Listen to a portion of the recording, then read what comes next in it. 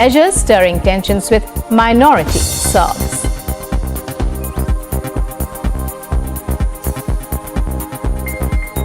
Well, the European Union and the member states, of course, we are following the events and developments, especially in North Kosovo, very closely and with concern. What is important to say on behalf of the European Union is that everyone involved in this needs to remain calm, and any uncoordinated and unilateral actions that jeopardize the stability and security on the ground and which impede the freedom of movement of all citizens there need to stop immediately. An aerial attack was carried out on a residential house in the Sherpur area of Kabul. The security and intelligence agencies of the Islamic Emirate said that the attack was carried out by the American drones to eliminate Al-Qaeda leader Ayman Al-Zawahiri. President Joe Biden hailed the drone attack where U.S. intelligence officials tracked down Al-Qaeda leader Ayman Al-Zawahiri to a home in downtown Kabul where he was hiding out with his family. Biden called the mission a total success, saying that he hoped it brought closure to 9/11 victims. Vice President Kamala Harris called Sanjay Raut को लेकर निकल चुकी है ED की team. Mr. Raut, 4 दिन की remand है, 4 दिन की remand. At Jabalpur, there's been a fire at a hospital. 5 lives have been lost.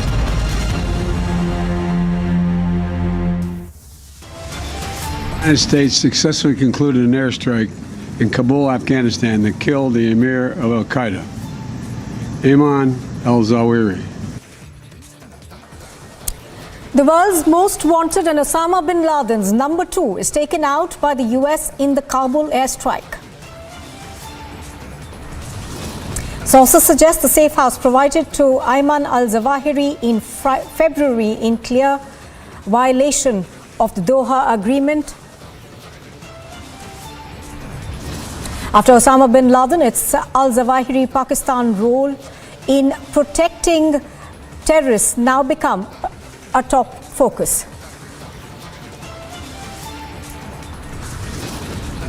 Pakistan Taliban role is out in the open now.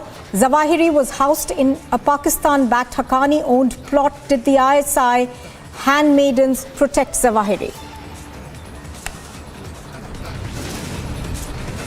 The world welcomes the US airstrike, says that Al-Zawahiri's killing is a step towards a safer world.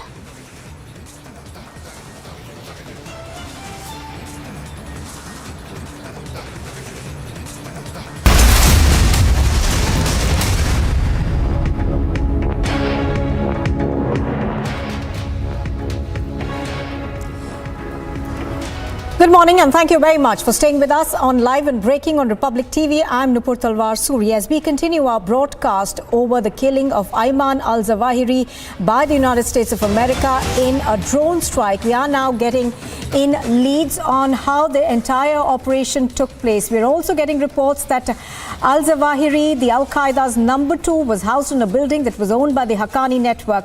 Reports also seem to suggest that the safe haven was owned by the Pakistan-based Haqqani network and in fact actually belonged to the Interior Minister of Afghanistan, Sirajuddin Haqqani. Joining us on the broadcast currently are Niranjan Narayan Swamy, our executive editor, Colonel Anil Bhatt, who's a defense expert, and Colonel Shailendra Singh as well, who's also a defense expert. Good morning, all of you. To you first, Niranjan, any new inputs that we have right now? We are also now getting more details as to the fact that the home that Zawahiri was brought to in about February this year actually belonged to Sirajuddin Haqqani, who of course was the Interior Minister of Pakistan.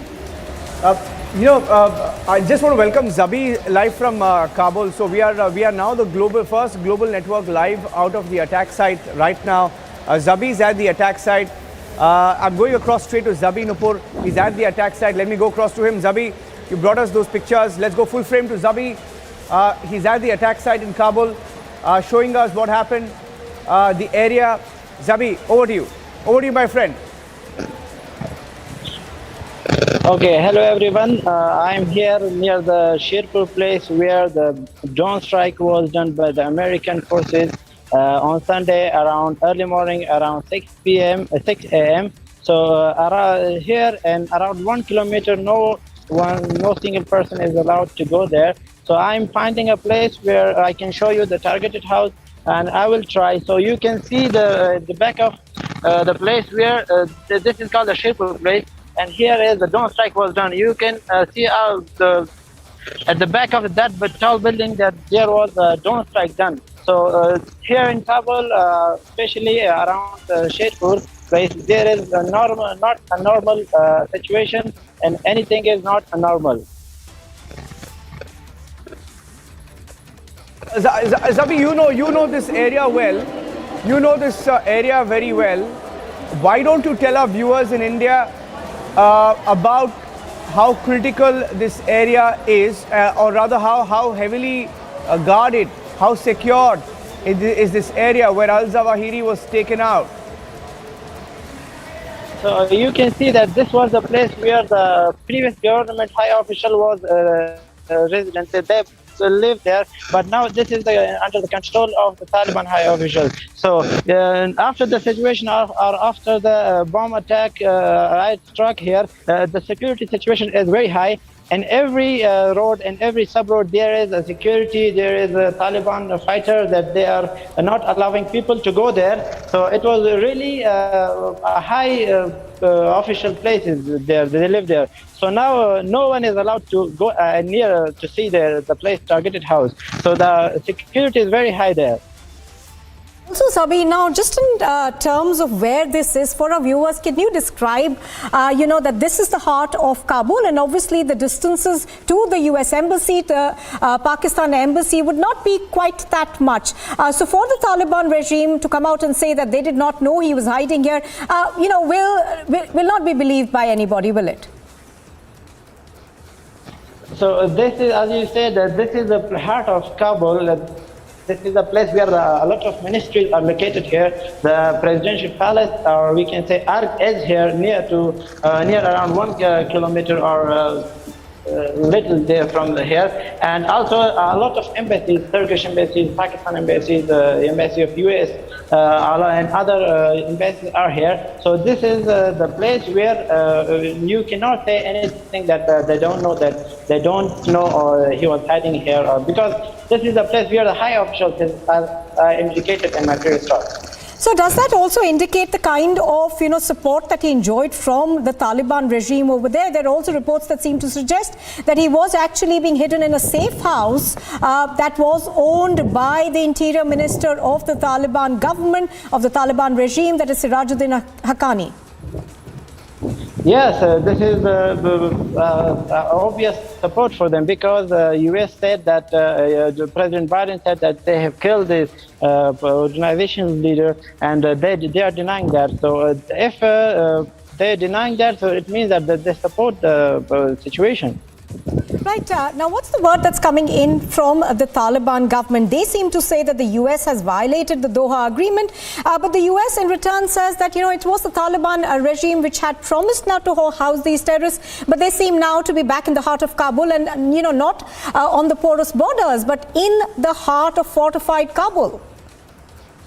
Yes, as tweeted by the Zabihullah Mujahid, the spokesperson of Taliban, tweeted morning today. They said that this is against the agreement between the Afghan government, or the Taliban government, and the American officials. He said that this agreement is American is violating this agreement, because they said that they will not or they will not damage the Taliban government, but they are now doing that. So he did not name any casualties here, but just they said that this is why the Americans are violating the agreement at the heart of Kabul. Ask you one more question. We were hearing from the US that there was only one person who was killed in this airstrike. That was the intended target, that was Ayman Al-Zawahiri. But we're also hearing now reports that seem to suggest that there could have been other people who were killed. Any confirmation on that yet? Yes, there were a lot of other targets too. Besides this airstrike, there was another bomb blast in Casino place. There was another one in Dimazan. So and another one also in the Sherpur. So this was not the just target one place targeted. a lot of 3 or 2 more houses were also targeted on that same day on the same time. All right, I think Niranjan also has a question. Niranjan, over to you. Yeah. No, I just wanted to check with him because my colleague, Zabi, has been reporting from Afghanistan for Republic. He's seen the Taliban regime change when they took over Kabul. He was live from different parts of Afghanistan when it happened. So he's seen all of this. Now, is there a divide within the Taliban, Zabi? Is there a divide with what is going on? Do some feel that Pakistan has got a free hand? As they denied, as the Taliban officials denied that they have the separation between them. But it looks that there are 2 or maybe two, we can say, the separation there between Afghanistan and another. Yeah. Okay. Stay with me, Zabi. Stay with me. Zabi is live from that site. He's a few meters away from where the house from where Zawahiri was taken out from a balcony by America. Colonel Anil Bhatt joining us on the broadcast as well. Colonel Anil Bhatt, if I can get you also on this. Fahim Sadat also joining us, political analyst from Germany. Before I go across to Fahim, if I can get a word from Colonel Anil Bhatt. Colonel Bhatt, how close has it come home to Pakistan once again, sir? All I can do is, give America a compliment with my tongue in my cheek. They're brilliant. It took you all 22 years to kill Al-Zawahiri. It took you all 10 years to kill Osama bin Laden. And yes, it was a very well coordinated attack by by use of drones. Fine. But whether it was Osama bin Laden in 2010 or Al-Zawahiri in 2022, both have a very, very strong Pakistan connection. And on that, US has always been, conveniently silent, conveniently giving the Nelson's eye. That, there are so many US soldiers who were killed in Afghanistan at, because of because of the Pakistani connection, because of Pakistan Army, who were running with the, hares, running with the hounds and hunting with the hounds and running with the hares. Yes. You cannot deny, and you cannot just keep on. You cannot just keep on, giving the Nelson's eye about Pakistan. Yes. I wonder what it will take. I wonder what it will take for the US to catch Pakistan by the neck at long last and say, okay, let's sort you out. Sir, stay with me. I'm going across because, we are the only channel, only network globally live on the story from the spot. And Zabi doing a fantastic job. Zabi, thank you for that. And I'm going across to Zabi. Zabi, I'm going to ask you a few questions in Hindi because हमारे जो दर्शक हैं, Republic Bharat के दर्शक, वो भी ये देख रहे हैं.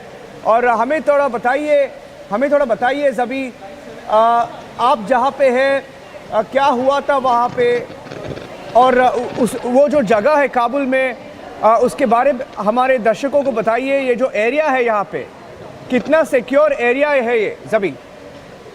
ओके सर, तो आप जैसे जानते हैं कि ये वाक़या शेरपुर में हुआ. शेरपुर जैसा कि हार्ट ऑफ काबुल ऐसे कहते हैं, क्योंकि ये वो जगह है जो पिछले गवर्नमेंट के हाई ऑफिशियल जो थे वो सब यही रहते थे.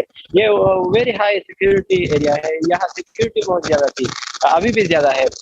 फिर जब ये जो तालिबान रजीम यहाँ आए तो उसी घरों में ये हाई ऑफिशियल ऑफ तालिबान यही रहते थे, यही अभी रह रहे हैं, अभी यही रह रहे.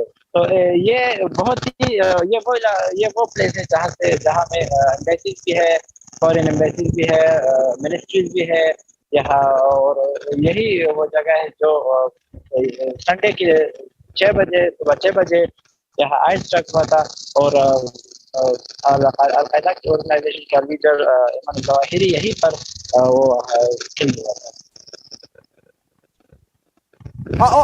और हमें ये खबर भी आ रही है, अभी ये खबर आ रही है ज़बी कि अब तक तालिबान ने इसके बारे में कुछ नहीं बताया था। उन्होंने इनफैक्ट डिनाई किया था। ये जो खबर आ रही थी संडे सुबह जब ये स्ट्राइक हुआ था, ड्रोन स्ट्राइक, इस खबर को डिनाई किया था।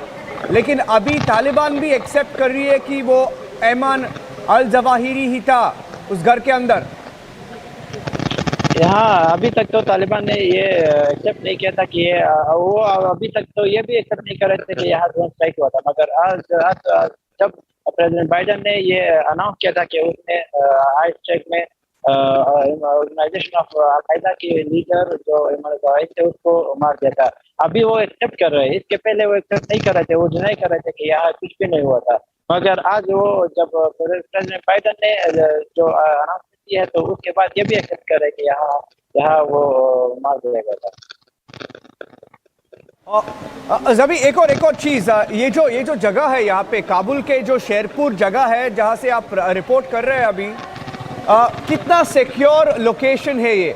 यहाँ पे कौन कौन रहते हैं? क्योंकि अभी तक जो हमने देखा है, ये ओसामा बिन लादेन हो या ज़वाहिरी हो, इनका हाइडिंग प्लेस दूसरा जगह पे होता था। लेकिन अभी ये काबुल के बीच में जो बंगलो था वो एक सेफ हाउस भी था।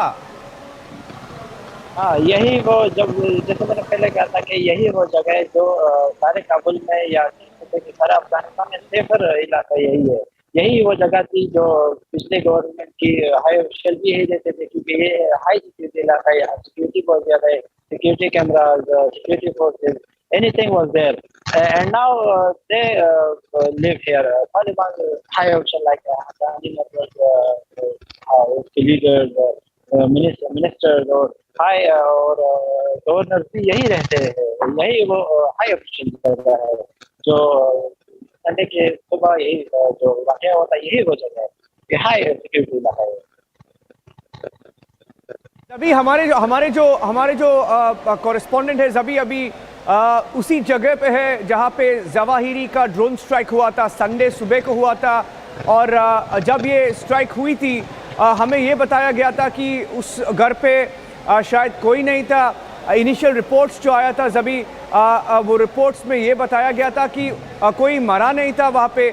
लेकिन अभी जो रिपोर्ट्स आ रही है हमें ये भी बताया जा रहा है कि वहाँ पे सिराजुद्दीन हक्कानी भी था।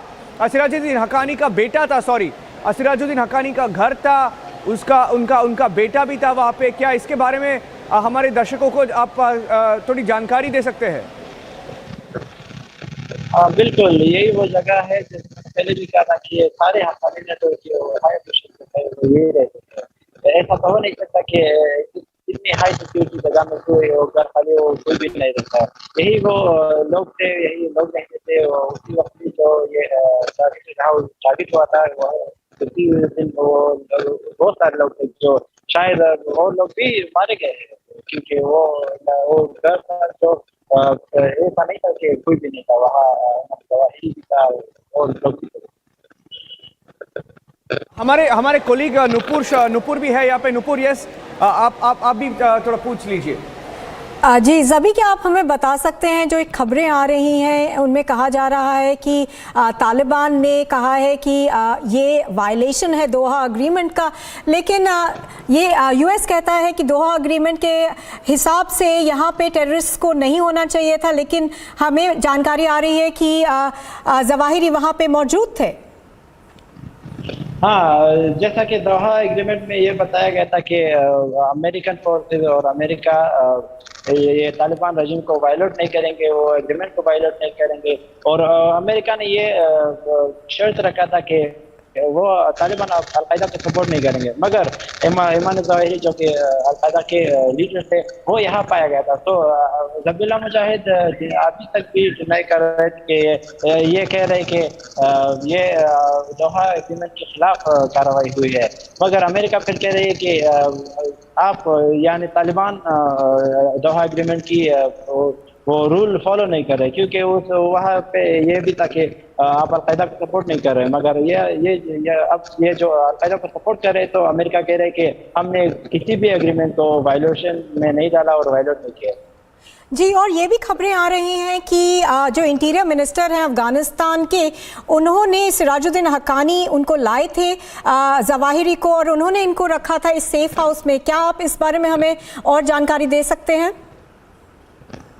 शायद यही हुआ था, क्योंकि ईमान अल-ज़वाहिरी जो था वो एक छोटा आदमी नहीं था, वो एक बड़ा आदमी था, वो एक ऑर्गेनाइजेशन का लीडर था। अगर वो यहाँ आए तो लाजमी है कि कोई हाई ऑफिशियल उसके साथ होगा और यहाँ लाया होगा। Stay with me. Stay with me, Zabi. Zabi, stay with me. That's a live shot. Zabi, we'll stay on the live shot. We'll keep that live shot on. I'll keep that live shot on. He's outside. He's at Sherpur, where Ayman Al-Zawahiri, one of the world's most wanted terrorists, has been killed in a drone strike. I have Major General G.D. Bakshi also joining us on the broadcast. I also have Captain Alok Bansal joining us on the broadcast. Fahim has been waiting on, so let me take a question from Fahim. Fahim Sadat, a political analyst from Germany. Fahim, when you look at the developments of what has just happened here, and look at how brazenly this was done. You've shielded a global terrorist. You've given him a safe house in the heart of Kabul. And reports suggest that this could have been the house of Sirajuddin Haqqani. And in the heart of Kabul, right next to the chief of Kabul's residence, it's got every imprint and that eerie, uncanny similarity to what happened with Osama bin Laden in Abbottabad. Fahim. Yeah, I think this shouldn't be strange, but this will definitely put serious doubts on the Taliban's claim that they are trying to cut their ties with other terrorist groups, and Afghanistan's soil will not be used against any other country by any other groups. This is gonna have a long-term impact on that claim of the Taliban. There was already gap and distrust between the Taliban and the international community, and this will further strengthen that. But what is strange is that the Taliban first denied this attack, which means that whether in coordination or with no coordination, the Americans over the horizon operations are active in Afghanistan. And if this incident has not happened in coordination with the Taliban, then I can also not reject the assumption that looking at the economic hardship of the Pakistan security establishment might have coordinated in the whereabouts of the Zawahiri with the Americans in return for the Americans' help on the IMF and other economic hardships that they are facing. So this is already complicating the situation over the Taliban, and this will hugely damage their claim for legitimacy and recognition by the international community, because Zawahiri's presence in Sherpur area of Kabul, which is a highly secure and elite resident area, means that the leadership, presumably the leadership of the Al-Qaeda, has already moved to Kabul, and Taliban are not in a mood of cutting their ties, or not able to cut their ties with the groups such as Al-Qaeda for the moment. Let me get a word from Captain Alok Bansal and Major General J.D. Bakshi also on the broadcast with us. General Bakshi, it's got Pakistan written all over it, with Sirajuddin Haqqani's role coming under scan, and we know who his godfathers are, isn't it, General Bakshi? Absolutely. We know who went to Kabul to install Sirajuddin Haqqani as the Interior Minister of Afghanistan, right? And now it is a replay of what happened in Abbottabad. There, the Pakistani ISI had ensconced Osama bin Laden in a 3-story house, fully replete, equipped with VCRs to play, pornographic films for him. And they spread the canard that he was in a cave in the Tora Bora mountains. He was under dialysis, whereas he was enjoying himself with his 3 wives. 800 meters from the Pakistan Military Academy, Kakul. This is even worse. In the best neighborhood, most elite neighborhood of Kabul, this man is staying in a safe house which belongs to Haqqani. And apparently, as per the reports, Haqqani's son and son-in-law were staying with him. He could not have been a more honored 5-star guest. The man who is responsible for 9/11, who was number 2 then to Osama bin Laden, he is now number 1 to the number 1 of the Al-Qaeda. He is plotting against India. The hijab controversy, he was sending messages. This man is one of the most dangerous terrorist leaders in the globe. Absolutely. He is now an honored guest of the Taliban. What about the Talibani assurances not to support terrorism on its soil? It has gone out of the window. There are a whole lot of people in India who were deeply impressed with Taliban 2.0, who wanted us to be the first to recognize him, the Taliban.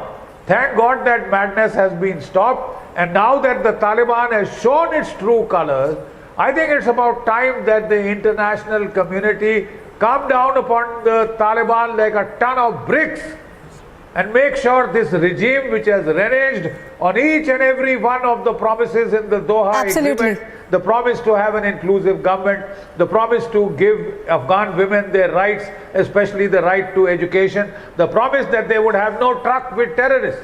Each one of them, we have been characterized by flagrant violation.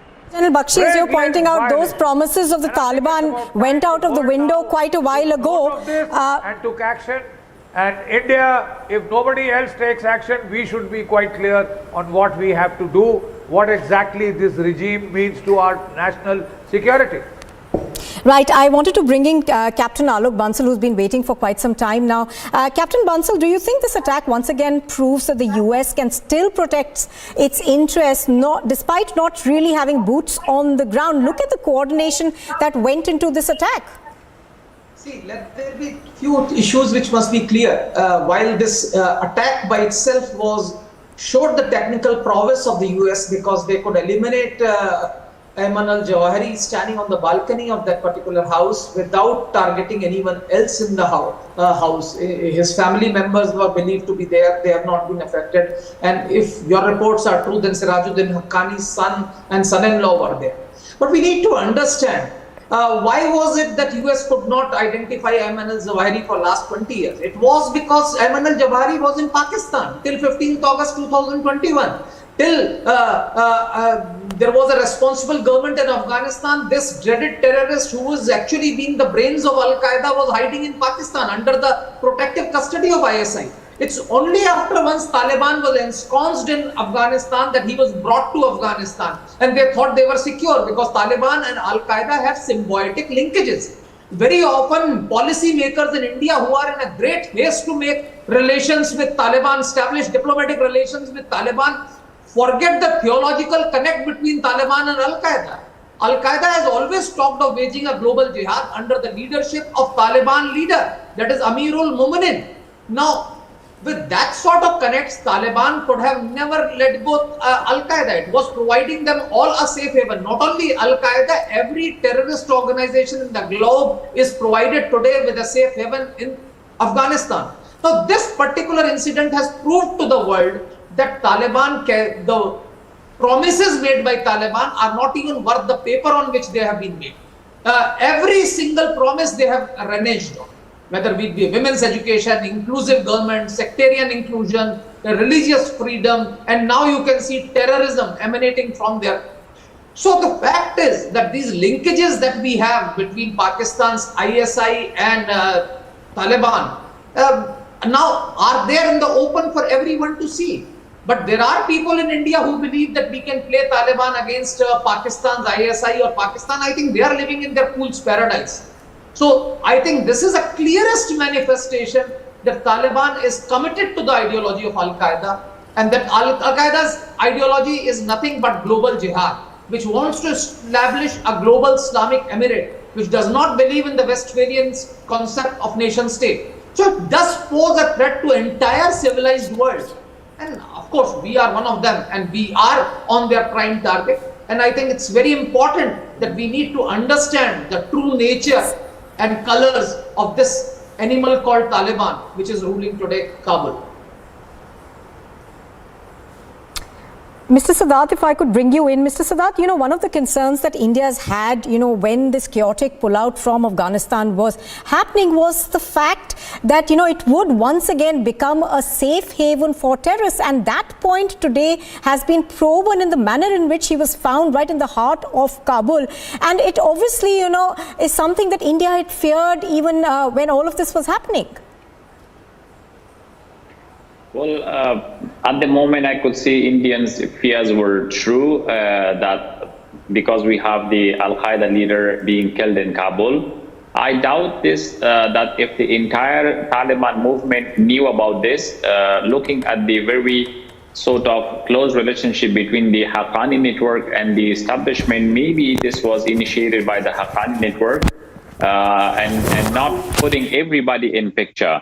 But there is no doubt that this seriously indicates that elements within the Taliban movement are still deeply involved with other terrorist groups, and they are having strong relationships still, and they are maintaining that relationship.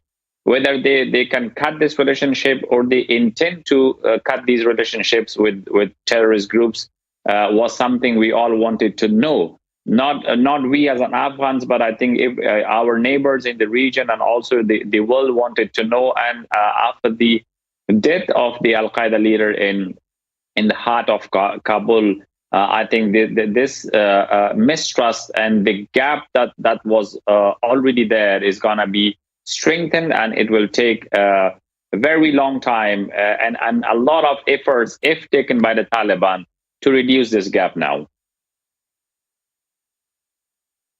Let me also go across and tell, and we have a reporter live, by the way. Zabi was live a few minutes back from Sherpur, where Al-Zawahiri was taken out by a US drone strike. So we'll play out that report in just a few minutes. But let me also get in General Bakshi on that question of because our intelligence sources have suggested that there could be more casualties here. There is no official word on that. There is no official word. And while we wait for an official word on who else perhaps was inside that house, that safe house, General Bakshi, is it inevitable that there could be more casualties here? Look, right now we have a bit of the fog of war, because the Taliban initially went into denial. Now they've said yes. So I think it will take by the evening at least, or by tomorrow, for things to crystallize. The United States statement does not go into details of where, when, how, etc., the details of the operation, but I'm sure the American media is very live and they will bring it out. President Joe Biden has been getting a lot of adverse press. His popularity ratings are down to 40%.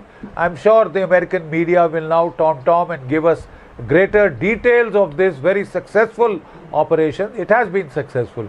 My personal take is that the Taliban thought the world's attention are fully preoccupied with Ukraine. The world has no time or energy to spare to take a look at what the Taliban is up to, and therefore they were getting brazen. They were absolutely out of the global media channels. There was no trace talk of the Taliban anymore, so they thought they could get away with whatever they wanted. This is brazen.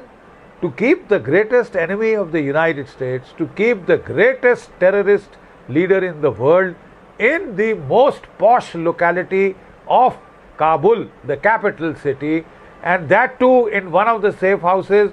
I'm I understand it is owned by Sirajuddin Haqqani. Even the boy that you had come on there from talking on the spot, he was also suggesting that this is Sirajuddin Haqqani's safe house, and he has been keeping him there. There are reports, not confirmed as yet, that the Sirajuddin Haqqani's son and son-in-law were also staying with him, and possibly they have also been hit and killed in this strike. We are awaiting clarification. There is a lot of the fog of the war, but just take a look at the building. It is a 5-star apartment.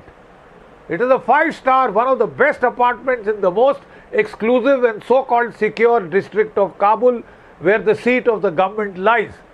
They have been brazenly keeping him there, despite all their assurances to the international community, to the Americans, that they would have no truck with terror, they would give no shelter to any terror group. You forget any terror group, Al-Qaeda, the greatest enemy of the United States. This man was the personal guest of Sirajuddin Haqqani, the interior minister. How worse can it get? And Sirajuddin Haqqani is the cat's paw of the ISI.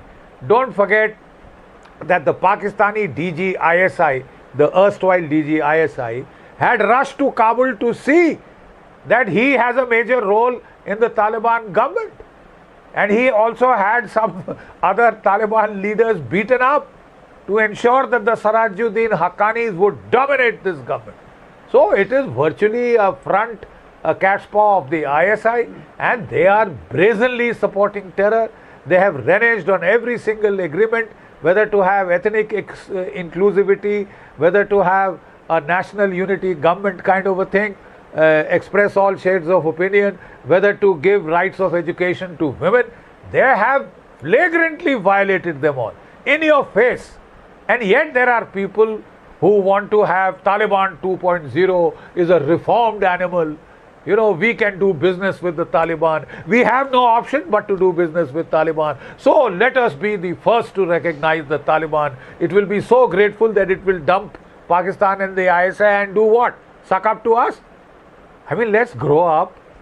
Let's grow up. Let's smell the coffee. Let's awaken to reality. They will always be inimical and hostile to you. Their ideology is so constructed that they have to hostile to you in every possible way. They may sweet talk you, but they'll stab you at the back at the first opportunity. And you have seen what is happening. From where was this man Ayman Al-Zawahiri giving his fatwas about the hijab? From that safe house, Sirajuddin Haqqani's house. From where was he trying to incite violence in India? From where was he inciting people to cut the throats of the blasphemers? From Kabul, Taliban, one of the best addresses there in Taliban, from the house of the interior minister, if you please. Can it get more brazen than that? Can it get more in your face than that? And yet we want to think it's a reformed Taliban. Well, if you want to delude yourself, if you want to suffer delusions, hallucinations, well, that's our problem. As far as the Taliban is concerned, they are crystal clear. Ayman Al-Zawahiri is an honored guest of the interior minister of the Taliban. And Sirajuddin Haqqani, the interior minister, is a cat's paw of the ISI. So now you can see the connections, you can connect the dots, and now I think we might as well get around to what do we do about it. Do we lump it?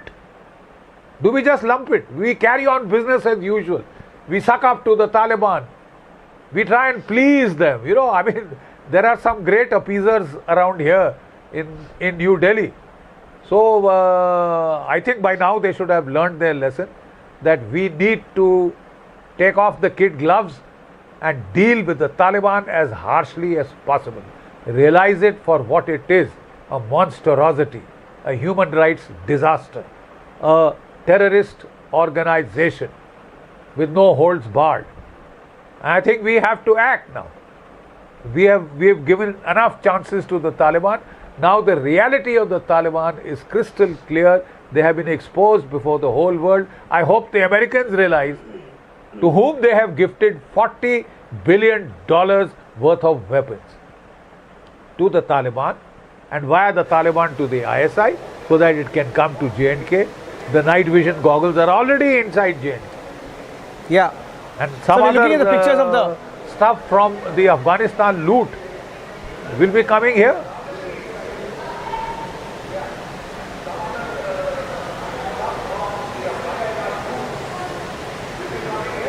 Sir, just getting in some details of that Hellfire missile that was used in this particular strike. Let me go across to Sunny Sharma while I play the pictures of the Hellfire a missile that was used in the drone strike to take out Ayman Al-Zawahiri. Sunny Sharma joining us, is a drone expert. Sunny, why don't you tell our viewers a little bit about the technology that was used, this Hellfire drone system. If we can play those pictures full frame. This is a video, a representative video that shows how the Hellfire missile technology works. Over to you, Sunny. Hellfire is a pretty well-known and a successful payload missile system. What they have done is basically modified using RX-9, that's the model number. They have modified and made it non-lethal. Non-lethal for collateral. That means it's designed to kill one and only one person. I think Americans have used this missile very precisely. They had a very clear confirmation. It was laser guided on the Al-Zawahiri, and the missile was destined to kill, and I think they have achieved it. Otherwise, they would have had a second backup for more ballistic or stronger approach. Hellfire was modified using RX-9 code, where they have put 6 blades. These blades are designed to basically chop off the target. In fact, this missile was used in the past to kill another deputy leader of Al-Qaeda in 2017 in Syria, where the deputy leader was inside a car, and very precisely without any collateral damage, the target was neutralized. I think it was launched from an MQ-9 Reaper or a Global Hawk American drone, and there was a ground attached support to laser guide and make it more precision and more effective collateral-free, kill. I saw Captain Alok Bansal smiling there when Major General G.D. Bakshi was speaking. Captain Bansal, after this, does anything change for India vis-a-vis its engagement with Taliban? Firstly, we need to understand how has this drone reached Afghanistan? From where has it flown? Because it has definitely overflown some countries' airspace. And the country that is most likely is Pakistan. We also need to understand that General Bajwa spoke to the US authorities 3 days back. Probably there was a quid pro quo because $1.2 billion IMF aid has to come to Pakistan this month. I think why was Army Chief speaking to US to get funds from IMF? There could have been something, because please understand, this drone could not have reached Afghanistan without overflying the territory of Pakistan. Even if it took off from North Arabian Sea, it has overflown the Pakistani airspace. There is Pakistani Air Force which is deployed in Balochistan as of now because of floods and earthquake. Yesterday, a Pakistani helicopter went down. Is there a connection? We will have to look a lot of things. There are a lot of missing gaps. So there is no doubt in my mind that Pakistan was responsible for hiding Ayman al-Zawahiri till now. Who went to Kabul was staying in Pakistan's safe house, ISI's safe house. But we also need to look at it from this point of view as to what is this, that why General Bajwa is speaking to US, talking to IMF. Does an army chief ask for funds if Pakistan's foreign exchange reserve is precarious? Just 3 days back he spoke, and now Pakistani media yesterday was running that army chief was authorized by Prime Minister to speak to the US. So what could army chief have spoken?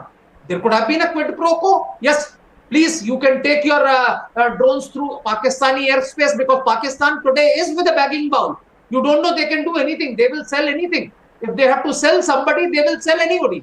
And that could be the possibility. We need to understand, as far as India is concerned, Taliban poses an existential ideological threat, period. Islamic Emirate of Afghanistan, which is run by Taliban, poses an existential ideological threat to a secular India and vice versa. So any truck with Taliban, any bonhomie with Taliban is counterproductive. Anything with Taliban can only be temporary. You could talk to them for providing succor to your citizens, some people who are friendly to India, who you want to send some aid. But having diplomatic relations with a regime like this is extremely counterproductive. A time has come. Please remember, by each passing day, people in Afghanistan are turning more and more against Taliban. The opposition is ganging up. There have been attacks inside Afghanistan by opponents of Taliban. What they need is funding. What they need is support. I think a time has come for the international community, which has seen that Taliban will always support terrorist organizations like Al-Qaeda, Jaish, Lashkar, you name one, and they'll keep supporting them. So if you have to actually get rid of them, you have to support the opponents of the regime. You have to bring them down. Even today, countries like Uzbekistan are vacillating. They're not allowing the former soldiers of ANA to join up with the opposition. Hello. There are so much of equipment of former Afghan National Army, which is in Uzbekistan. So there are a lot of issues which are there. I think a time has come for the international community. We don't need Americans on ground in Afghanistan. What we need today is that the Americans should support the opposition. Get the opposition today. Right. There are so many opponents of Taliban regime across the globe, cutting across ethnic divide from each ethnicity. There are Pakhtuns, there are Uzbeks, there are Turkmens, there are Tajiks, of course, Hazaras. Get all of them together to get this obscurantist regime out of the surface of the earth. I think that is what India needs to do, because this particular regime... Well, we're talking about the big breaking news at this hour. Captain Alok Bansal with us, also with us Major General G.D. Bakshi and senior journalist Sunny Sharma, also my senior executive editor joining us from the Mumbai newsroom. Niranjan, we are talking about Al-Zawahiri being taken out by the Americans by an American drone strike. Right now, it's time for a short break. Continuing with this big story breaking right now, big leads coming in on the Pakistani angle. Stay tuned to Republic TV. Clashes between the police and Departmental Association of Cocoa Producers took place in La Paz in Bolivia. Cocoa growers are demanding the closure of new illegal cocoa markets.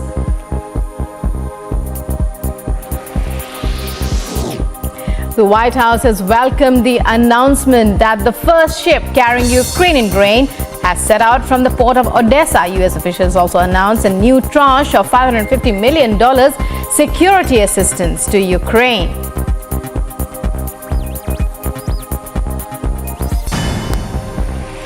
A weekend wildfire which broke out in the southern French Gard region was contained on Monday. As per firefighter spokesman, 370 hectares were burned and 2 homes were affected by the flames. Making a splash, daredevil divers jumped from Mostar's historic bridge. In a tradition dating back to the 17th century, visuals show athletes getting ready to jump before taking the final leap into the water. The first recorded jump was in 1664.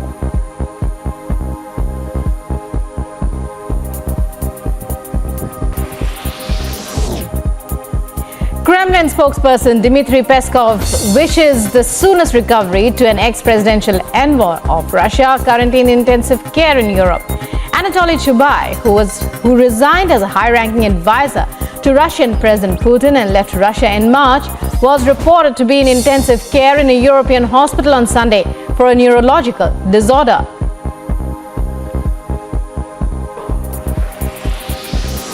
Kosovo's authorities have moved to ease mounting ethnic tensions in the country by delaying a controversial order on vehicle license plates and identity cards. The tensions triggered riots by minority Serbs who put up roadblocks, sounded air raid sirens and fired their guns into the air.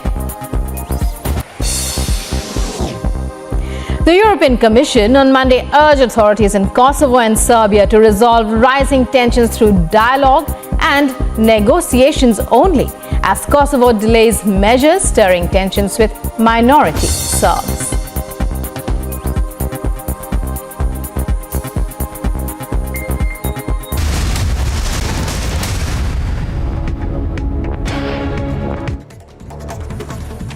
You're watching Live and Breaking on Republic. And in other news, as the United States President Joe Biden makes comments confirming the US drone strike in Afghanistan that killed Al-Qaeda leader Ayman Al-Zawahiri, who took over as Al-Qaeda leader after Osama bin Laden's death in a US raid.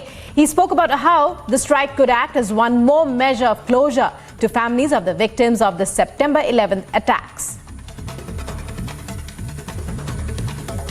My fellow Americans, on Saturday, at my direction, the United States successfully concluded an airstrike in Kabul, Afghanistan that killed the emir of Al-Qaeda, Ayman Al-Zawahiri.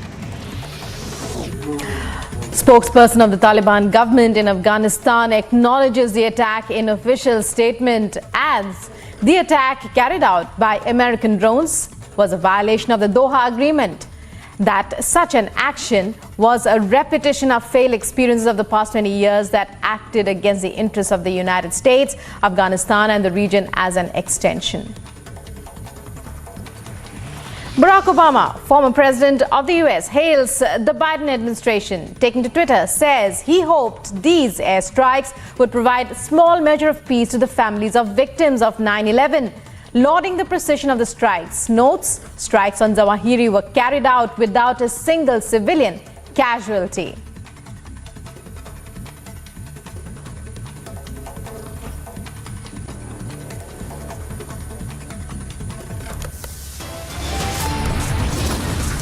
And coming up in a short while, all the updates, all the various aspects to be explored as Osama bin Laden's deputy killed in a US drone strike.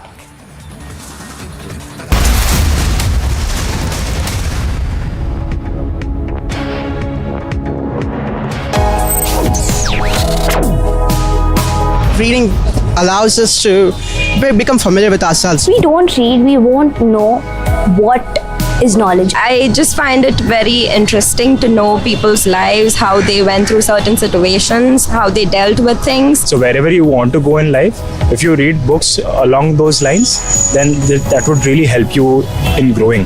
Reading could mean a million different things to every individual. What does it mean to you? Visit readindia.info to find out more. An aerial attack was carried out on a residential house in the Sherpur area of Kabul. The security and intelligence agencies of the Islamic Emirate said that the attack was carried out by the American drones to eliminate Al-Qaeda leader Ayman Al-Zawahiri. President Joe Biden hailed the drone attack where U.S. intelligence officials tracked down Al-Qaeda leader Ayman Al-Zawahiri to a home in downtown Kabul where he was hiding out with his family. Biden called the mission a total success, saying that he hoped it brought closure to 9/11 victims. Vice President Kamala Harris called climate change an urgent crisis as she detailed the Biden administration's efforts to respond to disasters and wildfires. Harris announced more than $1 billion in grants to the states to address flooding and extreme heat exacerbated by climate change.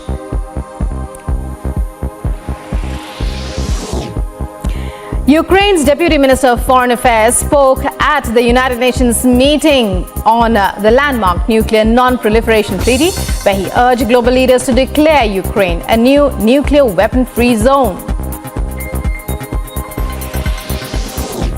Clashes between the police and Departmental Association of Cocoa Producers took place in La Paz in Bolivia. Cocoa growers are demanding the closure of new illegal cocoa markets.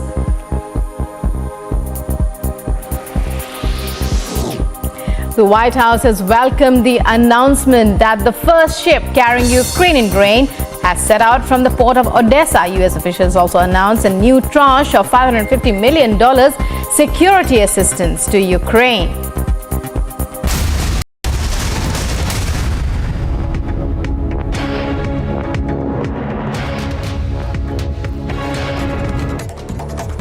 Top national stories ahead of 75th Independence Day celebrations. Goa Chief Minister Pramod Sawant urges the participation of all in Har Ghar Tiranga campaign to hoist the national flag at home from August 13th to 16th.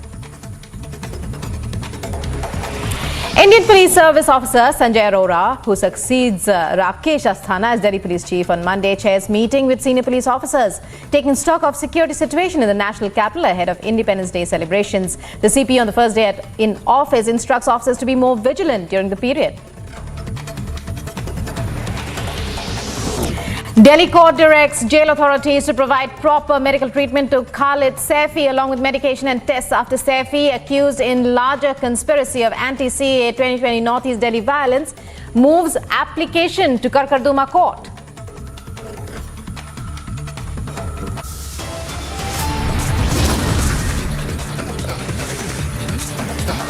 And news and updates on the death of Ayman Al-Zawahiri, chief of the Al-Qaeda, who was killed in a US drone strike on Sunday. Coming up, all the details and updates on Republic. Stay with us.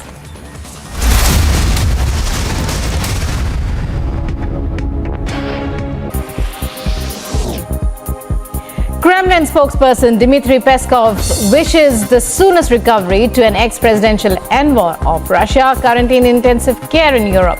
Anatoly Chubai, who resigned as a high-ranking advisor to Russian President Putin and left Russia in March, was reported to be in intensive care in a European hospital on Sunday for a neurological disorder.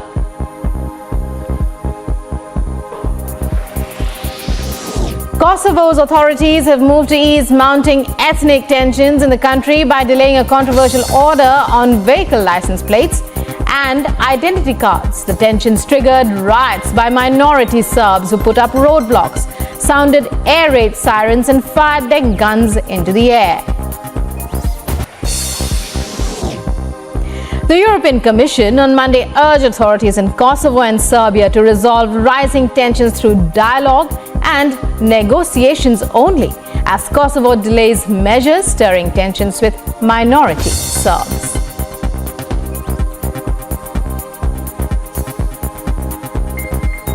Well, the European Union and the member states, of course, we are following the events and developments, especially in North Kosovo, very closely and with concern. What is important to say on behalf of the European Union is that everyone involved in this needs to remain calm, and any uncoordinated and unilateral actions that jeopardize the stability and security on the ground and which impede the freedom of movement of all citizens there need to stop immediately. An aerial attack was carried out on a residential house in the Sherpur area of Kabul. The security and intelligence agencies of the Islamic Emirates said that the attack was carried out by the American drones to eliminate Al-Qaeda leader Ayman Al-Zawahiri. President Joe Biden hailed the drone attack where U.S. intelligence officials tracked down Al-Qaeda leader Ayman Al-Zawahiri to a home in downtown Kabul where he was hiding out with his family. Biden called the mission a total success, saying that he hoped it brought closure to 9/11 victims. Vice President Kamala Harris called climate change an urgent crisis as she detailed the Biden administration's efforts to respond to disasters and wildfires. Harris announced more than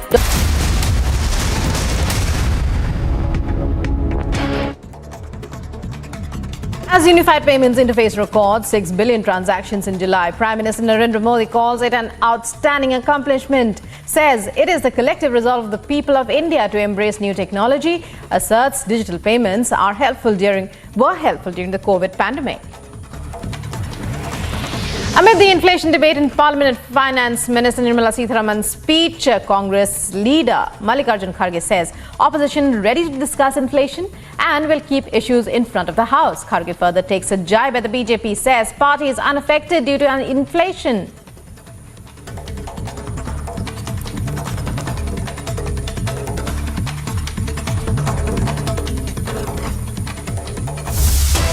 Well, breaking news coming in now. Searches are underway at National Herald. Republic brings you all the details, the first updates. Breaking news as it happens. Searches underway at the National Herald.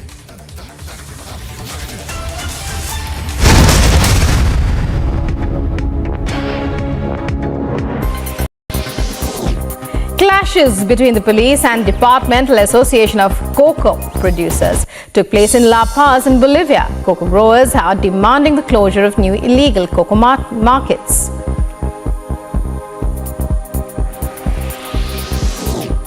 The White House has welcomed the announcement that the first ship carrying Ukrainian grain has set out from the port of Odessa. U.S. officials also announced a new tranche of $550 million security assistance to Ukraine.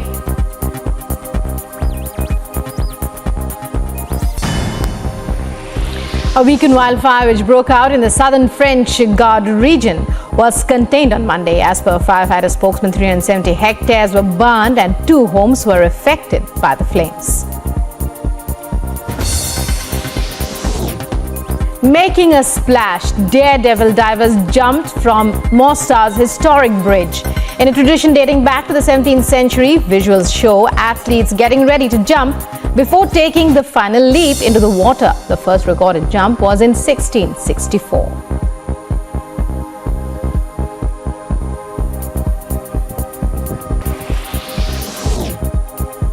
Kremlin spokesperson Dmitry Peskov wishes the soonest recovery to an ex-presidential envoy of Russia currently in intensive care in Europe. Anatoly Chubai, who resigned as a high-ranking advisor to Russian President Putin and left Russia in March, was reported to be in intensive care in a European hospital on Sunday for a neurological disorder.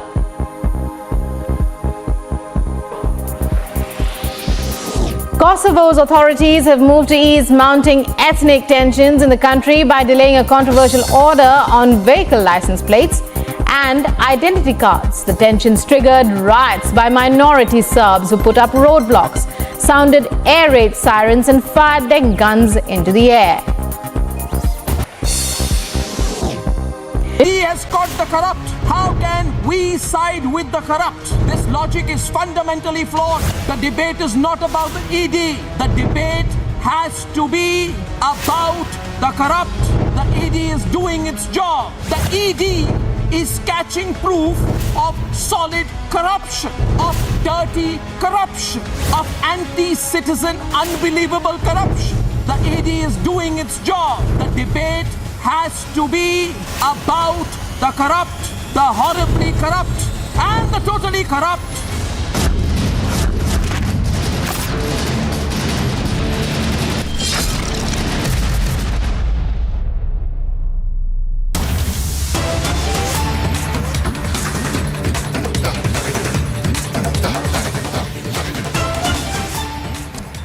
Well, in fact, our news that we are following right now seems to suggest that there has been a massive development in the National Herald case. Searches are on at the National Herald House. Now, do remember that Rahul Gandhi as well as Sonia Gandhi have been questioned in the National Herald case by the Enforcement Directorate repeatedly. In fact, Rahul Gandhi was questioned for about 50 hours in this case, and thereafter Sonia Gandhi was consecutively questioned for 3 days. Shavan Sen is on the phone line. He has the details.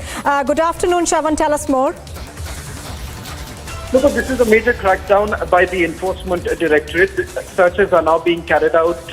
We are being told at the National Herald House in the national capital. As of now, the confirmation only coming in of one location, but there is a high possibility that there could be more number of locations where these searches are being carried out to begin with. Now, this comes close in the heels of the questioning that has taken place of Congress President Sonia Gandhi and Rahul Gandhi. Remember, Sonia Gandhi was called in for questioning at least on 2 occasions, and as far as Rahul Gandhi is concerned, I remember they were called in on multiple occasions. This is pertaining to the AJL scam, which the Enforcement Directorate has been probing. Remember, as far as the role of Sonia Gandhi and Rahul Gandhi is concerned, it has come under massive scrutiny by the Enforcement Directorate. In fact, top sources indicating that the properties linked to Sonia Gandhi and Rahul Gandhi are also now under the scanner, because remember, all properties that have essentially been built by the proceeds of crime are now under the scanner of the Enforcement Directorate, which would essentially mean that there is a high possibility of a provisional attachment taking place. As of now, no confirmation really coming in with regards to whether at all there would be any sort of an attachment, but if you simply go by the PMLA Act, and the fact that the procedural, the procedure that is basically adopted by the Enforcement Directorate, one would certainly look at if at all they are in a position to establish that there has been a money trail and the proceeds of crime and the assets that have been bought from the proceeds of crime, which would basically mean that there is a money laundering that is involved. It would essentially lead to the fact that such as these assets that were bought, they would be attached by the Enforcement Directorate. Right now, what is happening is that at least in the national capital, the National Herald House is being searched by the Enforcement Directorate. I'm being told that there could be more locations, but right now, no confirmation of which are the other locations where these searches are being carried out. Preliminary information really coming in at this point in time. In a short while from now, perhaps more clarity would likely to come in. Just a quick recap before I hand it back to you. Remember, Sonia Gandhi and Rahul Gandhi were essentially called in for questioning by the Enforcement Directorate after senior Congress leaders like Mallikarjun Kharge and Pawan Bansal were questioned by the Enforcement Directorate. The question here is that, the loan that was basically granted and thereafter the assets that were basically taken over, all of these decisions were taken by whom was one of the major bone of contention in this entire investigation. And secondly, who was basically responsible for it? What we are given to understand, there was an attempt that was basically made by Rahul Gandhi to basically pass the buck on Motilal Vora, someone who's no longer alive. And remember, the burden of proof basically lies now on Rahul Gandhi to basically prove the fact that it was Motilal Vora and the others who were present in the board and not them. But let's not forget that Sonia Gandhi and Rahul Gandhi, they have been directors in the company to begin with. Secondly, they are stakeholders. Third, they are signatories. So to basically absolve themselves from this entire matter is something that hasn't really cut ice with the Enforcement Directorate. So these are actions that are essentially being taken on the basis of the questioning that has taken place of Sonia Gandhi and Rahul Gandhi. And perhaps now, in the days to come, there is a high possibility that the investigation is going to gain more momentum. Now, Shravan, before we let you go, a couple of questions. What I wanted to ask you is that essentially that this case goes beyond the newspaper, because what we understand is that the real estate that belonged to National Herald, which is pegged at about 2,000 crore rupees, was owned by AJL in cities such as Delhi, the National Herald House over there, Mumbai, Patna and Panchkula is at the center of this case. Can you, for the benefit of our viewers, explain how this case actually goes beyond the newspaper to the assets that were owned by it? Well, the assets are crucial. Reason being is that they are considered to be assets that have been built on the proceeds of crime. Question number one is with regards to the incorporation of a company called Young Indian, and then the transfer of properties that basically takes place. On the second count, where the criminality angle has been looked into by the court themselves, is the very fact that loans were basically provided, and loans, without any interest. Now, the fact of the matter here is that the AICC, office bearers of whom are basically Sonia Gandhi, Rahul Gandhi, Priyanka Gandhi, Oscar Fernandez and Motilal Vora, they are also directors in Young Indian. This company, which was incorporated within a span of just 3 months. Then the transfer of assets actually takes place. And also the loan exchanges that are basically taking place. All of that put together, remember, what the Income Tax Appellate Authority had essentially indicated is that there was roughly about over 390 crore. That is the amount of profit that was basically accrued by this particular company, and this was basically seen as also a penalty was basically levied by the appellate authority. Remember, this was challenged by Sonia Gandhi and Rahul Gandhi in the Delhi High Court. The Delhi High Court, on the other hand, upheld the appellate authority's jurisdiction, and secondly, their findings in this entire case. More importantly, they found no relief. It was only when prima facie the courts basically found substance in the investigation that was basically carried out. They had basically named them in the FIR, And secondly, what was more important here is that they were basically summoned by the court also. Later on, they were basically granted bail, but that was good enough for the Enforcement Directorate because the court basically came to a conclusion that there is an angle of money laundering. And this comes under the PMLA Act. And that is the reason why the Enforcement Directorate had stepped in. Something that was criticized by the Congress party time and again, saying that there is no predicate offense, which would essentially mean there is no FIR in this particular case. But let's not forget, this was way beyond the FIR stage because it was the court themselves in their findings have prima facie, they believe that there is a case that is cut out and it requires further probe. Right now, Shravan, at the core of this case also is the question, why was YIL just formed essentially to transfer this loan? Why did the AICC need to transfer the loan to YIL?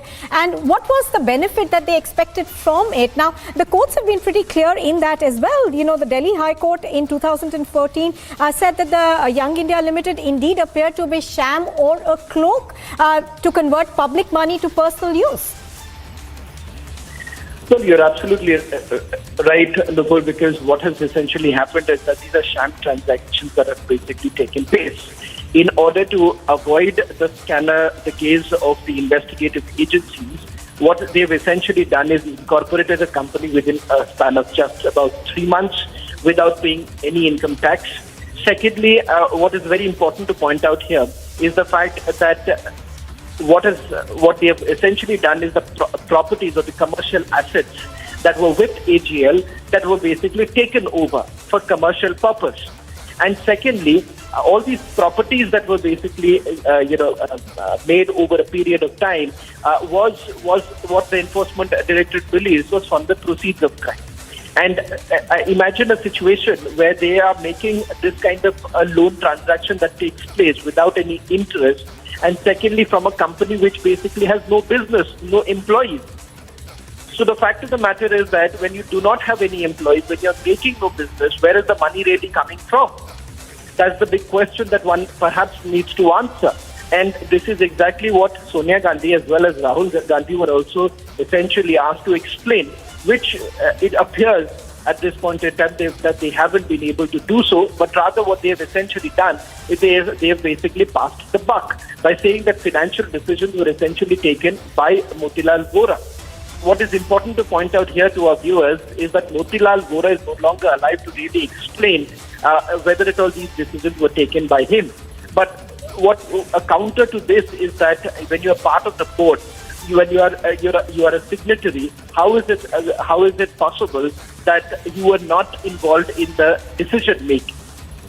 Right, stay with us, Shravan, just to tell our viewers that raids are being carried out at the National Herald House in New Delhi. As we've been pointing out, this case is not just limited to National Herald, it goes beyond that scope, and Shravan Sen has been taking us through that. Shravan, I wanted to bring you back to the judgment of the Delhi High Court, in which it says that it appears that a special purpose vehicle of Young India Limited was founded particularly with the criminal intent to be able to transfer money. Now, that in a sense is the crux of what the ED is after, is it not?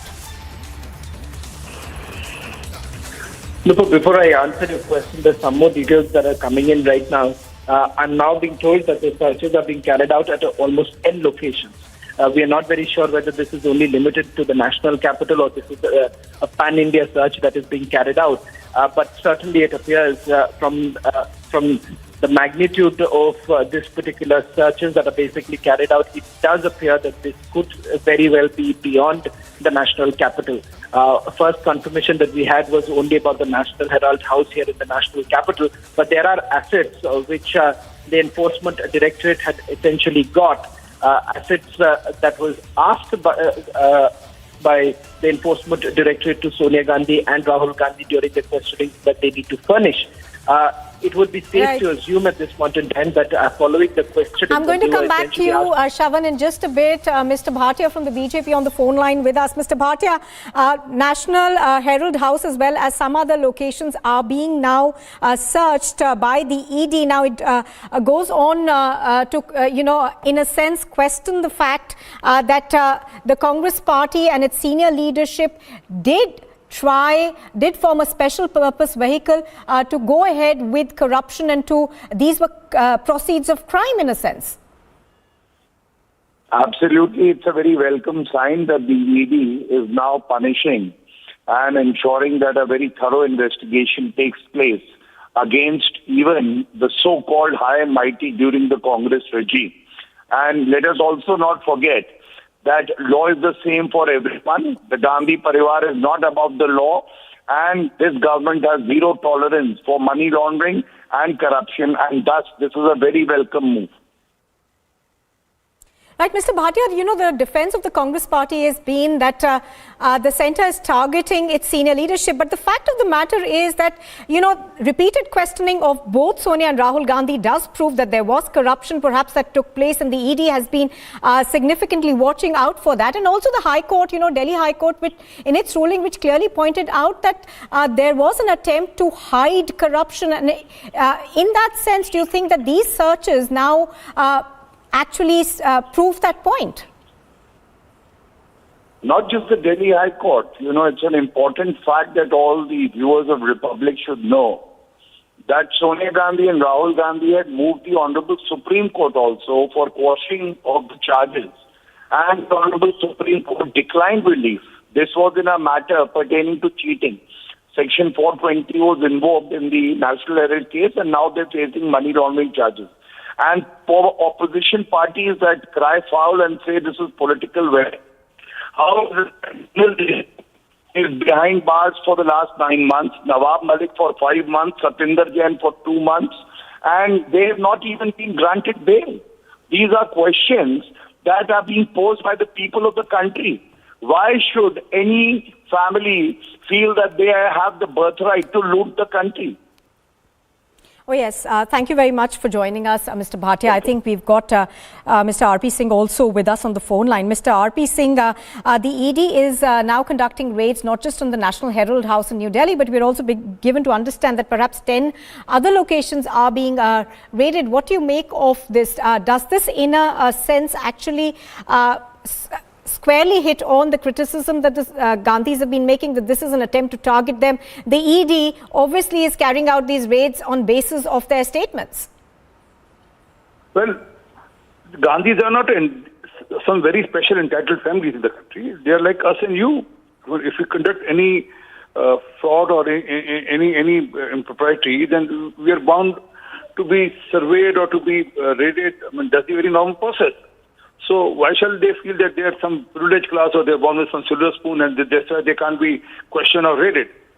It's very normal. And then they would have said something in during the inquiry, and then out of that, the ED would be conducting the raids to gather more data and more information.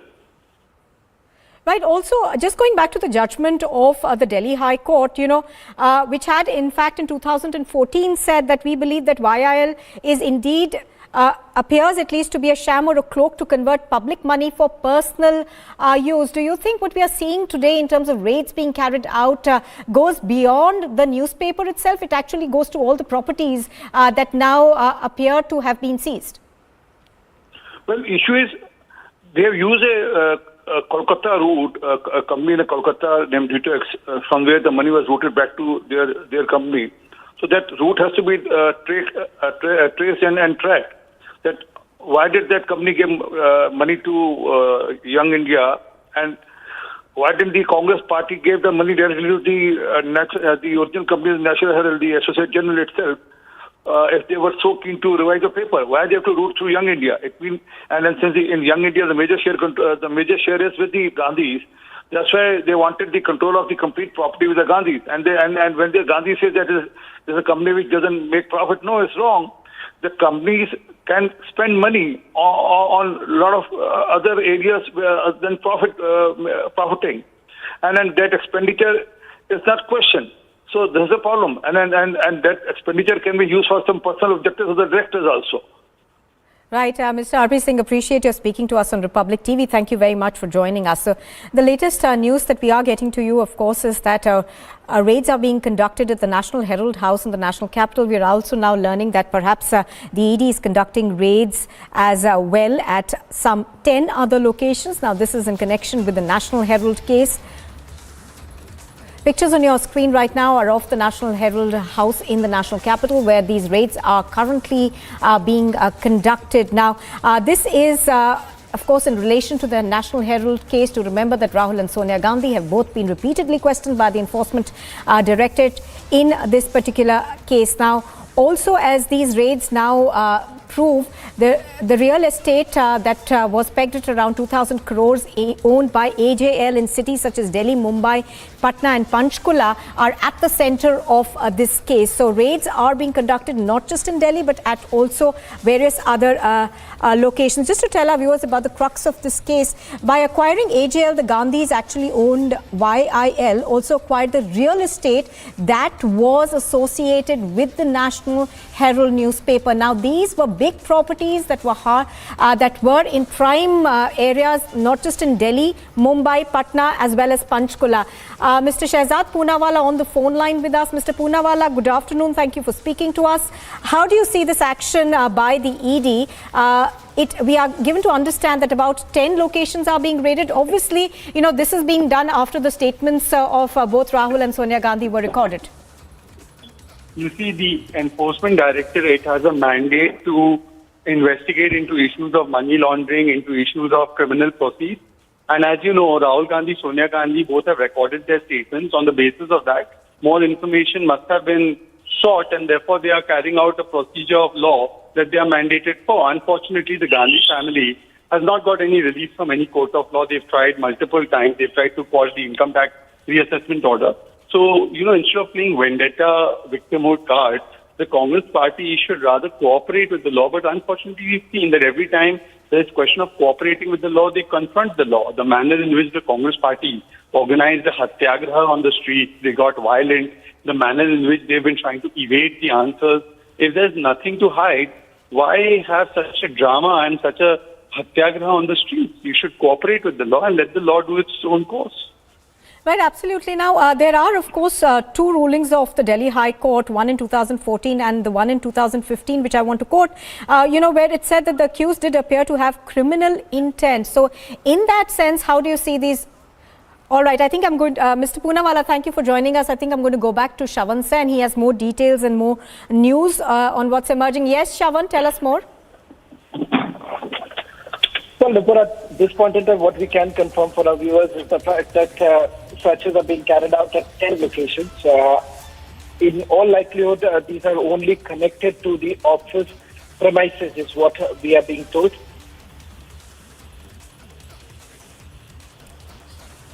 All right, we seem to have a very poor audio connection with Shravan Sen. We're going to fix that and go back to him in just a bit. But as Shravan was pointing out, we are given to understand that these are official premises of the National Herald, which are being raided. As we were earlier pointing out, the National Herald House, whose pictures you see on your screens, was raided in Delhi. But apart from that, there are teams from the Enforcement Directorate that are carrying out raids in other 9 locations. These perhaps go on to prove the point that this case actually goes beyond the newspaper. Now, the real estate of the National Herald newspaper is pegged at around 2,000 crore rupees, was in fact owned by AJL in cities such as Delhi, Mumbai, Patna and Panchkula. Now, this real estate really is at the heart of this case. In all these locations where these raids are being carried out, National Herald newspaper owned office premises which were really in prime real estate areas. So the ED now, after questioning Rahul and Sonia Gandhi both consecutively, has gone on to raid these premises of the National Herald newspaper. These raids, we are learning, are taking place not just in Delhi but other 10 locations. We're going to try and go back to our correspondents to get more details. I think we've got Shravan joining us live right now. Shravan, tell us more about these other locations that are also being raided now. And as you were earlier saying, it does appear that these are now official premises only of the National Herald newspaper? Well, in fact, As of now, it appears that it's only the office premises where these searches are being carried out, not the residential properties of any of the accused in this particular case. Now, that's at a preliminary stage right now, Nupur. Things could change in the next few hours, because right now, as the searches are underway, sources within the agency are also quite tight-lipped, because since it's already underway, perhaps they would only be collating all the details in a while from now and also share them. But at this point in time, all that we can confirm is that total of about 10 locations where these searches are being carried out. One location that we've been able to identify is the National Herald House here in the national capital. There is a very high possibility that these searches could be carried out. It's a pan-India search. But having said that, we are waiting for some sort of an official confirmation to really come in from the enforcement directorate. They're quite tight-lipped as the searches are underway. What I've also gathered, Nupur, is that these searches were not really early morning searches that were basically carried out. It was a little later in the day when the searches actually started in the national capital.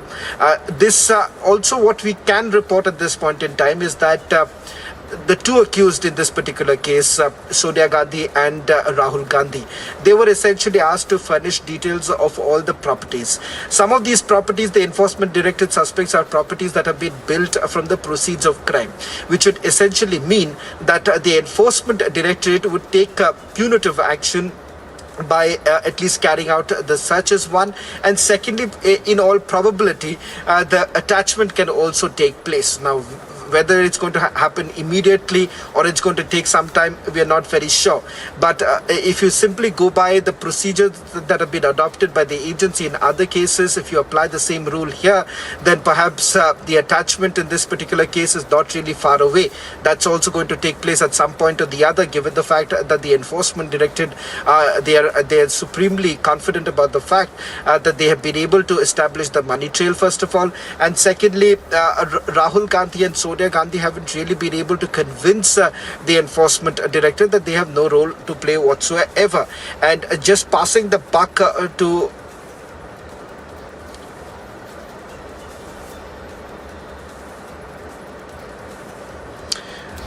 well, in fact, my colleague Anuj is right now joining us from outside National Herald House. Anuj, just take us through what you're picking up right now. Well, exactly, Shavan. These are the live images coming in from the Herald House at the ITO of the National Capital. And as we do know that this is at the 12 location where the properties which is related to National Herald or AGL at this point in time, this is being raided by the Enforcement Directorate. We do know, as you were also pointing it out, that the two accused, Rahul Gandhi and Sonia Gandhi, has been questioned by the Enforcement Directorate. We have seen it earlier. What exactly has happened? This was Rahul Gandhi who was grilled by the Enforcement Directorate, and after that this was none other but Sonia Gandhi herself, who hold 34% of the share in the company. They both were grilled by the Enforcement Directorate. So we are reporting from the National Herald main office. That's at the main office. I'll ask my video journalist to once again give you the sense of the area from where I'm reporting. This is the ITO of the National Capital, the National Herald office, the Herald House. It is written over there, and the Enforcement Directorate team is in action at this point in time. The raid is underway in this at this point in time. This is around 12 locations, what we have been told, being raided by the Enforcement Directorate. We do understand this is about the irregularities about the fund, that what exactly has happened. The dots has been connected. The duo Rahul Gandhi and Sonia Gandhi was questioned by Enforcement Directorate. This was to connect the dots, to match the answers of both, that what exactly has happened and how the property was bought in, how the money trail has gone through. This all are the question which was asked by Rahul Gandhi and Sonia Gandhi both. Earlier it was told that the duo were not cooperating with the Enforcement Directorate, but Enforcement Directorate connecting the dots, now moving ahead with the thing. This we do understand the case has been registered.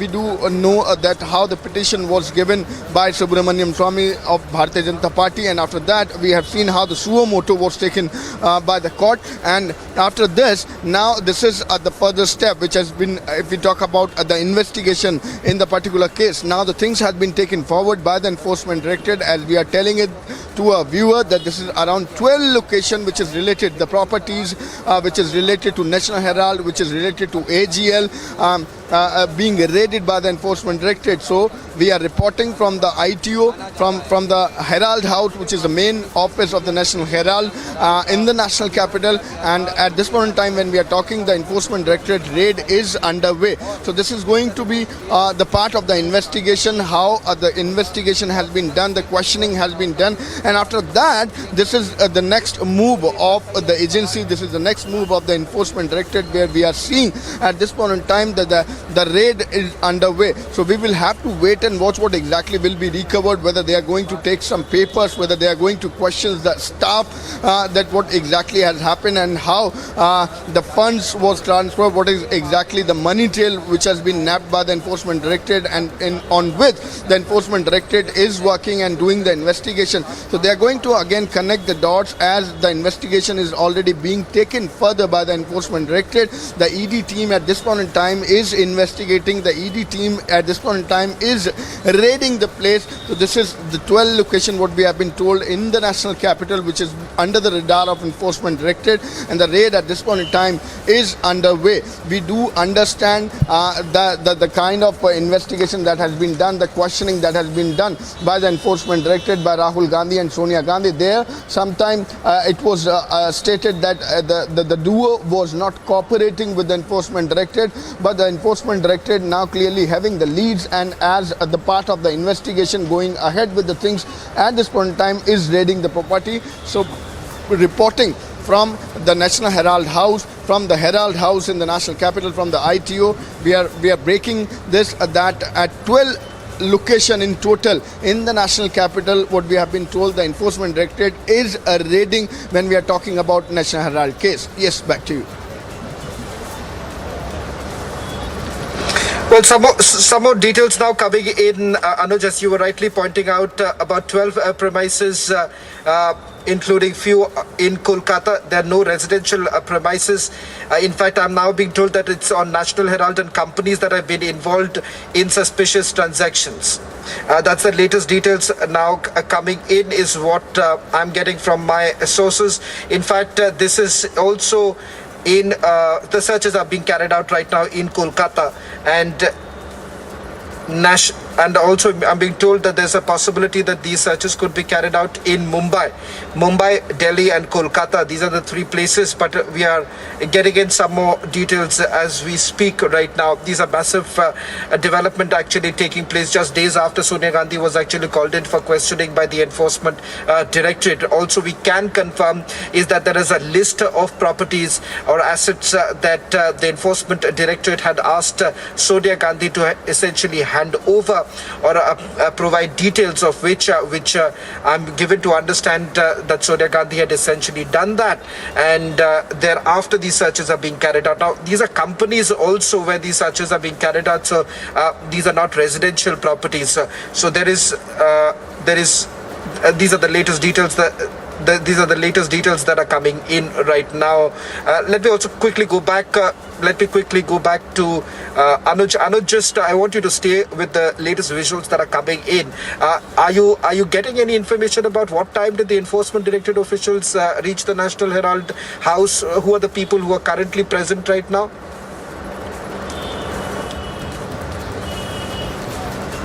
Well, Chavan, right now we are waiting for the update that how much is the people. If you talk about the team, how many members of the Enforcement Directorate, the officials of the Enforcement Directorate inside their Herald House is. I'll ask my video journalist to first give you the sense of the area.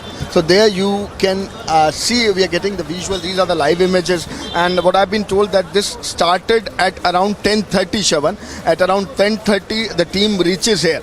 The team reaches here at the Herald House, but in total, when we are breaking these details at this point in time, that in total these are the 12 locations, including Mumbai, including Kolkata and the national capital, which is being raided by the Enforcement Directorate. As you were pointing it out, that these are the commercial properties or the properties which belongs to AGL or to National Herald, and how the irregularities was done. This is all about the investigation. The Enforcement Directorate is connecting the dots, is going ahead with the investigation at 10:30 a.m. in the morning today. This exactly is the location from where I am reporting. This is the National Herald House. Herald House is the name of the building at which Enforcement Directorate reaches at around 10:30 in the morning. We are waiting that how many officials of Enforcement Directorate are inside there. We are waiting for the number, whether they are going to come out with the papers or they are going to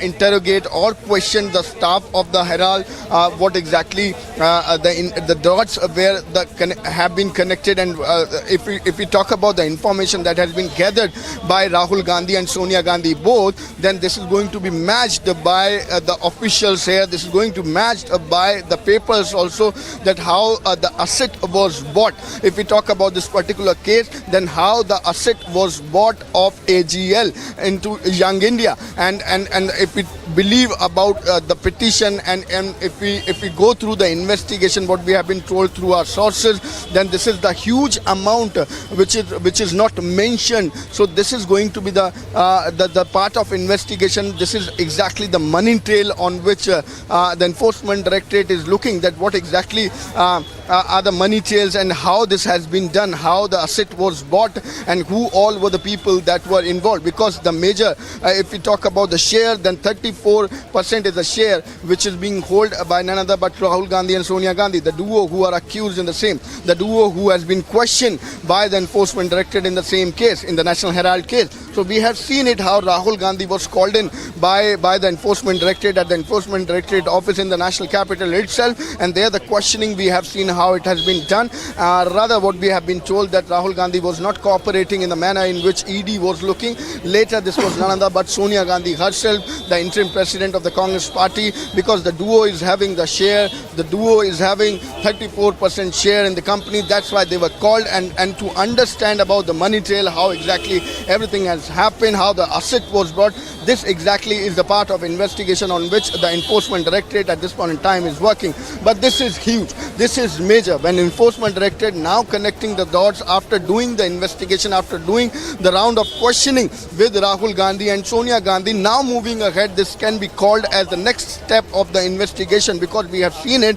Rahul Gandhi and Sonia Gandhi, both the duo were called by Enforcement Directorate. This was the list of questions which was put in front of them, and after going through the investigation and the questioning, now this is the next step of the Enforcement Directorate. Yes, back to you, Shavan.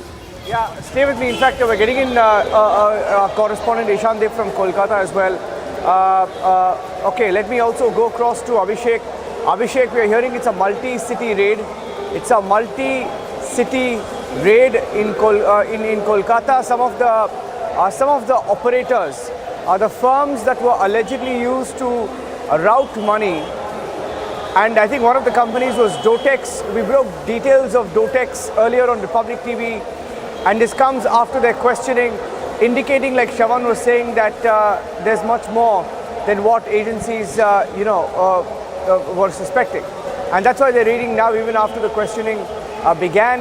But what this tells you is that there could be more to come in the next few days. Politically, this is a huge setback for the Congress party, because they own Herald House.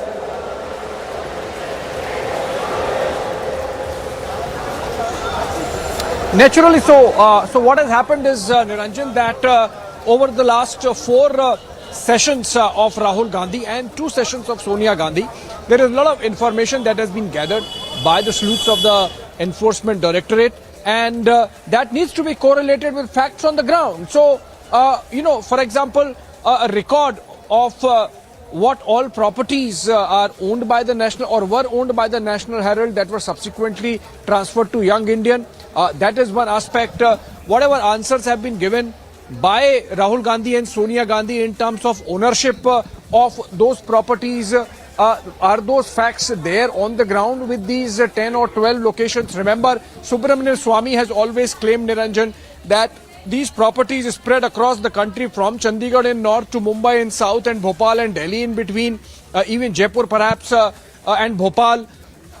These properties range anything in between 2,000 crore rupees to 5,000 crore rupees. So that net worth has to be assessed, because then only you can peg a value to the, scamming of whatever funds that happened, So if when Subramanian Swamy makes the charge that just for a paltry 50 lakh rupees or 1 crore rupees, even that was taken via some Hawala channel, how much of property was actually acquired by the Gandhis through the Young India platform? Also, when the Gandhis have claimed in their questioning that Young India was started for charity, what charity has been done? Is it getting reflected on the ground? Was it done through these properties? Because by itself, Young India does not have any property.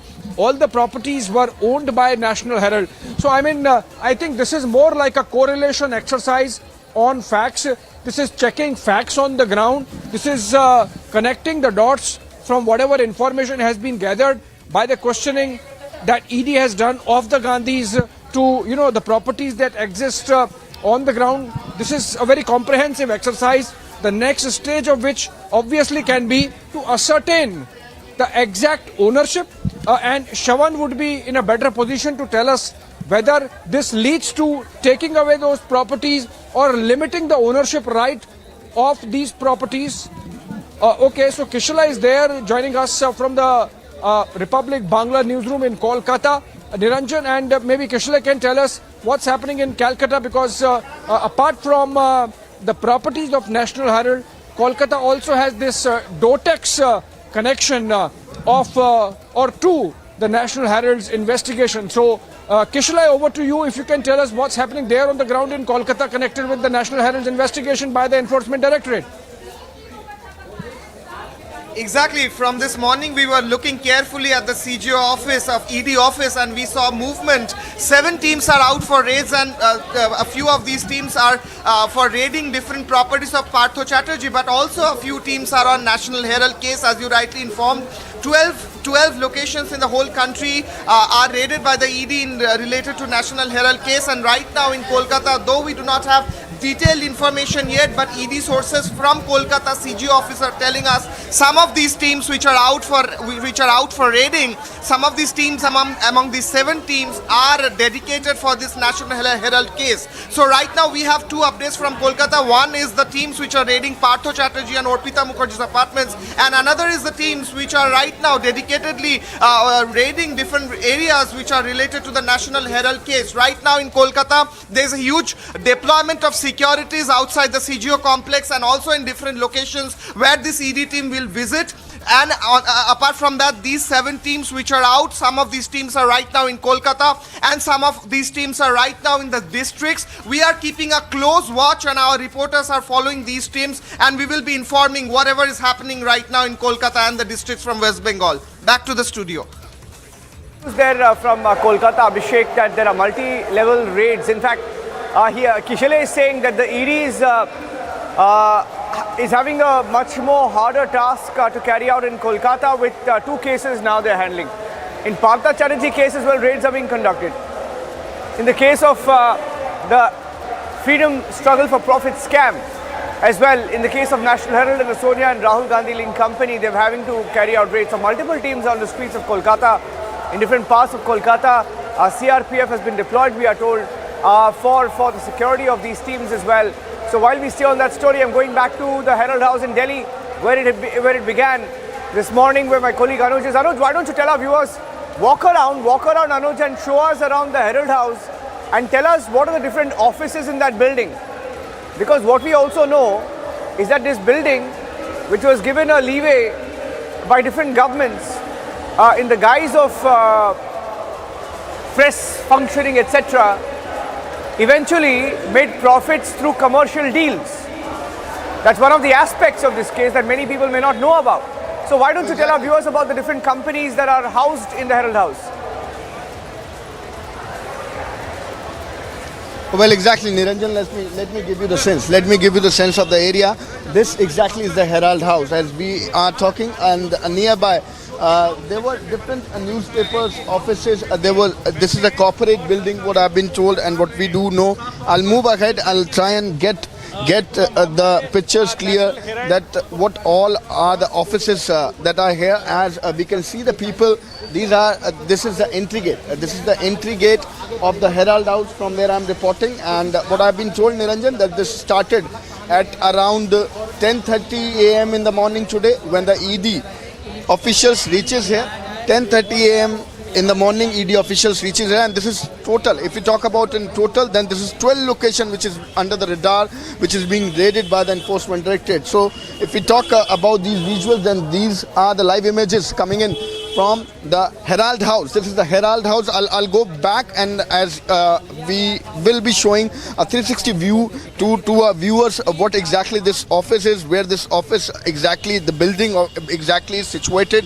This is the ITO of the National Capital, where this particular building is, and this is called the Herald House. These are the visuals. Next to this building is Children's Book Trust, which I can see right of that is the metro station. And yes, this is the Herald House. At this point in time, when we are talking, Niranjan, 12 location is being raided, and at 10:30 in the morning, these were the officials of Enforcement Directorate who reaches here. The dots has been connected. We do understand, we do know the questioning, the 4 round of Rahul Gandhi, 2 round of Sonia Gandhi, and after that the things has been concluded, the dots has been connected. This can be called the next step of Enforcement Directorate when they are moving ahead with the investigation, when the dots has been already connected, and they are now searching the properties which is related to National Herald, which is somewhat connected to AGL, how the asset was brought. So what we have been told and what we are expecting,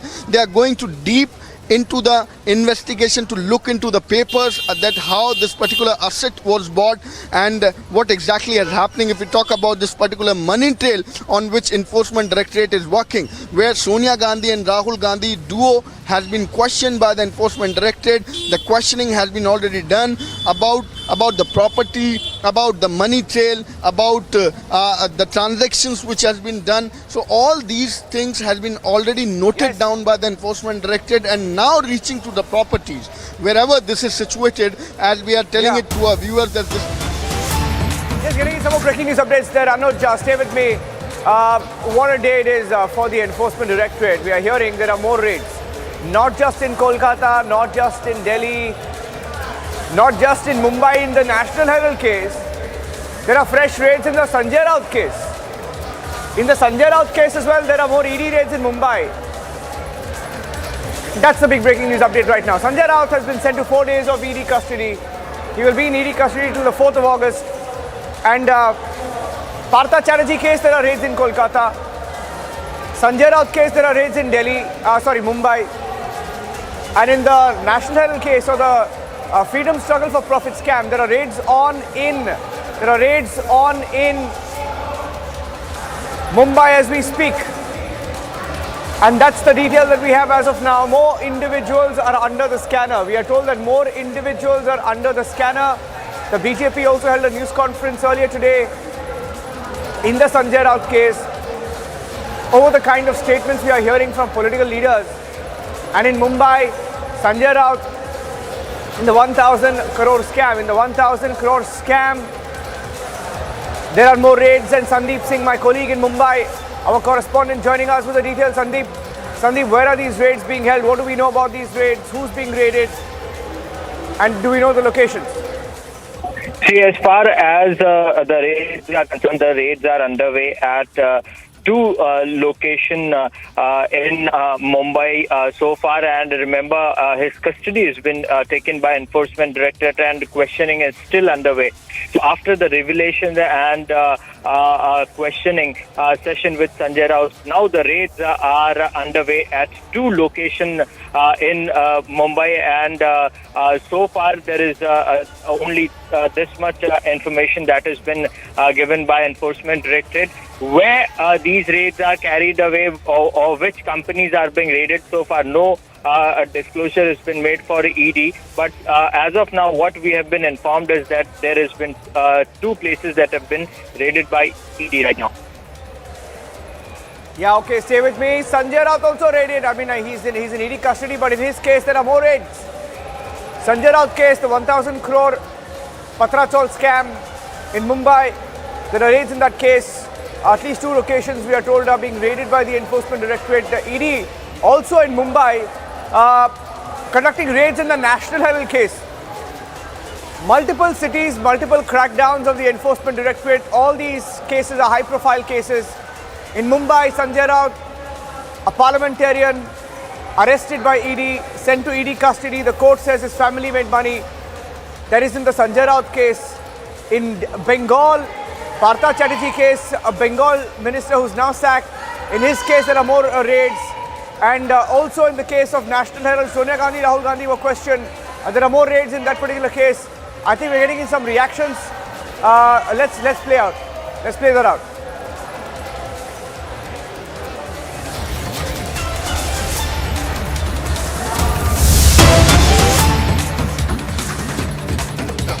My colleague Kishale has some more details. Kishale, what is the breaking news updates now coming in? Kishale. Right now, Partho Chatterjee and Orpita Mukherjee, they are taken out after their medical test is done in Joka ESI. And Orpita Mukherjee again emphasized that I did not know where this money came from and the money was put in my flat when I was not present. Very important breaking that Orpita Mukherjee again said that I do not know whose money is this. I don't know from where this came. I was not present when this money was put inside my apartment, inside my flat. They are right now taken out of Joka ESI hospital and they will be now taken back to the CGO office in ED office where they'll be grilled again, they'll be interrogated again as they have been done in the last 50 hours. Niranjan, so this is a big update that Orpita Mukherjee again said that this is not my money, I do not know whose money is this. It was put by Partho Chatterjee probably, she did not say the name, but it was put by someone when I was not present. Back to the studio. Stay with us, stay with us. Those are pictures of Partha Chatterjee, sacked Bengal minister, leaving. The twist in Bengal is that Arpita, who's the aide of a sacked minister, says she doesn't know where the money came from. Of course, after arrest, anybody can say that. Partha Chatterjee yesterday said it's not my money. So whose money was it? Where did 50 crore rupees come from in cash? And why was it in the homes of Arpita Mukherjee? Arpita Mukherjee Arpita बताइए किस-किस का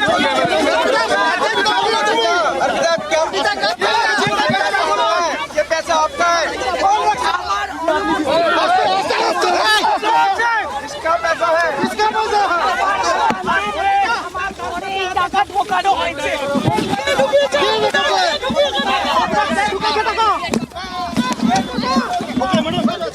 अर्पिता मुखर्जी का medical हो चुका है और यहाँ पर अभी पार्थ चटर्जी और अर्पिता मुखर्जी दोनों को ले जाया जा रहा है.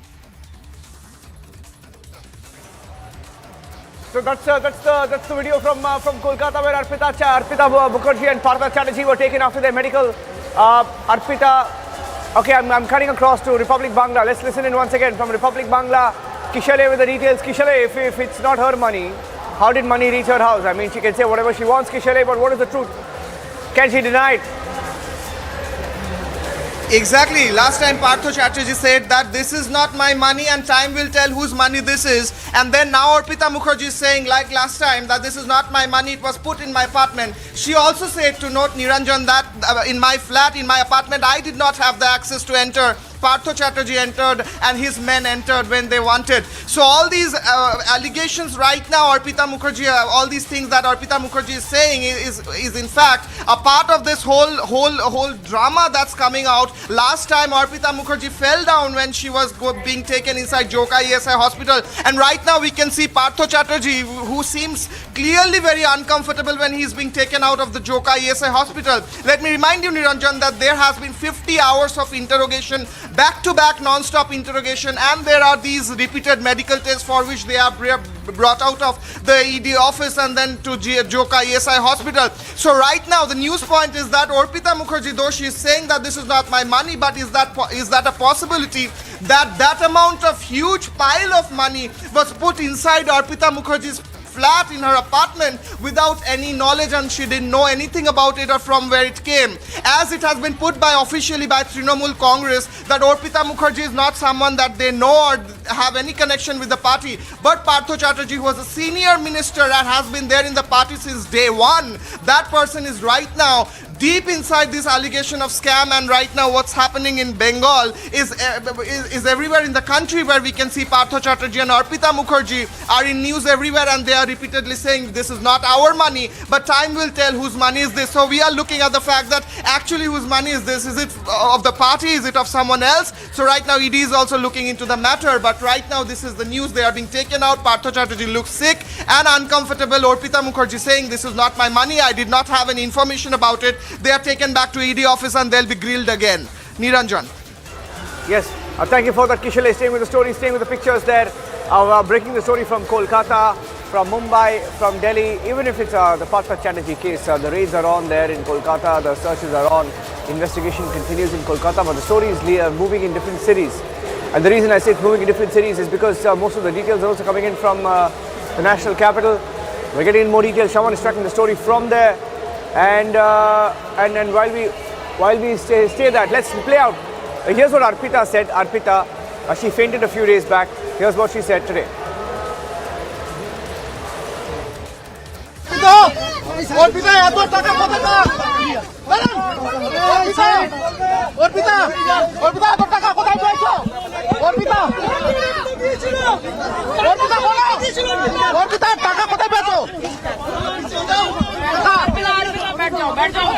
আমার অনুপস্থিতিতে আমার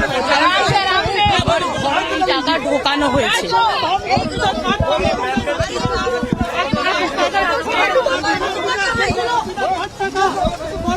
চলো চলো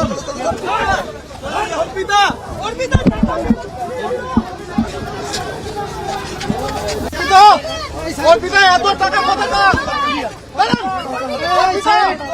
অর্পিতা অর্পিতা এত টাকা কোথায় পেয়েছো অর্পিতা অর্পিতা বলো অর্পিতা টাকা কোথায় পেয়েছো আমার অনুপস্থিতিতে আমার টাকা ঢোকানো হয়েছে।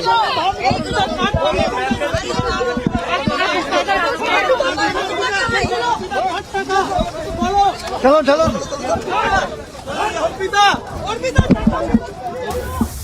short break here on Republic TV. When we come back, we're getting you all the details on the three big stories developing. One, of course, the Bengal cash scam. The live pictures are coming in there. Both Arpita and Partha saying the money is not ours. We don't know whose money it is. We don't know who kept the money. There's a desperate bid to try and hide from the cash. That and much more coming up. Stay tuned.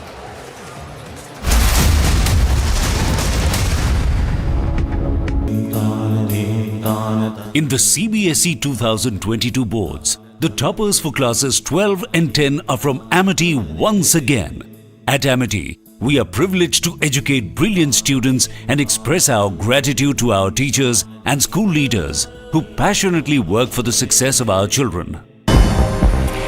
An aerial attack was carried out on a residential house in the Sherpur area of Kabul. The security and intelligence agencies of the Islamic Emirates said that the attack was carried out by the American drones to eliminate Al-Qaeda leader Ayman Al-Zawahiri. President Joe Biden hailed the drone attack where U.S. intelligence officials tracked down Al-Qaeda leader Ayman Al-Zawahiri to a home in downtown Kabul where he was hiding out with his family. Biden called the mission a total success, saying that he hoped it brought closure to 9/11 victims. Vice President Kamala Harris called climate change an urgent crisis as she detailed the Biden administration's efforts to respond to disasters and wildfires. Harris announced more than $1 billion in grants to states to address flooding and extreme heat exacerbated by climate change.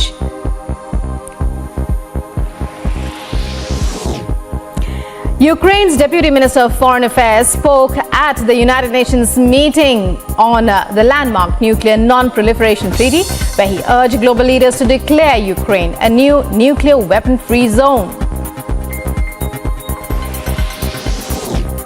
Clashes between the police and Departmental Association of Cocoa Producers took place in La Paz in Bolivia.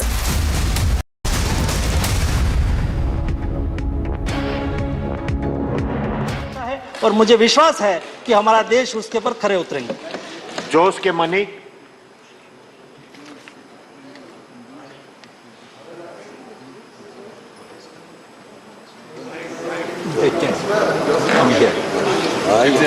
Thank you, sir. Sir, as you know, the Kerala is a extended city. It is a tourist destination. It is a pilgrim's destination. And so the floating crowd is very large. Domestically and international people come over there. And so Kerala is prone to communicable diseases like this. So my question to the minister is, will the central give some assistance to the government of Kerala, especially if a suspected case comes over there, we send the sample to Pune. The European Commission on Monday urged authorities in Kosovo and Serbia to resolve rising tensions through dialogue and negotiations only, as Kosovo delays measures stirring tensions with minority Serbs.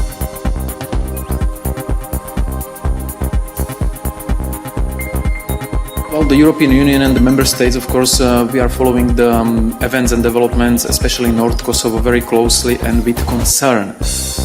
What is important to say on behalf of the European Union is that everyone involved in this needs to remain calm, and any uncoordinated and unilateral actions that jeopardize the stability and security on the ground and which impede the freedom of movement of all citizens there need to stop immediately.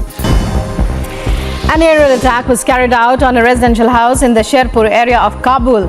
The security and intelligence agencies of the Islamic Emirates said that the attack was carried out by the American drones to eliminate Al-Qaeda leader Ayman Al-Zawahiri.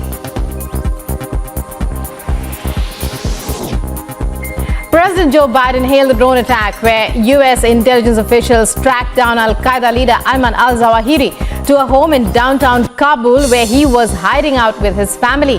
Biden called the mission a total success, saying that he hoped it brought closure to 9/11 victims. Vice President Kamala Harris called climate change an urgent crisis as she detailed the Biden administration's efforts to respond to disasters and wildfires. Harris announced more than $1 billion in grants to the states to address flooding and extreme heat exacerbated by climate change.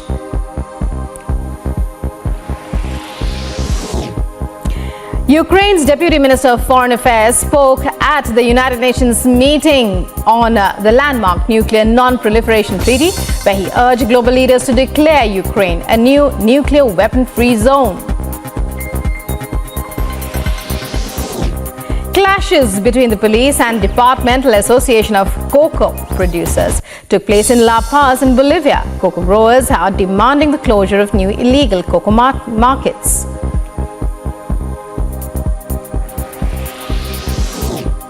The White House has welcomed the announcement that the first ship carrying Sanjay Raut को लेकर निकल चुकी है ED की team.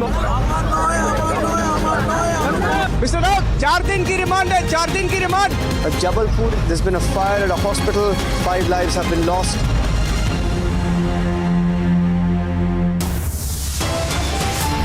The United States successfully concluded an airstrike in Kabul, Afghanistan, that killed the emir of Al-Qaeda, Ayman Al-Zawahiri.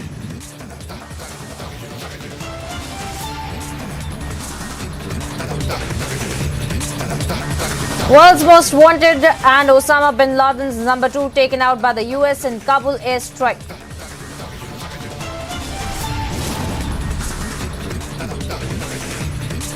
Pakistan Taliban roll out in the open. Zawahiri, housed in Pakistan-backed Haqqani-owned plot. Did ISI handmaidens protect Zawahiri?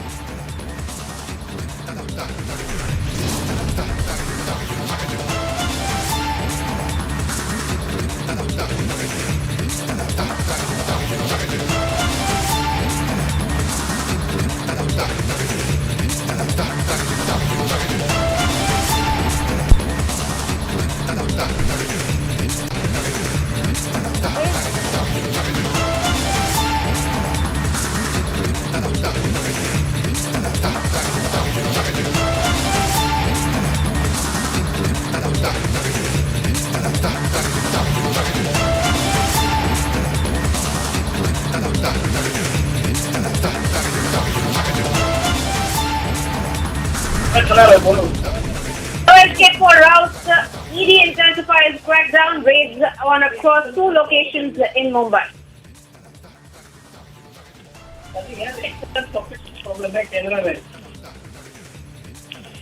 And in fact, it is no escape for routes as in ED intensifies the crackdown raids on across 2 locations in the maximum city.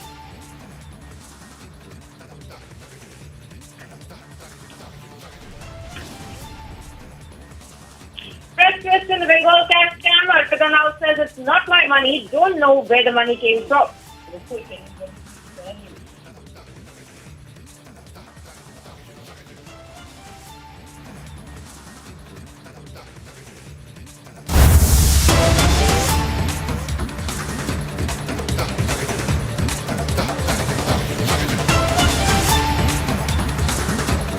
Getting in some big breaking news updates right now from the newsroom. In fact, we have some exclusive details of the raids on Sonia Gandhi, Rahul Gandhi linked companies.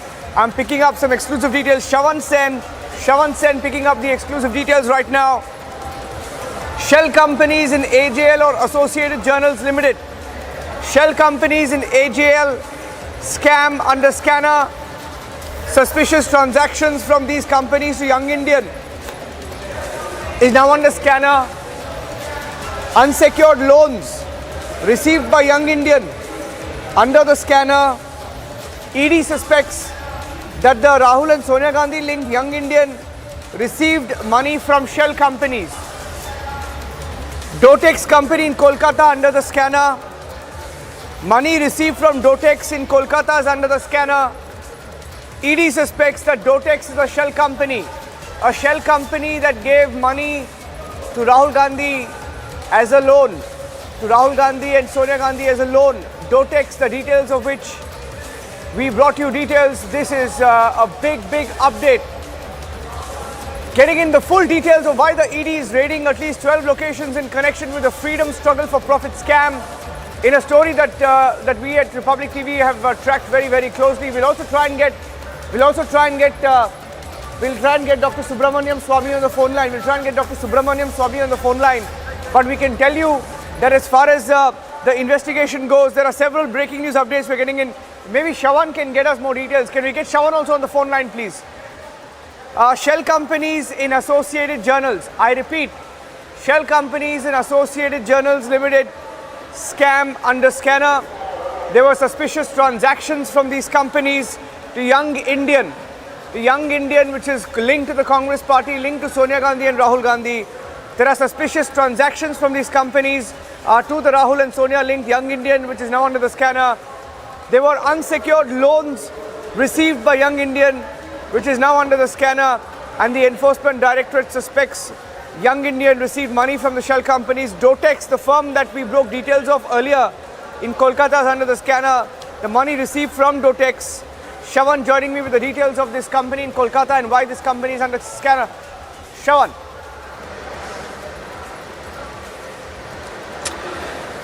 The big breaking news now coming in is that Shell companies involved in suspicious transactions are the major focus of these searches that are being carried out by the Enforcement Directorate, Pan-India searches. We have now got a confirmation that in the national capital as well as in Kolkata. A massive focus is right now in Kolkata primarily because of one such company which goes by the name of Dotex, which had basically given the money to the Young Indian company. About 1 crore is what the amount that was received by Young Indian, and that money was essentially used to take over some of the commercial assets of AJL. Now, important to point out here is that the Enforcement Directorate suspects that this company, Dotex appears to be a shell company, a company which has not done any business. But despite that, this company gives money about 1 crore rupees to Young Indian. So the question here is that how exactly was Young Indian receiving money from shell companies? And not one, there are multiple other shell companies which have come under the scanner. Let me bring in BJP spokesperson Nalin Kohli, who's joining us on this broadcast. Mr. Kohli, massive action by the Enforcement Directorate. top sources now confirming to Republic TV that shell companies are now under the scanner. The focus of this entire search, the raids that are being carried out, is primarily on suspicious transactions, money that was received by Young Indian.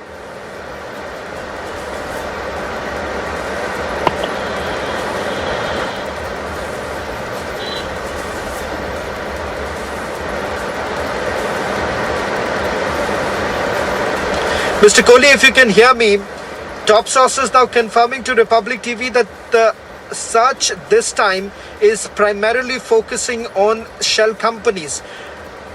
Enforcement directed suspects that shell companies were basically giving money to Young Indian.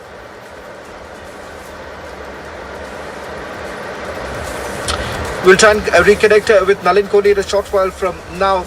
But undoubtedly, this is going to result in a massive political spar between the Congress and the BJP also, because remember, the opposition parties have essentially been saying that all of this is with a singular aim of only targeting the opposition leaders. Remember, that's the allegation that has been leveled against the Enforcement Directorate also. But having said that, the Enforcement Directorate has essentially countered this by their actions. They say that, you know, this investigation, which has been going on for several years put together, the only reason why they had basically called in for questioning Rahul Gandhi and Sonia Gandhi was only after senior Congress leaders were called in for questioning. Nalin Kohli has joined us back on this broadcast. Mr. Kohli, the question that I was asking you was that top sources have now confirmed but that this time the searches are particularly focusing on shell companies. ED suspects that Young Indian has received money from shell companies, not one but multiple shell companies. Well, I can't comment about the ED and the reasons behind the investigation or what is the target, because you as a media house obviously will be able to, being a sort of state of a democracy, get those information from investigative agencies. However, what I can certainly point out is that the questions on this in India National Herald case have been on for the last 10 years, prior to the coming of the Narendra Modi government. The question about why should a political party, which is the Congress party, which under the representation of donations for political activity, why would it in the first place transfer? That is not the job of a political party. That is for banks or non-banking financial institutions to do so.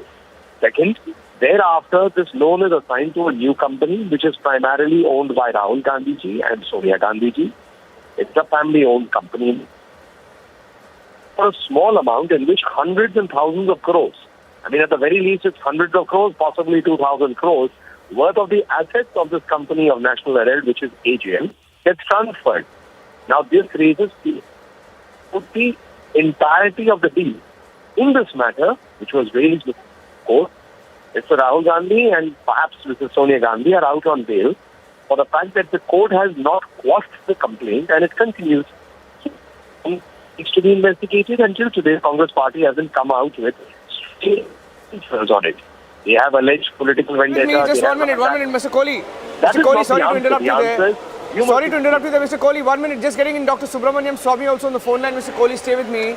Dr. Subramaniam Swamy, was a complainant in this case, and he knows all the facts of this National Herald case, and he knows what the different routes that were used. Allegedly, Dr. Swamy, we are hearing that in connection with the raids in 12 locations, shell companies in AJL scam are under scanner. Suspicious transactions from these companies to Young Indian is now under scanner. Unsecured loans received by Young Indian is under the scanner. And the ED suspecting that this Young Indian received money from shell firms and Dotex, the company, is also under scanner. Now, is this just the tip of the iceberg? Dr. Swamy, you know the facts of the case. What can you tell our viewers about the different routes used to make the money? Well, I mean, all you're saying is that the crime that they have committed is multiple. But the fact is that they are under prosecution, presently under one violation of the law, and that is the money that they got as far as foreign exchange is concerned, the money they got from Dotex. it was not on, no interest was charged. And they were, excuse me, not only no interest was charged, but no mortgage was taken. And it was in the accounts books of the Doltex, it says donation. And in the Young Indian accounts, it says loan. Now, they get this 1 crore loan, out of which they took 50 lakhs, give it to Congress, and Congress happily says that we are writing off the 90 crores loan in favor of Young Indian, and Young Indian becomes the owner of 90 crores.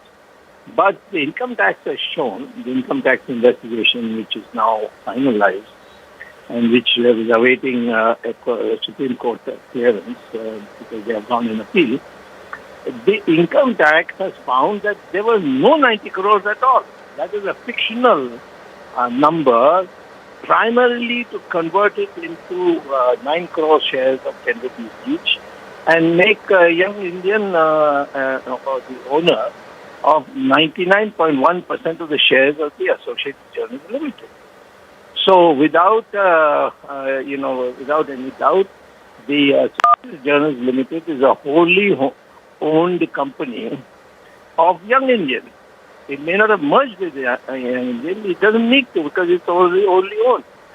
This is a fraud of a huge magnitude, and that's why in the Criminal Procedure Code and the IPC, I have taken out 4 particular sections which will send them to jail for 25 years if convicted, of course.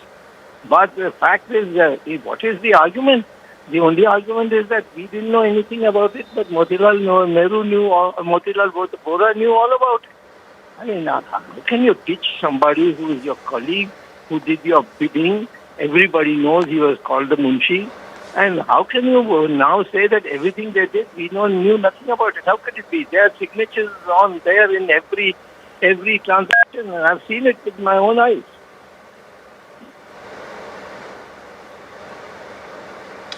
Dr. Swami, I would like to also ask you a specific question because today the interest basically revolves around one aspect. It's about the usage of shell companies. My sources within the agency have indicated that the 1 crore that basically came in from Dotex has certainly been under the scanner, but you know it much better than anyone else.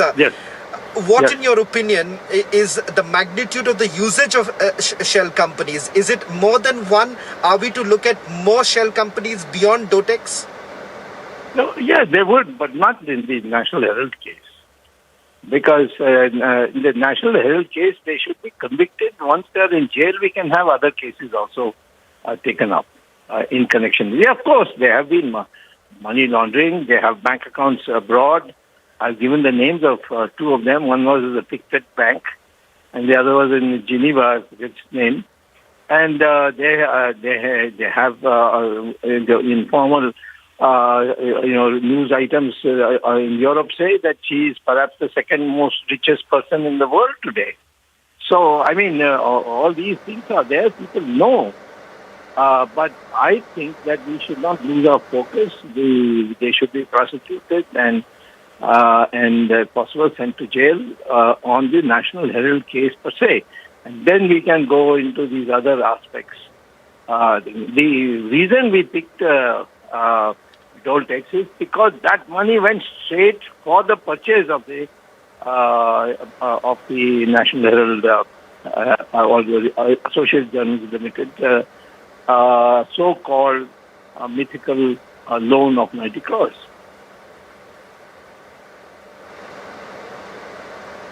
Well, thank you very much, Dr. Swami, for putting this into perspective. Dr. Swami has been at the forefront of exposing the National Herald scam. We're also getting at multiple reactions now. I'm given to understand Union Minister has reacted on the searches that are being carried out. Let's listen.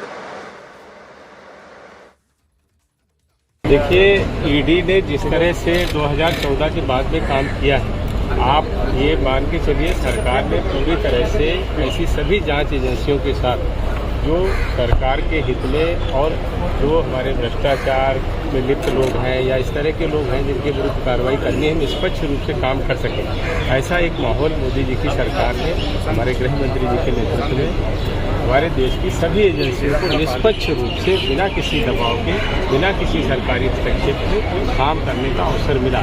उसी का परिणाम है कि ED ने पिछले 8 वर्षों में 1 लाख करोड़ से ज़्यादा की ऐसी संपत्ति जो गलत तरीकों से अर्जित की गई थी, उसको उन्होंने जब्त किया है और उसको कहीं पर कुर्की भी हुई है और बहुत सारा कैश भी बरामद हुआ है। नेशनल हेराल्ड के मामले में छापा देखिए, नेशनल हेराल्ड का मामला तो बिल्कुल खुला हुआ है। आप सभी जानते हैं कि 5 लाख रुपए से जो कंपनी खोली गई वो 2000 करोड़ की मालिक बन गई और उसमें सबसे बड़ी बात ये थी कि कांग्रेस पार्टी के उस समय कोषाध्यक्ष मोतीलाल वोरा, यंग इंडिया के डायरेक्टर मोतीलाल वोरा और नेशनल हेराल्ड और जो हमारा जो चला रहा था एसोसिएट जनरल, उसके भी वो अधिशासी अधिकारी, तो एक ही आदमी दोनों जगह पर पैसे का स्वयं लेन देन कर रहा है, उसमें कहीं पर भी कुछ ऐसा रह नहीं जाता। और ये भी जानना चाहिए कि ये मामला बहुत लंबे समय से चल रहा है। 2015 से राहुल गांधी जी, सोनिया गांधी जी दोनों आज जेल है, उसके बाद भी उन्होंने हाई कोर्ट, सुप्रीम कोर्ट सब जगह पर ऐसे प्रयास किए, कहीं से उनको कोई भी इस तरह का आदेश नहीं प्राप्त हुआ जो उनकी दुश्वारियों को कम कर पाता। निश्चित रूप से आज जो परिस्थिति बनी है उसमें आवश्यकता के अनुसार ईडी भी अपनी छापेमारी कर रही है, वो जो अवैध संपत्ति है उसको जब्त करने का भी काम करेगी। And Republic TV getting you the details of the multi-city raids that are on in the case linked to Rahul and Sonia Gandhi in the National Herald case of the Freedom Struggle for Profit scam. As we get you the full details of what the ED is looking for, we can tell you that one of the shell companies allegedly used in this case, called Dotex, is also being raided in Kolkata. Kolkata, Mumbai, Delhi, multi-city raids are on. Let's get you the other big breaking news story on Republic this morning. One of the world's most wanted terrorists, his name is Ayman Al-Zawahiri, who took over after Osama bin Laden was killed in Abbottabad, Pakistan. Osama bin Laden was hunted down by America, just like how Al-Zawahiri has been hunted down this morning in a similar operation. He was found on a balcony. When he just stepped onto the balcony, a US drone strike has killed one of the world's most wanted men, Ayman Al-Zawahiri. Here's the story. Al-Zawahiri was eliminated by a US drone strike in the heart of Afghanistan's Kabul city. President Joe Biden announced the death on Monday evening in an address to the nation. The strike is likely to lead to greater disarray within the organization than did bin Laden's death in 2011, since it is far less clear who Al-Zawahiri's successor would be. Al-Zawahiri became crucial to turning the jihadi movement's gun to target the United States as a right-hand man to bin Laden, the young Saudi millionaire he met in Afghanistan-Pakistan region. The attacks on the World Trade Center and Pentagon made bin Laden America's enemy number one, but he likely could never have carried it out without his deputy. When the 2001 US invasion of Afghanistan demolished Al-Qaeda's safe haven and scattered, killed and captured its members, Al-Zawahiri ensured Al-Qaeda's survival. Al-Zawahiri rebuilt its leadership in Afghanistan-Pakistan border region and installed allies as lieutenants in key positions. Al-Zawahiri also became the movement's public face, putting out a constant stream of video messages while bin Laden largely hid. Al-Zawahiri picked ideological fights with his critics within the jihadi camp, pointing his finger, scolding in many of his videos. Even some key figures in Al-Qaeda's central leadership were put off, calling him overly controlling, secretive and divisive, a contrast to Osama bin Laden, whose soft-spoken presence many terrorists described in adoring most spiritual terms. Al-Zawahiri led the creation of a network of autonomous branches around the region, including in Iraq, Saudi Arabia, Yemen, North Africa, Somalia and Asia, among others.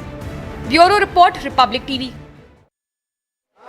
And as we get into the details of this strike in Kabul, in the heart of Kabul. Now, historically, you would have seen that terrorists like Osama bin Laden and the most wanted terrorists from across the world, especially from the Al-Qaeda, have been hiding in the mountains, in areas where they feel it was safe, where Americans couldn't really track them down. In the case of Ayman Al-Zawahiri, who's Osama's successor, seen in many videos with Osama, he was found in the heart of Kabul in a safe house that was reportedly owned by Sirajuddin Haqqani, one of the ruling ministers in Afghanistan, now ruled by Taliban. A Hellfire missile was used by a drone, and it happened in the heart of Kabul on Sunday morning. Initially, Taliban didn't confirm the strike. Here's an explainer on what happened on Sunday morning. Now, the highly sophisticated precision missile of the US, Hellfire, was used to eliminate Zawahiri. What we know so far is that Al-Zawahiri was killed in a drone strike by the US in the Shirpur neighborhood of Kabul city of Afghanistan. The US drone fired 2 Hellfire R9X missiles at the terrorist leader as he walked onto his balcony of his Kabul house. Now, the R9X Hellfire carries 45 kg of reinforced metal with its tip with 6 extendable blades designed to shred the target upon impact without triggering a blast. Developed by the Obama administration, the missile uses extended blades rather than explosives to neutralize targets with extreme accuracy. Also referred to as Ginsu, the missile's blades can cut through buildings and even car rooftops for that matter. As Biden specifically mentioned in his address as well that no civilian casualty happened during this operation, the facts indeed point to the fact that Hellfire R9X missile was used to carry out the operation successfully. Also, according to military expert, the missile uses pop-out swords rather than explosives to take down high-profile targets. The missile is improvised over standard Hellfire with kinetic warhead and pop-out blades instead of an explosive. The Hellfire missiles are air-to-ground, laser-guided, subsonic missiles with significantly anti-tank capacity as well. The Hellfire, the missiles have several variants as well, depending on its warhead, guidance system and its physical variations. The missile is called Flying Ginsu because it is intended to reduce collateral damage when aiming at specific human targets. To sum it all, the 6-blade Ninja missile is used to mince terrorists without triggering a blast and resulting in civilian casualties. And while we stay with the coverage of Ayman Al-Zawahiri, Republic was the first global network to get a report from the site Sherpur Square where this safe house was located. Our correspondent Zabi reported from the heart of Kabul, close to the safe house. He sent us the first videos, sent us a report from Kabul. I'd like to play out some of those reports that Zabi sent us. He was at a vantage point at the Sherpur Square, giving us a bird's eye view of the area where Ayman Al-Zawahiri, Osama bin Laden's successor, was hiding. Here's that report. Here near the Sherpur place where the drone strike was done by the American forces on Sunday around early morning, around 6 a.m. So here and around 1 kilometer, no single person is allowed to go there. So I'm finding a place where I can show you the targeted house, and I will try. So you can see the back of the place where this is called the Sherpur place, and here is the drone strike was done. You can see at the back of that tall building that there was a drone strike done. So here in Kabul, especially around Sherpur place, there is not a normal situation, and anything is not normal. So you can see that this was the place where the previous government high official was resident. They lived there, but now this is under the control of the Taliban high officials. So after the situation or after the bomb attack right struck here, the security situation is very high. And every road and every sub-road, there is a security, there is a Taliban fighter that they are not allowing people to go there. So it was really a high official places there, they live there. So now no one is allowed to go near to see the place targeted house. So the security is very high there. So this is, as you said, this is the heart of Kabul. This is a place where a lot of ministries are located here. The presidential palace, or we can say Arg, is here near around 1 kilometer or little there from here. And also a lot of embassies, Turkish embassies, Pakistan embassies, embassy of US, and other embassies are here. So this is the place where you cannot say anything that they don't know he was hiding here, or because this is the place where the high officials, as I indicated in my previous talk. this is the obvious support for them, because U.S. said that President Biden said that they have killed this organization leader, and they are denying that. So if they're denying that, so it means that they support the situation. Yes, as tweeted by the Zabihullah Mujahid, the spokesperson of Taliban, tweeted morning today. They said that this is against the agreement between the Afghan government, or the Taliban government, and the American officials. He said that this agreement is violating. American is violating this agreement, because they said that they will not eye stroke or they will not damage the Taliban government, but they are now doing that. So he did not name any casualties here, but just they said that this is why the American are violating the agreement at the heart of Kabul. Yes, there were a lot of other targets too. Besides this airstrike, there was another bomb blast in Casino Place. There was another one in Dimazan. That was Zabi reporting for Republic TV from Sherpur in Kabul, where the attack took place, the location where Ayman Al-Zawahiri was found by America and was killed in a drone strike. We're taking a short break right now on Republic TV. I'm handing it back to the studios. We are keeping a close track on the situation. One of the many headlines we've had back-to-back breaking news updates from India as well. Meanwhile, we're getting in more videos. Let's play out those videos and then take a break.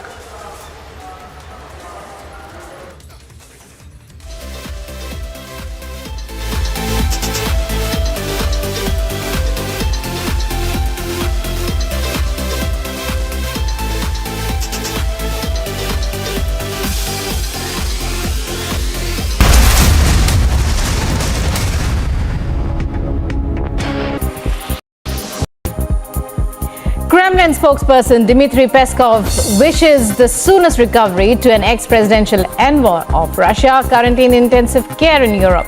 Anatoly Chubai, who resigned as a high-ranking advisor to Russian President Putin and left Russia in March, was reported to be in intensive care in a European hospital on Sunday for a neurological disorder.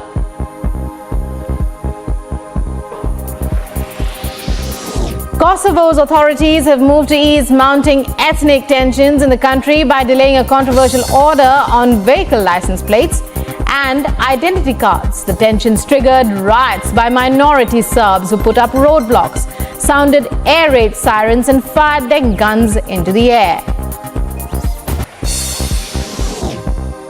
The European Commission on Monday urged authorities in Kosovo and Serbia to resolve rising tensions through dialogue and negotiations only, as Kosovo delays measures stirring tensions with minority Serbs.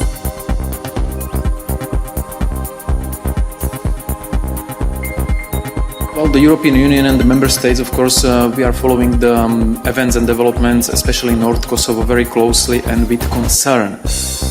What is important to say on behalf of the European Union is that everyone involved in this needs to remain calm, and any uncoordinated and unilateral actions that jeopardize the stability and security on the ground and which impede the freedom of movement of all citizens there need to stop immediately.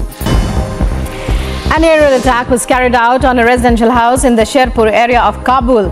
The security and intelligence agencies of the Islamic Emirate said that the attack was carried out by the American drones to eliminate Al-Qaeda leader Ayman Al-Zawahiri. President Joe Biden hailed the drone attack where U.S. intelligence officials tracked down Al-Qaeda leader Ayman Al-Zawahiri to a home in downtown Kabul where he was hiding out with his family. Biden called the mission a total success, saying that he hoped it brought closure to 9/11 victims.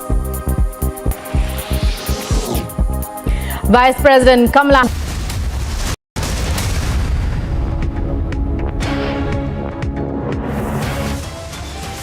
The United States successfully concluded an airstrike in Kabul, Afghanistan that killed the Emir of Al-Qaeda, Ayman Al-Zawahiri. Top headlines at 1:30. World's most wanted and Osama bin Laden's #2 taken out by the US in the Kabul airstrike. Pak Taliban roll out in the open. Zawahiri housed and park-bagged Hakimi-owned plot. Did ISI handmaidens protect Zawahiri? Days after Sonia and Rahul grilling, ED news tightens raids on at Herald House across the country. From Mumbai to Kolkata to national capital, ED scoop down continues. 12 premises raided. Sources suggest multi-city raids linked to Rahul and Sonia Gandhi. No escape for Sanjay Raut. ED intensifies crackdown. Raids on across 2 locations in Mumbai. Fresh twist in Bengal cash scam. Arpita now says it's not my money. Don't know where the money came from.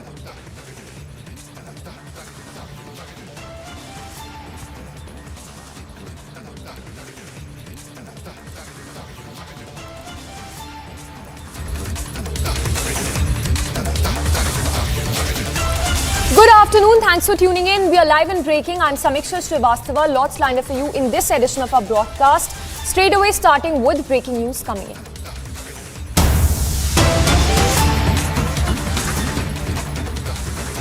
And the breaking news coming in that Milind Deora will be meeting the Maharashtra Deputy Chief Minister Devendra Fadnavis today. So that is the meet which will happen today. Deora to meet Fadnavis today itself. That's source-based information that is just trickling in. Congress top man to meet Fadnavis. A lot of speculations also being made at this point. We have our executive editor for politics joining us. Ishwarya, if you could help us read into this, Milind Deora to meet Fadnavis today.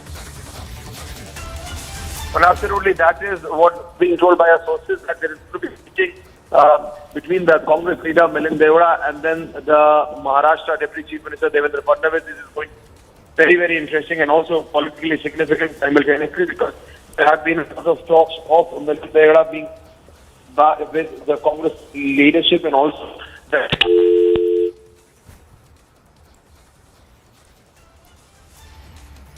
Well, we seem to have lost that connection, but that's the breaking news coming in right now. Top sources telling Republic that Milind Deora will in all likelihood be meeting Devendra Fadnavis today, who is the Maharashtra Deputy Chief Minister. So a big meet lined up there later in the day as Congress. Milind Deora is all set to meet the Maharashtra Deputy Chief Minister Devendra Fadnavis today. So a lot of speculations also being made at this point. And as Ashwarya was telling us, this is a big source-based information that is just coming in of the meet that will take place between the Congress leader Milind Deora and the Maharashtra Deputy Chief Minister Devendra Fadnavis. We'll try and connect with Ashwarya again, but the big news break this hour is that Deora will be meeting Fadnavis. We have Ashwarya back with us. Ashwarya, take us through the details. Well, at this point, I understand that what is happening in the party is just is a sense of frustration which is being felt by the next generation or by the generation which has spent in the last 10 to 15 years, because there is no direction. There is a complete directionlessness as far as the Congress leadership is concerned, and the talks of Milind Deora meeting the BJP leadership has been going on for a while. But we are being told by our sources, more or less confirmed, that there is going to be a meeting today itself between Milind Deora, who happens to be Congress leader, comes from South Mumbai, and there have been talks that how, if he decides to join BJP,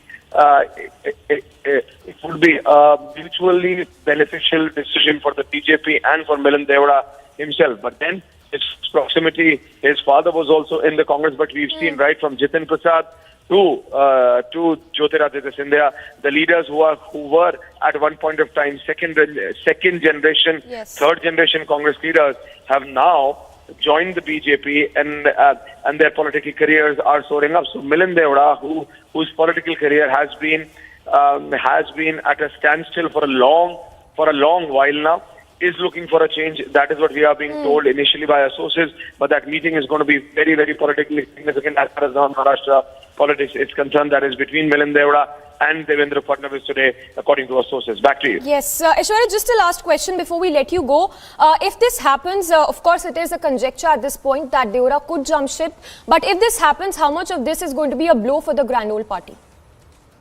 Well, it seems as if the Congress party has also accepted that these leaders who have anything in them left are not going to stay with the Congress party, whether it is Jiten Prasad, whether it is Jyotiraditya Scindia, whether it is RPN Singh. All of these were leaders who were at one point of time very, very close to Rahul Gandhi himself, who were the coterie of the Gandhis. But then, because of the undecisiveness, because of a complete chaos within the Congress party, decided to jump ship.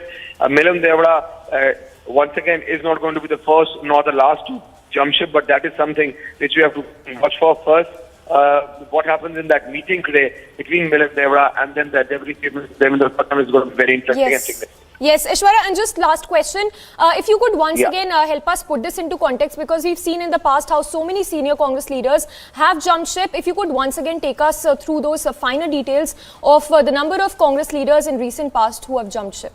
Well, absolutely. Right from Jagdambika Pal to Jiten Prasad, we have seen at least 18 top leaders, and I repeat, 18 leaders of the Congress party who either have been ministers or who have been second, third generation Congress leaders jumping ship, completely moving away from the Gandhis, completely saying that there is no decision which is taken, there is no clarity, there is a complete state of ambiguity as far as the Congress party is concerned, and that is why they have decided to jump ship. That is why they have decided to leave the Congress and then join the BJP. So this is not going to be the first or the last in that matter, but we have seen that when it begins, it is always under an alibi of stating that they are talking about their regional politics.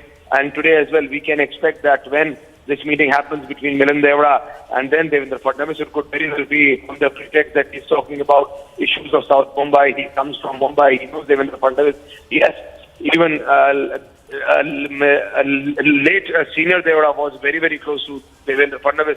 So there is a family relation there as well. But as far as politics is concerned, we are being told that Milan Devada is now very seriously looking to jump the ship over. That's what we are being told by our sources at this point of time. All right, Aishwarya, thank you so much. So, Aishwarya, they're getting us all those details. Sources telling Republic that the big meet lined up later in the day of Deora and Fadnavis, and huge speculation being made with regard to Deora jumping ship as well.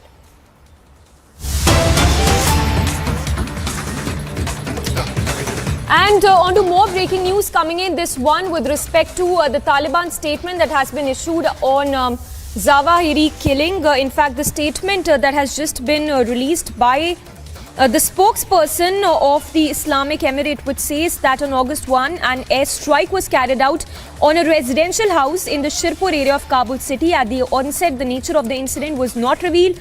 The security and intelligence agencies of the Islamic Emirates investigated the incident and found in their preliminary investigation that the attack was carried out by American drones. So that's a statement that has been put out by the Islamic Emirates, going on to say that it strongly condemns this attack on any cause and calls for its clear violation of international principles and the Doha Agreement. We have a senior editor, Shravan, also joining us. Shravan, if you could help us read into this, because of course here we've been talking about how Taliban seems to have given a safe haven to Zawahiri. How do you read into this statement that has now been released by them? Well, Samiksha, this comes just hours after Secretary of State Anthony Blinken has basically said that the agreement that was signed between Taliban and the United States has basically been disregarded. The fact that there has been a violation, keeping in mind that they were basically giving safe haven to terrorists like Al-Zawahiri. Now, what's very important to point out here is that if you just take a look at the statement that has been issued by the spokesperson of Taliban, they are basically saying that it's a violation. Second, there is not a single mention of the fact, that you had someone who's considered to be close to the Haqqani faction, who was basically being housed there, and in fact for a long period of time, Samiksha. It was not that he was there only in the last few days. In fact, this entire operation was being planned by the United States for almost over a month, starting from the month of July. If you take a look at some of the inputs that have come in, the CIA, which has been working on this operation for almost a month. Having said that, Taliban has essentially housed this terrorist, and remember, they had basically given an assurance to the United States of America that there is going to be a severe crackdown and the fact that Afghanistan is not going to be a safe haven for terrorists. But despite that, what has essentially happened is that Al-Qaeda chief was actually housed there. Not just that, his family members were housed there. And the fact of the matter here is that there is a Pakistani role that is also emerged. Yes. Remember, Pakistan has been... All right, so Shravan, they're getting us all those details, and now Taliban also issuing a statement condemning the attack by the US forces on this particular house where Zawahiri had taken shelter. Remember, he was eliminated by the US forces. We have Shravan back with us. Shravan, from the face of it, does it look like Taliban as well as Pakistan were hand in glove in sheltering, in giving shelter to Zawahiri? Because we understand from our sources that the Haqqani network is the one who owned this house where Zawahiri had taken a shelter in. No, Samisha, the fact is that Pakistan's role cannot be ignored. The fact of the matter is that Pakistan has been pushed, the back has been pushed to the wall. Now, only simply because of the fact that their economic conditions, they are in doldrums at this point in time. They are hoping that they would get in some loans which would help them survive. It turns out some reports essentially suggesting that the leak that basically came in about the whereabouts of the Al-Qaeda chief was actually coming in from Pakistan. It was only to perhaps escape the FATF action that is likely to be taken, because remember, they are already in the grey list. There are certain requirements of the FATF which it is expected that Pakistan will only comply, and if only they comply, perhaps some sort of a relief could be given to Pakistan. This is some sort of a exchange that has basically taken place from Pakistan in terms of the information that has been provided to United States.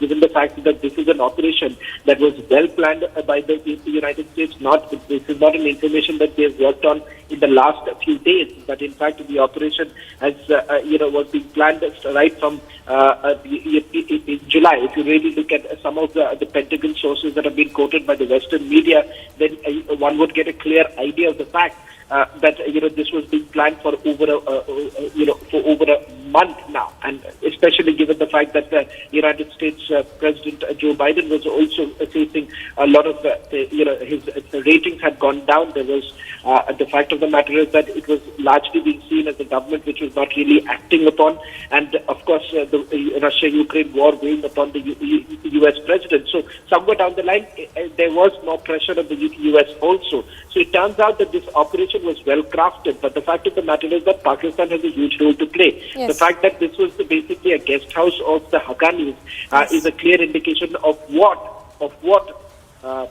they were essentially planning to do. All right. Shravan, thank you so much. We'll keep coming back to you. So our senior editor Shravan, they're getting us all those details, and what we understand as of now is that Taliban had knowledge about the fact that Zawahiri had taken shelter in the heart of the city in Kabul, and Taliban there also condemning this attack that has been carried out by the US forces.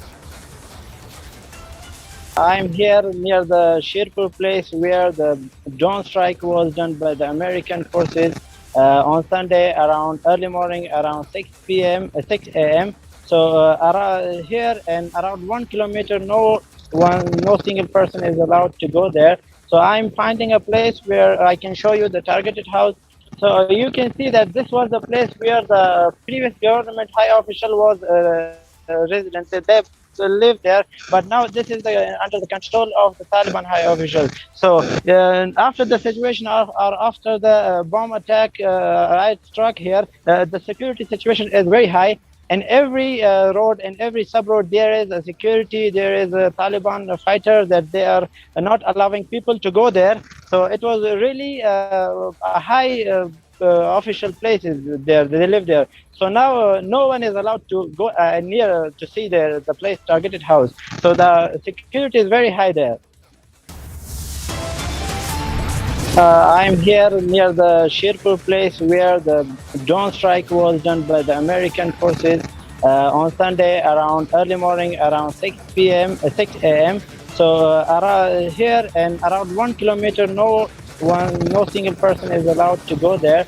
So I'm finding a place where I can show you the targeted house.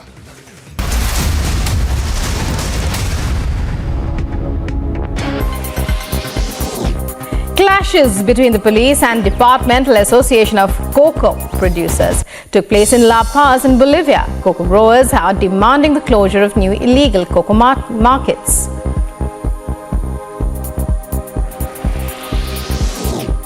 The White House has welcomed the announcement that the first ship carrying Ukrainian grain has set out from the port of Odessa. U.S. officials also announced a new tranche of $550 million security assistance to Ukraine.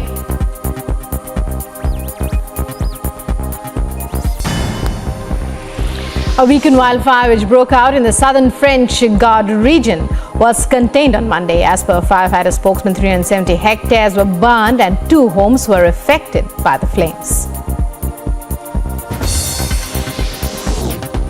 Making a splash, daredevil divers jumped from Mostar's historic bridge. In a tradition dating back to the 17th century, visuals show athletes getting ready to jump before taking the final leap into the water. The first recorded jump was in 1664.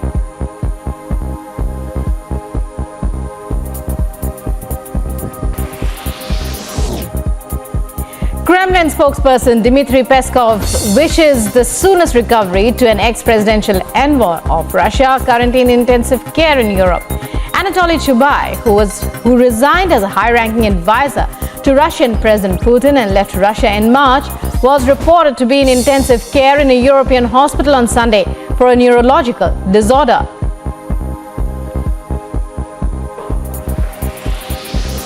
Kosovo's authorities have moved to ease mounting ethnic tensions in the country by delaying a controversial order on vehicle license plates and identity cards. The tensions triggered riots by minority Serbs who put up roadblocks, sounded air raid sirens and fired their guns into the air. The European Commission on Monday urged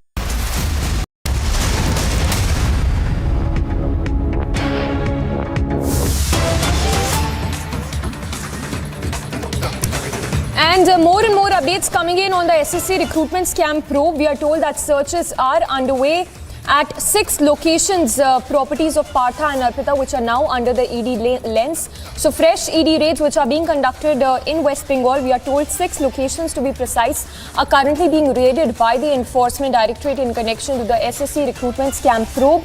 These properties belong to Arpita and Partha. The sacked Minister of Bengal, Partha Chatterjee, and his aide Arpita Mukherjee. The properties of the duo are currently being raided by the Enforcement Directorate. So fresh ED raids that are being conducted across Kolkata.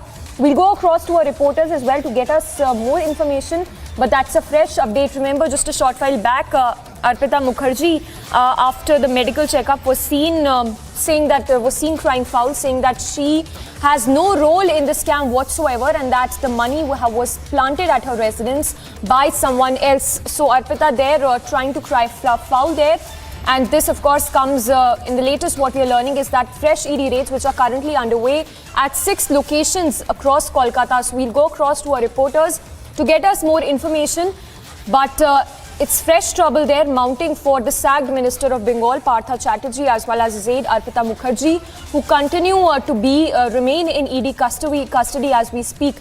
So the visuals also coming in at this point where Arpita can be seen pleading and trying to say that she has done no wrong, saying that she has no role whatsoever in the SSC recruitment scam probe. On the left side, you can see the huge stash of cash, wads and wads of cash that have been recovered over the past few days. And Arpita there, Mukherjee, as well as Partha, saying that they have done no wrong. So several questions that are arising at this point. If the big one being how deep does this rot run, given the fact that loads and loads of cash amounting to crores of rupees have been recovered in the past. We have a few reactions as well lined up. Let's listen into them then.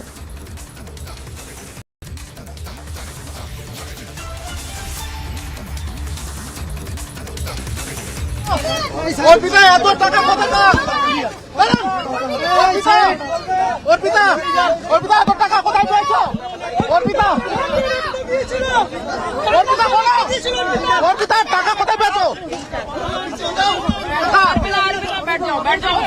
আমার অনুপস্থিতিতে আমার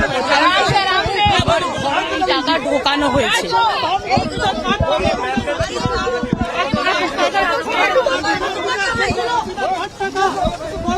চলো চলো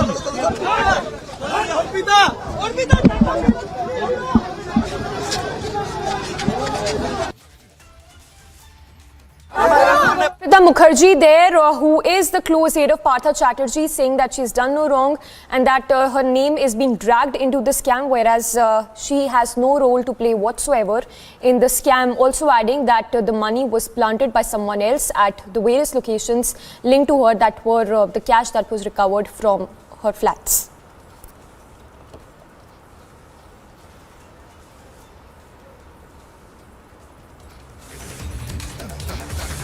At multiple locations related to National Herald and the AGL. More trouble for Rahul and Sonia Gandhi. Keep watching Republic TV. Time for a short break. Stay tuned.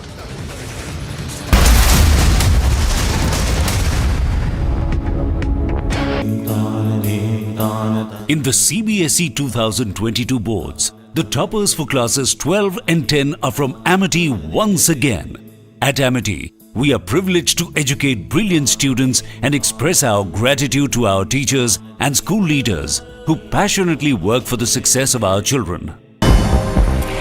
An aerial attack was carried out on a residential house in the Sherpur area of Kabul.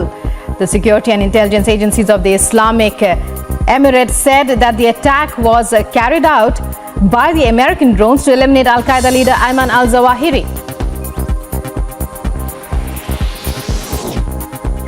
President Joe Biden hailed the drone attack where U.S. intelligence officials tracked down Al-Qaeda leader Ayman Al-Zawahiri to a home in downtown Kabul where he was hiding out with his family. Biden called the mission a total success, saying that he hoped it brought closure to 9/11 victims. Vice President Kamala Harris called climate change an urgent crisis as she detailed the Biden administration's efforts to respond to disasters and wildfires. Harris announced more than $1 billion in grants to states to address flooding and extreme heat exacerbated by climate change.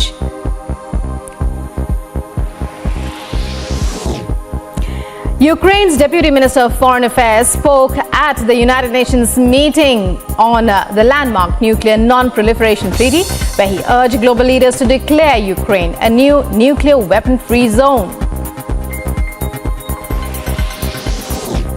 Clashes between the police and Departmental Association of Cocoa Producers took place in La Paz in Bolivia.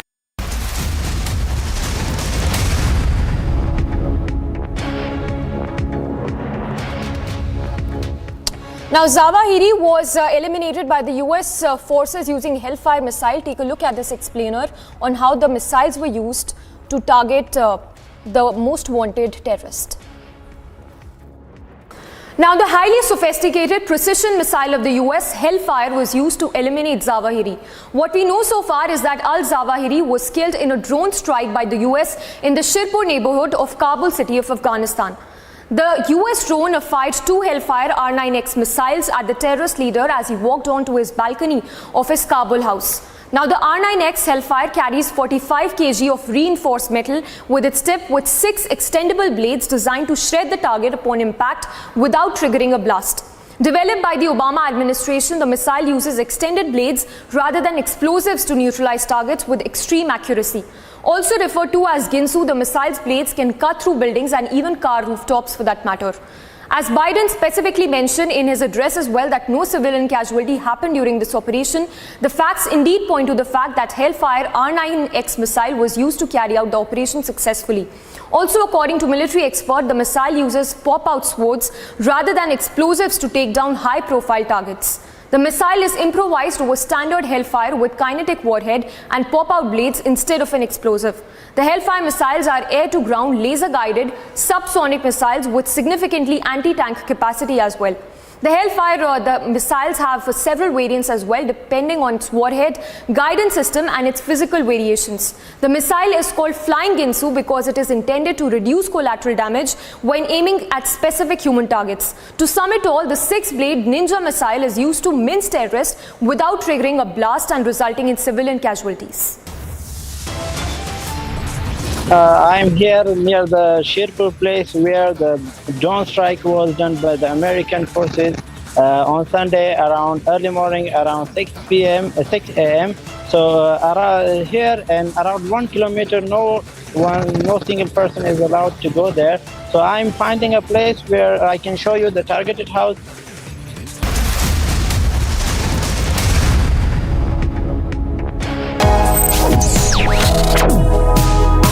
Reading allows us to become familiar with ourselves. We don't read, we won't know what is knowledge. I just find it very interesting to know people's lives, how they went through certain situations, how they dealt with things. So wherever you want to go in life, if you read books along those lines, then that would really help you in growing.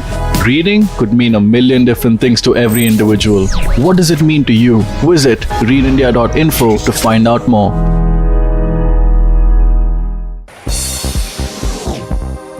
The European Commission on Monday urged authorities in Kosovo and Serbia to resolve rising tensions through dialogue and negotiations only, as Kosovo delays measures stirring tensions with minority Serbs.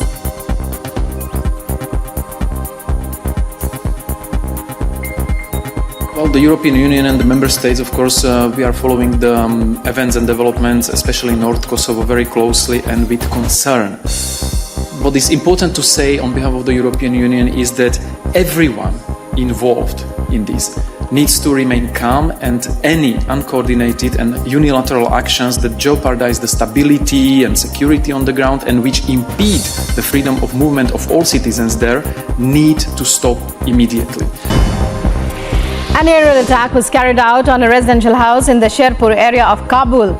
The security and intelligence agencies of the Islamic Emirates said that the attack was carried out by the American drones to eliminate Al-Qaeda leader Ayman Al-Zawahiri.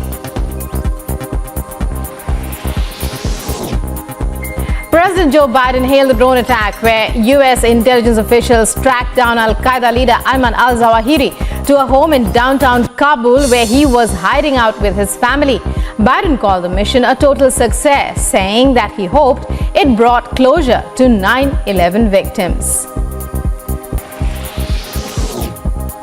Vice President Kamala Harris called climate change an urgent crisis as she detailed the Biden administration's efforts to respond to disasters and wildfires. Harris announced more than $1 billion in grants to the states to address flooding and extreme heat exacerbated by climate change.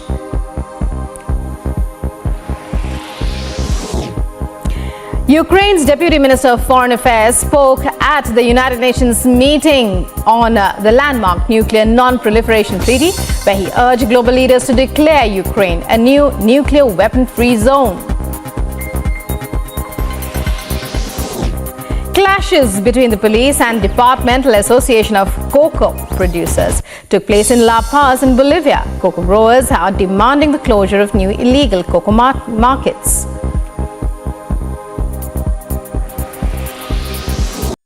If the ED has caught the corrupt, how can we side with the corrupt? This logic is fundamentally flawed. The debate is not about the ED. The debate has to be about the corrupt. The ED is doing its job. The ED is catching proof of solid corruption, of dirty corruption, of anti-citizen, unbelievable corruption. The ED is doing its job. The debate has to be about the corrupt, the horribly corrupt, and the totally corrupt.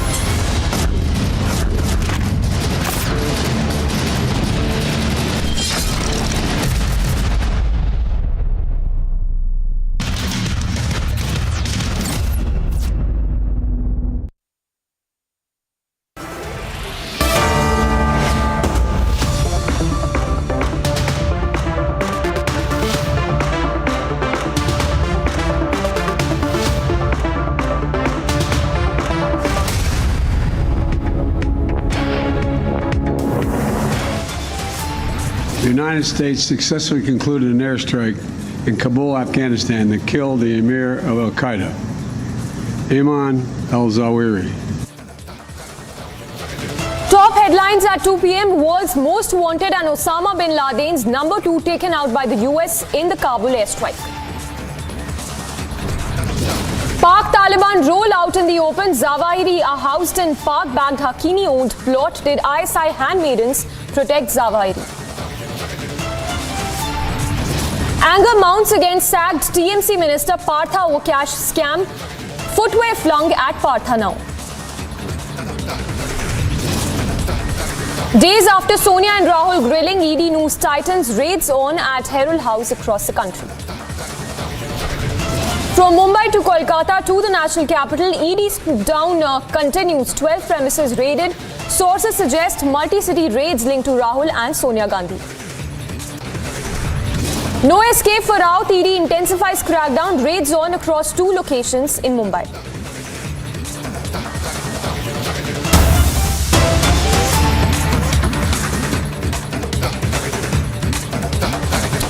And straight away starting with breaking news coming in. What we are learning right now, this is in relation to the SSC recruitment scam probe, where a citizen, angry citizen, was seen hurling a footwear at Partha Chatterjee, is what we are given to understand. So citizen there angry at the sacked minister for the scam, which amounts to over crores of rupees. An angry woman hurling a footwear at Partha Chatterjee is what we are understand. So citizens up in arms against Partha Chatterjee, who's now been sacked as a minister and as well suspended from the party as well. And Mamta, of course, taking action just the very moment, just at a time when the anger only seems to be mounting against the TMC government as a whole. In the visual, you can see the citizen there hurling a footwear at Partha Chatterjee. We have Kishle joining us live from the Bangla newsroom. Kishle, if you could take us through the scenes that we are showing to our viewers right now, the visuals in which the angry citizen can be seen hurling a footwear at Partha Chatterjee. Yes, exactly. When Partha Chatterjee and Arpita Mukherjee was taken out of ESI hospital today after their regular medical checkup, what happened was this lady, this citizen, she threw a slipper at Partha Chatterjee, which missed Partha, but though it was thrown towards him. And this lady is saying that this person who has laundered money of common people, he has laundered lakhs of rupees, he has laundered crores of rupees, and this person is now being taken in AC cars. He is traveling in AC cars and he is taken in wheelchair. Why is he why is he being given so much luxury? Why is he taken in wheelchair? Can't he walk? So it's clearly anger mounting among common citizens of West Bengal. Every day we are seeing the ED is raiding different locations and huge piles of cash is coming out, gold is coming out in ED raids. So therefore it's quite natural that the common people of West Bengal, the common people like this lady who hurled this slipper at Partha Chatterjee, are becoming angry at the outcome of this whole incident. And this dramatic shots we have received from just outside ESI Joka Hospital, where Partha Chatterjee was taken for medical checkup, routine medical checkup. And when he was brought out of the hospital, this lady, this citizen threw a slipper at him, and that slipper though missed Partha Chatterjee but made its point that people are angry here in West Bengal. Back to the studio. Well, absolutely, Kishle. Anger, they're spilling onto streets. You know, the question being that what has been the source of that huge amount of cash that's been recovered, as well as the gold, the coins, the silver jewelry for that matter as well, that's been recovered from Arpita Chatterjee's locations. So, of course, as we just heard that soundbite as well of Arpita, where she's seen that the money was planted to a residence, the question arising from where did the source, what is in fact the source of all this money that was recovered, which amounts to crores of rupees? Kishle. Exactly. When she was taken inside the hospital and when she was brought out of the hospital, what the point that she wanted to make again and again, Arpita Mukherjee, she said that I did not know from where this money came from. I was not present when this money was put in my flat or in my apartments. Before this also she has said repeatedly that this is not my money, and on the other hand Partha Chatterjee also has said on Republic Camera that this is not my money and time will tell whose money is this. So the great question right now is whose money is this? the pile of money, the stack of cash that we saw on television, and those dramatic shots of gold jewelry, money on the bed, a full big bed, royal size bed full of money of 2,000 rupees notes, 21 crore, 27 crore and crores more. Whose money is this? Today there are 7 ED teams who are out for raiding different locations, and we have learned that also in different locations like Boranagar or in Lansdowne in Kolkata, there are multiple ED raids at different locations, and which include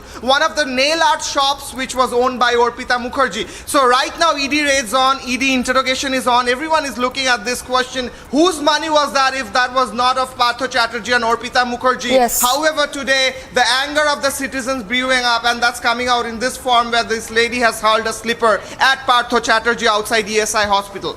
Yes, Kishle, so multiple raids being carried out in Kolkata as we speak. Kishle, once again for our viewers, if you could briefly talk to us about the incriminating documents that have also been recovered, along with, of course, over 50 crore cash that has been recovered. Because in one of the searches that was conducted, we believe that a government insignia was also found in one of the envelopes that was recovered in these raids.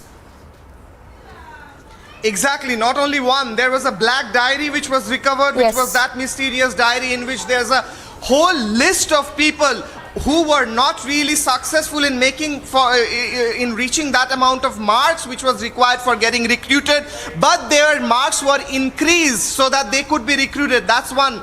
Also, there were envelopes on which government insignias and stamps were there of the Educational Department of West Bengal, and inside those envelopes also there was cash, and there were other documents like small pocket diaries in which names and numbers of agents, contact numbers of agents were there who were allotted for taking and collecting the money from different districts from the candidates who wanted to pay money to be recruited. So ED has a huge amount of evidences which are collected from the apartments of Arpita Mukherjee and Partho Chatterjee, which they have got. Also from different other locations like Manik Bhattacharya's house, who is MLA of Palashipara right now, and he was previously the chairman of West Bengal Board of Primary Education. So all these locations, all these people, and ED raids in all these locations amounting to one single point, that there was this scam, there is this scam of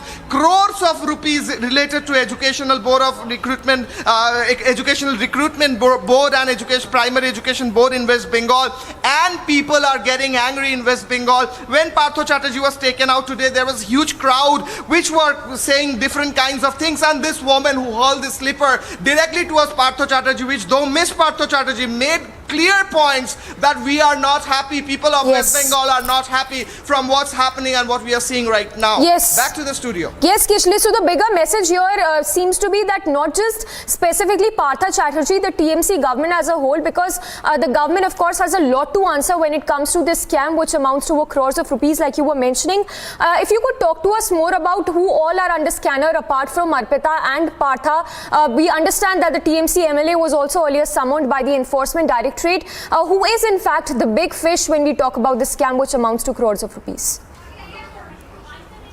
Exactly, there's a whole list of people who are under scanner right now in West Bengal, and all these people are big honchos, they are big faces, they are quite important in terms of their political career, in terms of the offices that they held. This includes Partho Chatterjee, this includes Arpita Mukherjee, this includes Manik Bhattacharya, who is MLA presently and ex-chairman of West Bengal Board of Primary Education. This includes Kalyanmoy Ganguly, this includes various other faces in whose houses and places raids were going on. Right now also we are learning from ED sources that there are more names which are yet to come up, but we do not know right now who are they. But ED is also considering who are all these people who are connected with Partho Chatterjee, which includes the driver of Partho Chatterjee, personal assistant of Partho Chatterjee, driver of Arpita Mukherjee. All these people were used to collect money from different places, different points. There were agents in districts who used to collect the money and give back to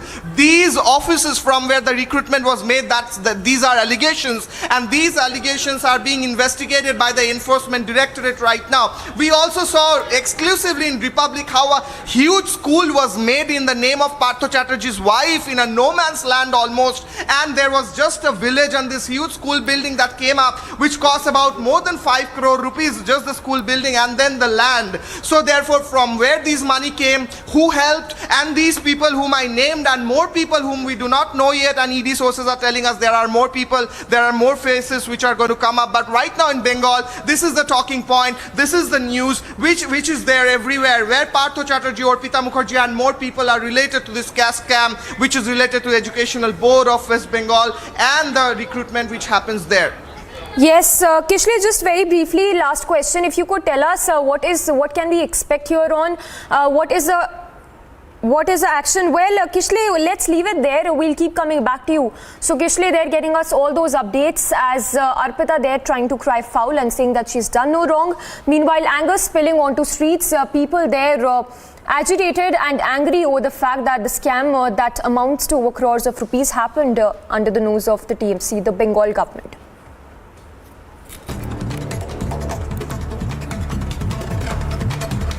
A quick roundup of all that's making news as Unified Payments Interface records 6 billion transactions in July. Prime Minister Modi called it an outstanding accomplishment. Prime Minister Modi said that it is the collective resolve of the people of the country to embrace new technologies. Prime Minister also asserted that digital payments were helpful during COVID pandemic.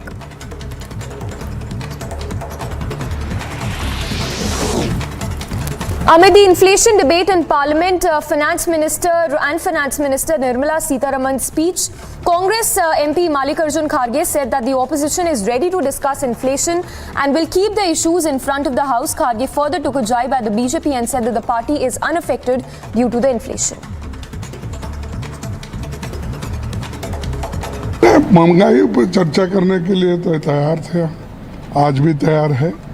अभी chairman साहब ने भी phone किया कि महंगाई पे चर्चा आज शुरू होना चाहिए, तो हमारे सबकी सम्मति है कि चर्चा के लिए हम तैयार हो जाए और जो भी मुद्दे सरकार के सामने रखना है वो रखेंगे। A terror attack was reported in Ramban in J&K as the police forces cracked down on this terror attack. There have been reports of explosives hurled at the police post of Ramban. Meanwhile, search operation, we are told, is still underway to nab the suspected terrorist who reportedly belongs to the J&K Ghaznavi force. The security forces spotted yet another suspected Pakistani drone. So an infiltration bid that was foiled by the BSF Jawans. The suspected Pakistani drone was spotted in the Kanachak area in the Jammu district. Congress MP and Whip in Lok Sabha Manikam Tagore in fact gave an adjournment motion in Rajya Sabha to discuss the misuse of the ED power. In the notice, Tagore sought the House should advise the Enforcement Directorate to abandon the behavior of calling the public representatives of the opposition party, especially targeting the opposition leaders. The water level of the Jiyadal River in Assam has risen because of the incessant rainfall being reported in Arunachal Pradesh. Water of an overflowing river have submerged several rivers as well in the Dhakuna Khana area.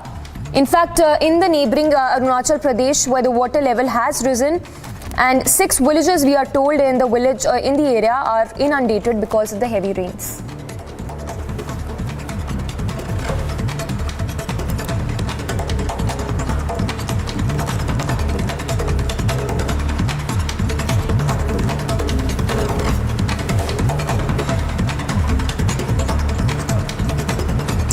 Moving on then, after the Al-Qaeda chief Zawahiri was killed in a US drone strike in Kabul, the role of Taliban in Pakistan has now come under the scanner.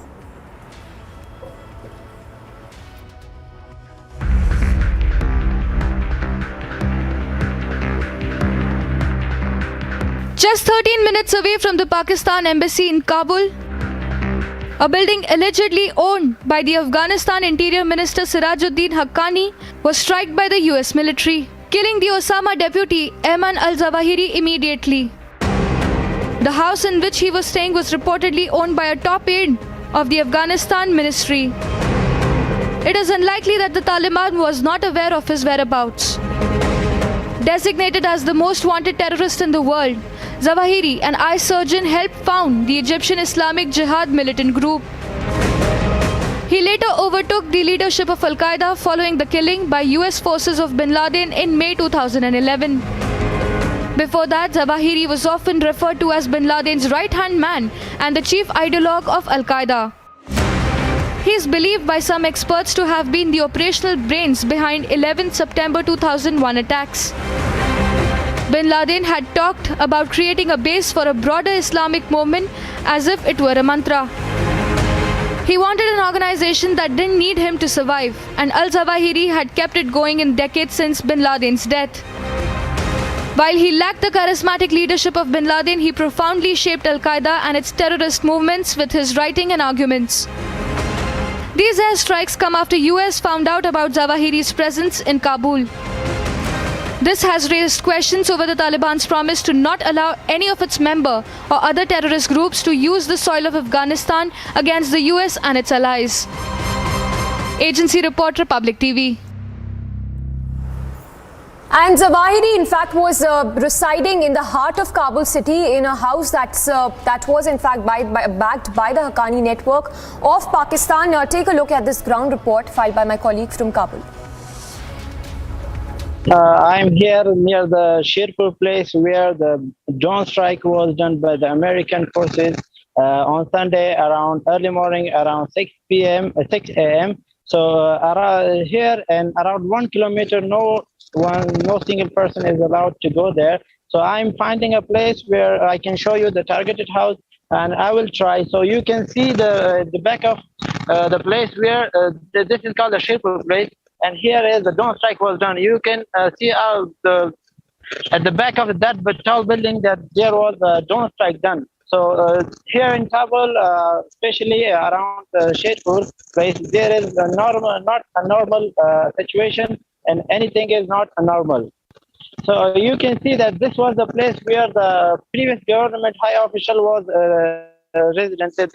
They live there, but now this is under the control of the Taliban high officials. So after the situation or after the bomb attack struck here, the security situation is very high.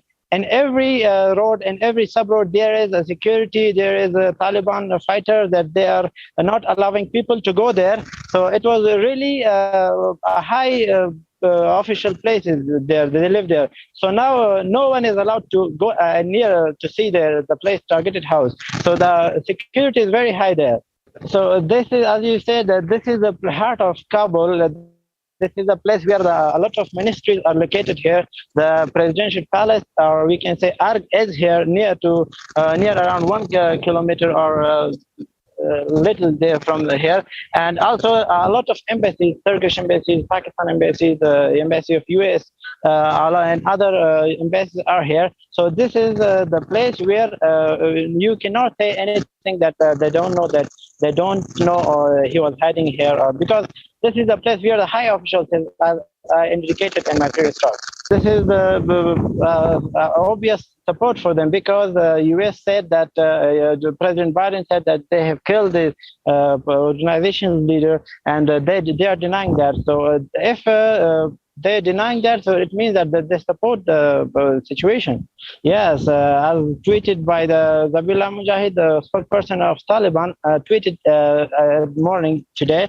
They said that this is against the agreement between the Afghan government, or the Taliban government, and the American officials. He said that this agreement is American is violating this agreement, because they said that they will not strike or they will not damage the Taliban government, but they are now doing that. So he did not name any casualties here, but just they said that this is why the Americans are violating the agreement at the heart of Kabul. Yes, there were a lot of other targets too. Besides this airstrike, there was another bomb blast in Casino place. There was another one in Dimazan. So and another one also in the Sherpur. So this was not the just target one place targeted. A lot of 3 or 2 more houses were also targeted on that same day, on the same time. And on to more international news then. Chinese President Xi Jinping and United States President Joe Biden spoke over a phone call. China showcased the DF-17 missile strike test for the first time on People's Liberation Army Day. The talk of Nancy Pelosi's visit to Taiwan on such a day is keeping Beijing on its toes. China reiterated previous warnings to the US, saying serious consequences ensue if House Speaker Nancy Pelosi insists on visiting Taiwan. Chinese Foreign Ministry spokesperson said that the visit would trample on the One China principle and gravely threaten peace and stability of the Taiwan Strait. 佩洛西众议长如果赴台，将是对中国内政的粗暴干涉，严重损害中国主权和领土完整，肆意践踏一个中国原则，严重威胁台海和平稳定，严重破坏中美关系，导致非常严重的事态。 He further warned that China would take bold and powerful actions to preserve its sovereignty and territorial integrity. 如果佩洛西众议长访问台湾，中方必将采取坚决应对和有力的反制措施，捍卫自身的主权和领土完整。至于是什么措施，如果他敢去，那就让我们拭目以待吧。 House Speaker Pelosi began her Asian tour in Singapore as rumors about a potential stop in Taiwan, which has heightened tensions between Beijing and West, has circulated. Beijing interprets official American contacts with Taiwan as encouragement to formalize the island's long-standing de facto independence, a move that American authorities claim they oppose. The timing of Pelosi's visit, which coincided with China's traditional PLA Day on August 1, couldn't have been worse, as PLA celebrated its 95th anniversary. Agency report, Republic TV.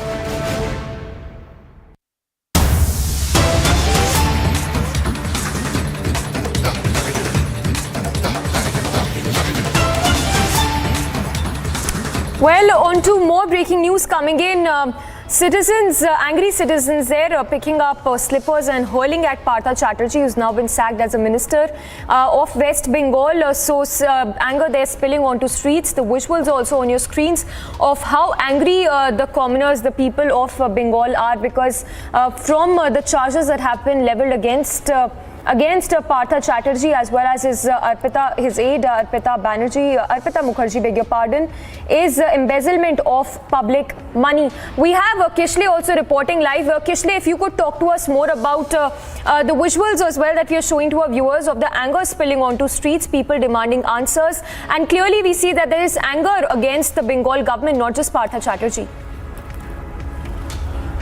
Well, exactly. This drama that we are showing right now, the dramatic visuals coming directly from ESI Joka Hospital, where Partha Chatterjee was taken for his medical checkup. And when after the medical checkup, after the health checkup, when he was out of the ESI hospital, when he was being brought back to the CGO office, outside ESI Joka Hospital, a woman, this citizen, hurled a slipper at Partha Chatterjee. And what she said later on was more important. She said that this person who has laundered money of thousands of poor people of West Bengal, this person is now traveling in AC cars, in luxury cars, and he's being taken in wheelchairs. Why is he getting so much luxury? Can't he walk down the way to the hospital? So right now, clearly people of West Bengal, common people like us in West Bengal who are staying here, who work hard, they are showing their anger right now.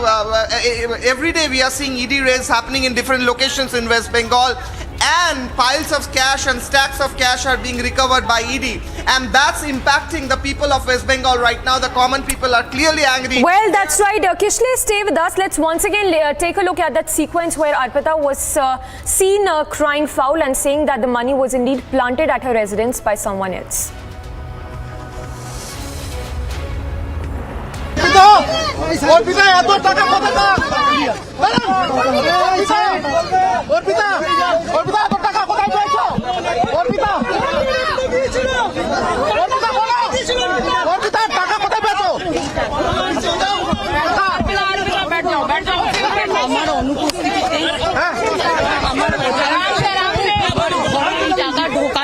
হয়েছে।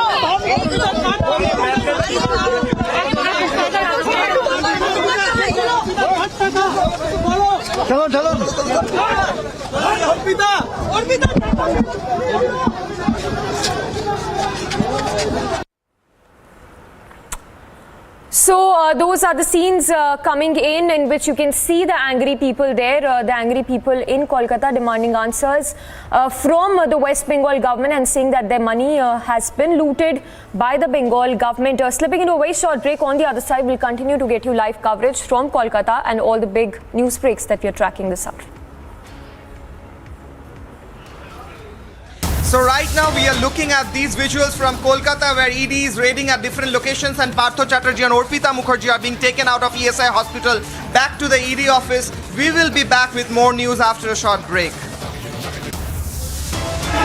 America के कोई भी समाचार पत्र खोलो वहां recession की चर्चा है, स्टैगफ्लेशन की चर्चा है यूरोप में, लेकिन अपनी यहां नहीं है क्योंकि हम उस रास्ते पर नहीं गए हैं।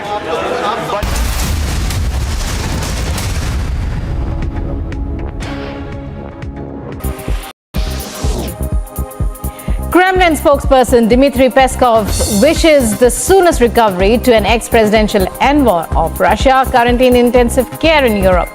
Anatoly Chubai, who resigned as a high-ranking advisor to Russian President Putin and left Russia in March, was reported to be in intensive care in a European hospital on Sunday for a neurological disorder.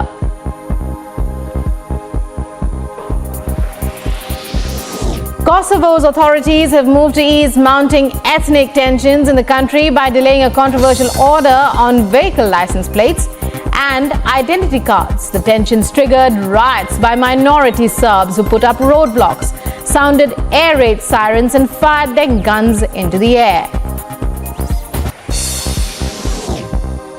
The European Commission on Monday urged authorities in Kosovo and Serbia to resolve rising tensions through dialogue and negotiations only, as Kosovo delays measures stirring tensions with minority Serbs.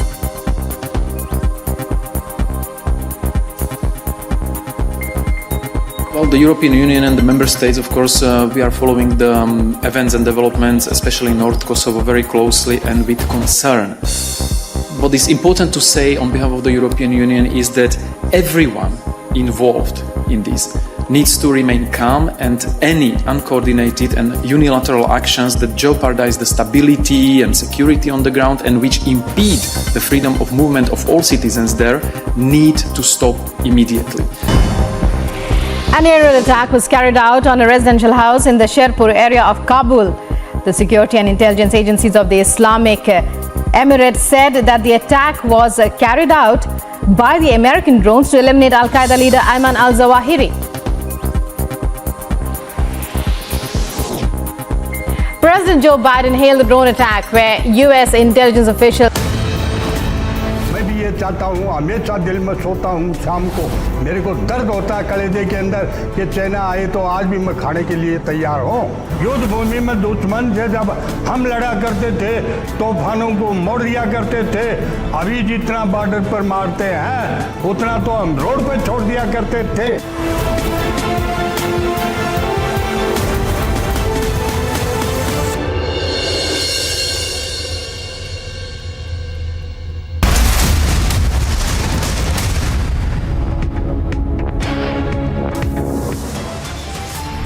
The United States successfully concluded an airstrike in Kabul, Afghanistan that killed the emir of Al-Qaeda, Ayman Al-Zawahiri.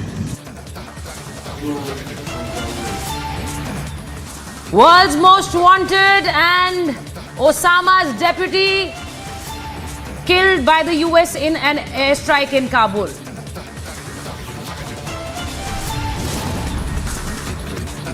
Pak Taliban rollout in the open. Zawahiri housed in Pak-backed Haqqani-owned plot. Did ISI handmaidens protect Zawahiri?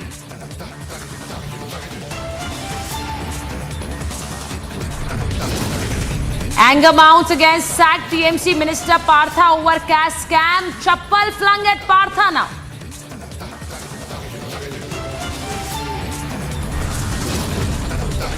Days after Sonia and Rahul grilling, ED news titans raids on at Herald House across India.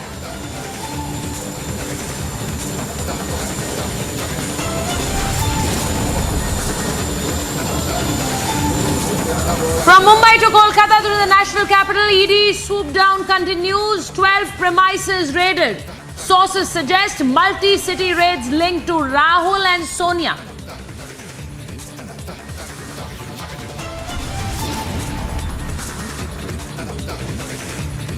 No escape for Raut. ED intensifies crackdown. Raids on across 2 locations in Mumbai.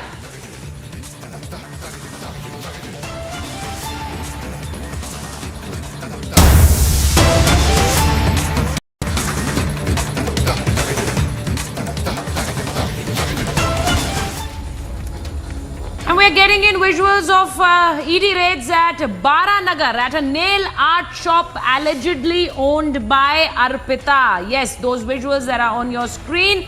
ED is raiding at Baranagar at a nail art shop which supposedly is owned by Arpita Mukherjee.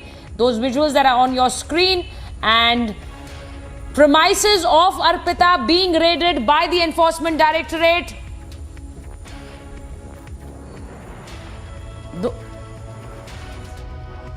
Live from the Bangla newsroom, Kishle joins us from the Bangla newsroom. Kishle, give us more details on the raids that are being conducted by ED at Baranagar, and also about these shops that are allegedly owned by Arpita.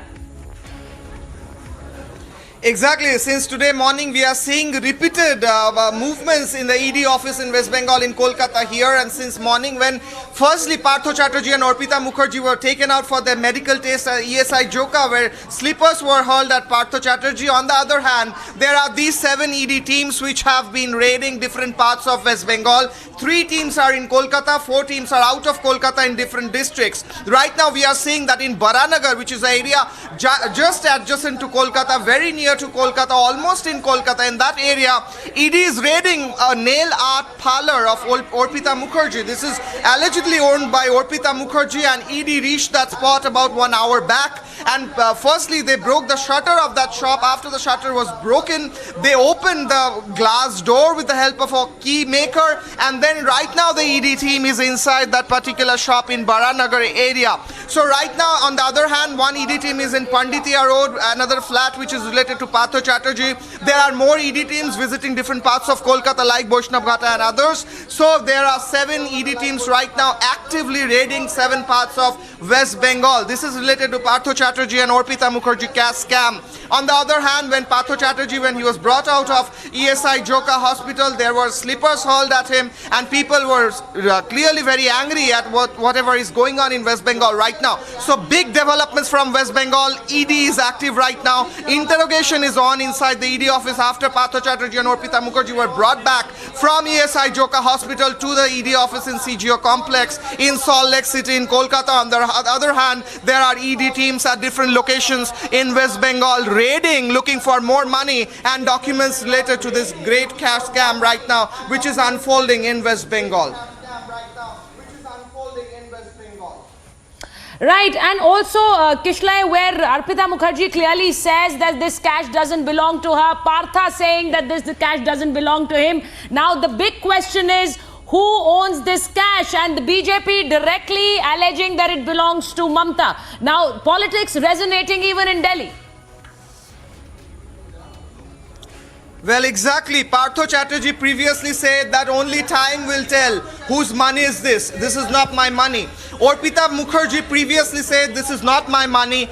Today she said that I did not know when this money was brought in my flat. I was not present there. She was not present there when the money was brought in her flats. Previously, she also said that I did not have access to these apartments. Only Partho Chatterjee could enter, and when he entered, the CCTVs were switched off. All these allegations from Arpita Mukherjee, and she's saying this is not my money again and again. So whose money is this? And BJP is saying this is Mamta Banerjee's money. She had clear understanding of from where all this money came from, and Partho Chatterjee was directly in touch with her about all this. This is allegation of BJP right now in West Bengal. However, this is extremely important question which ED is also investigating, that if this money is not just Partho Chatterjee's, if this money is not just Arpita Mukherjee's, then who are the other faces, who are the other political entities who were related to this scam and whose money is this? There's a huge amount of money that was found, which we showed in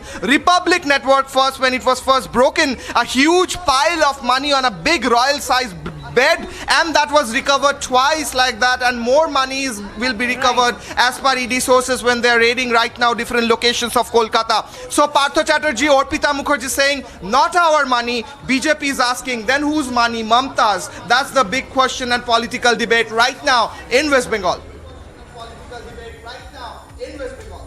Right, so the ED going about in a systematic way, a location a day or a location in 2 days, and clearly massive cash coming out and maybe more in the days to come. Thank you so much, Kishlai, for joining us on that story.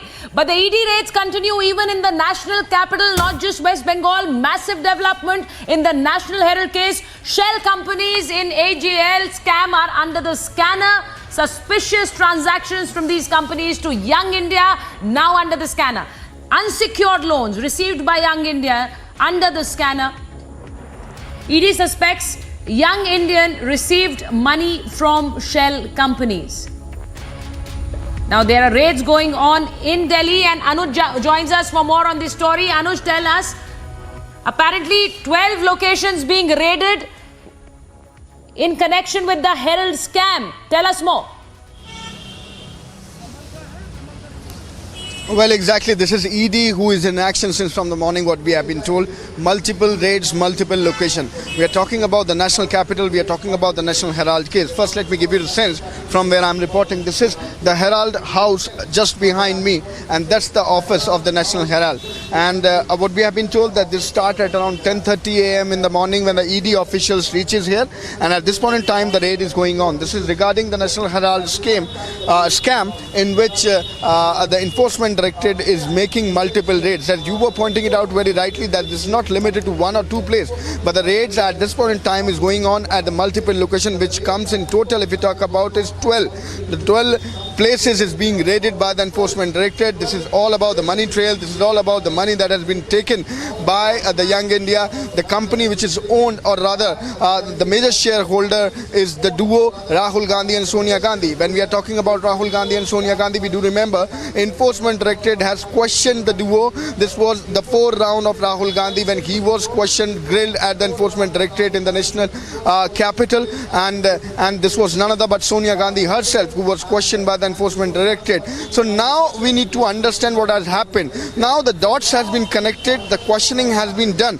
and the major role of the shell companies through which the money trail has been done, through which the money has been transferred to the Young Indian. So that is something what enforcement directorate is looking at this point in time, and this is something what we are understanding, what we have been told through our sources when we are talking about today's raid, which is going on at the 12 location, including in the national capital as well as in Calcutta as well as in Mumbai. So this is going to be major hurdle for the Gandhis now, who are already on the bail.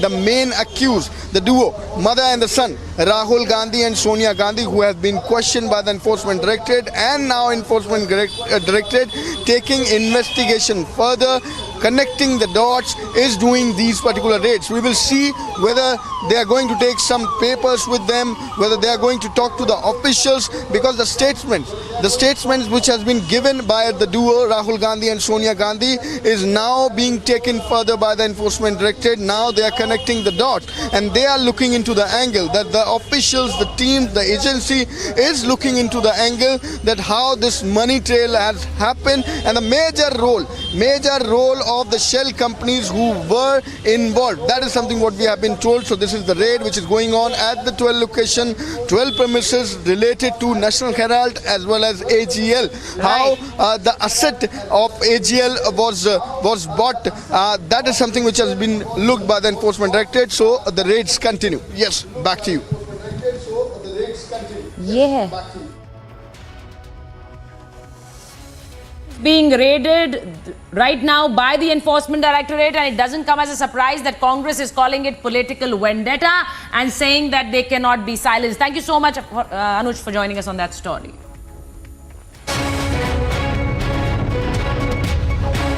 Landslide at Kerala's Coonoor district. The Indian Meteorological Department declared a yellow alert for the region, indicating isolated heavy rainfall. But Coonoor has been witnessing extremely heavy rainfall since the past few days. There have been incidents for the 3 to 4 landslides in Coonoor district itself. Meanwhile, NDRF officials have reached the area to help with the rescue operations, and it is underway in Coonoor's landslide-hit area. Heavy rains continue to batter Kerala even as the state government adopted measures to minimize the damages and intensify relief work. The incessant rains and resultant flooding have claimed 8 lives till date in Kerala. Kerala Chief Minister has already taken stock of the situation and said that preventive measures are being taken by the state government to avoid a flood-like situation. Bureau Report, Republic TV.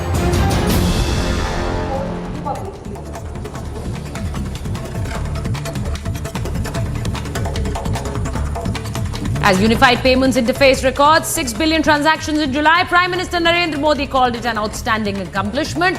PM Modi said that it is the collective resolve of the people of India to embrace new technologies. He asserted that digital payments were helpful during the COVID-19 pandemic.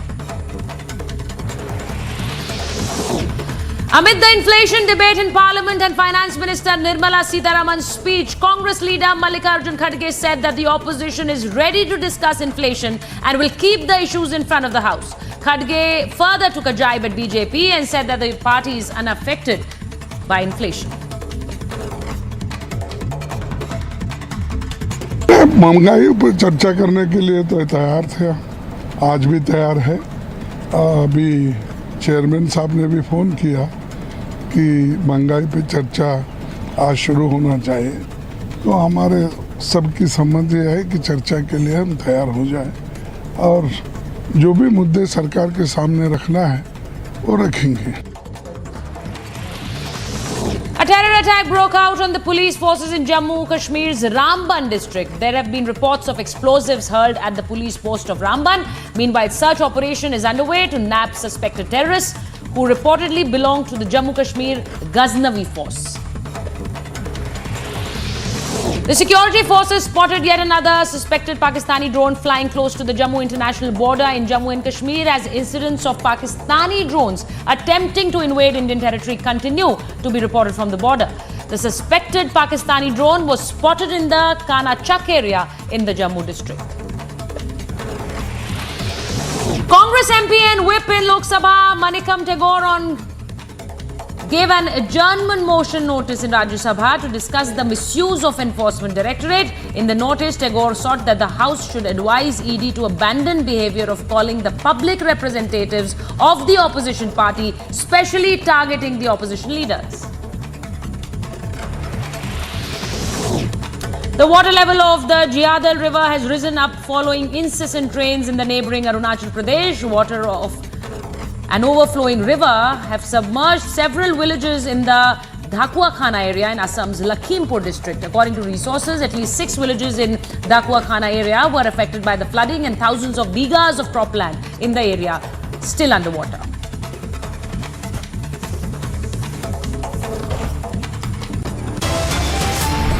And we quickly slip into a short break, but on the other side, no escape for Raut. ED intensifies crackdown. Raids on across 2 locations in Mumbai.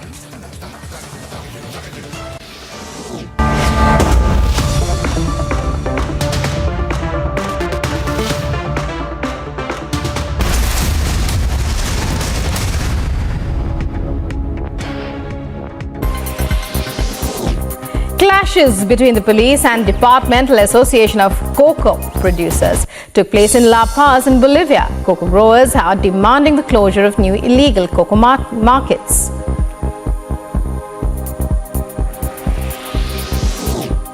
The White House has welcomed the announcement that the first ship carrying Ukrainian grain has set out from the port of Odessa. U.S. officials also announced a new tranche of $550 million security assistance to Ukraine.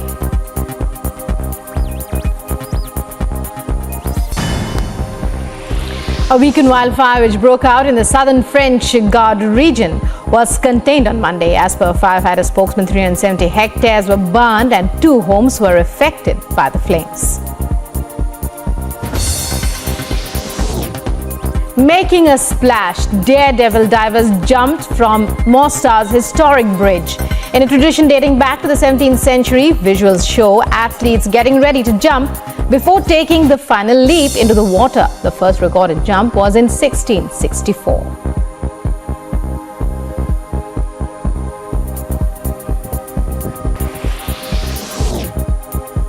Kremlin spokesperson Dmitry Peskov wishes the soonest recovery to an ex-presidential envoy of Russia currently in intensive care in Europe.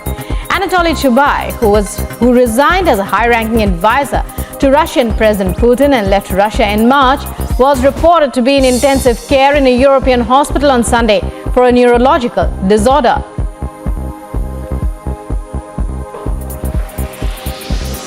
Kosovo's authorities have moved to ease mounting ethnic tensions in the country by delaying a controversial order on vehicle license plates and identity cards. The tensions triggered riots by minority Serbs who put up. Intelligence community located Zawahiri earlier this year. It moved to downtown Kabul after being advised that the conditions were optimal. I gave the final approval to go get him, and the mission was a success. This was the place where the drone strike was done by the American forces on Sunday around early morning, around 6 a.m. One of the places in Kabul on the residence of Al-Qaeda organization, Ayman Al-Zawahiri.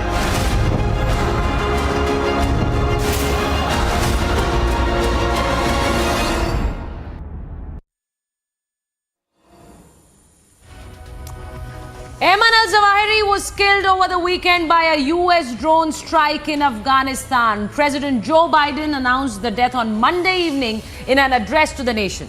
The strike is likely to lead to greater disarray within the organization that bin Laden's death in 2011, since it is far less clear who his successor would be. Here is a ground report from the site of the strike.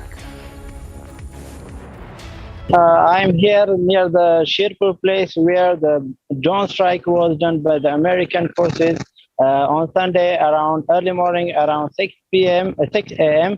So around here and around 1 kilometer, no single person is allowed to go there. So I'm finding a place where I can show you the targeted house, and I will try. So you can see the back of the place where this is called the Sherpur place. And here is the drone strike was done. You can see at the back of that tall building that there was a drone strike done. So here in Kabul, especially around the Sherpur place, there is not a normal situation, and anything is not normal. So you can see that this was the place where the previous government high official was resident.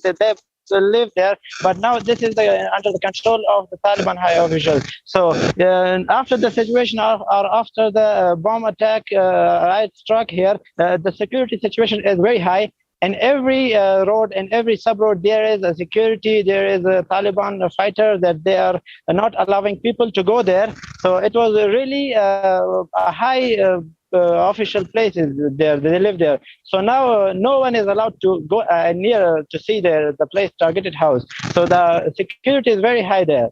So this is, as you said, this is the heart of Kabul. This is a place where a lot of ministries are located here. The presidential palace, or we can say Arg, is here near around 1 kilometer or little there from here. And also a lot of embassies, Turkish embassies, Pakistan embassies, the embassy of US, and other embassies are here. So this is the place where you cannot say anything that they don't know, or he was hiding here, or because this is the place where the high officials, as I indicated in my previous talk. This is the obvious support for them, because the U.S. said that President Biden said that they have killed the organization's leader, and they are denying that. So if they're denying that, so it means that they support the situation. Yes, as tweeted by the Zabihullah Mujahid, the spokesperson of Taliban, tweeted morning today.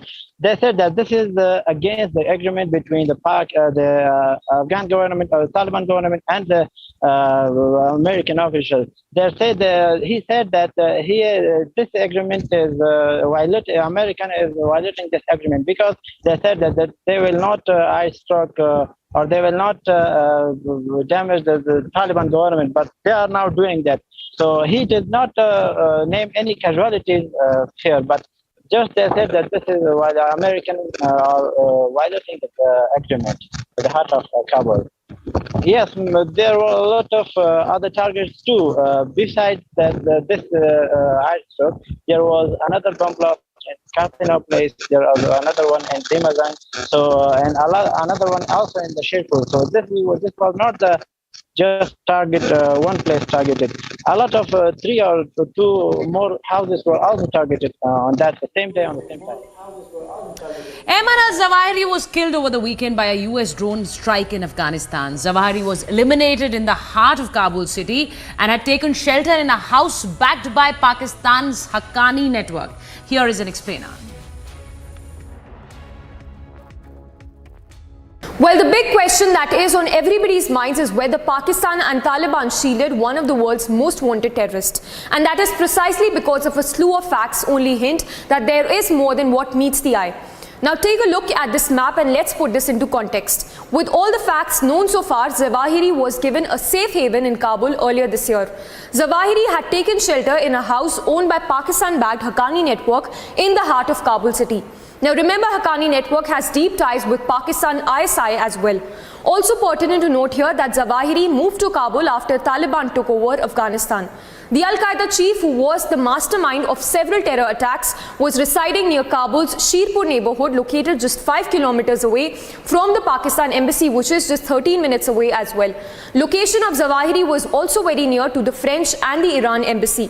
So does this mean that the Al-Qaeda chief, who was the key architect of the 9/11 attack, was secured that no harm could be done to him as he resided in a house owned by Pakistan-backed Haqqani network right under the nose of the Taliban leaders? So here in Kabul, especially around Sherpur place, there is not a normal situation, and anything is not normal.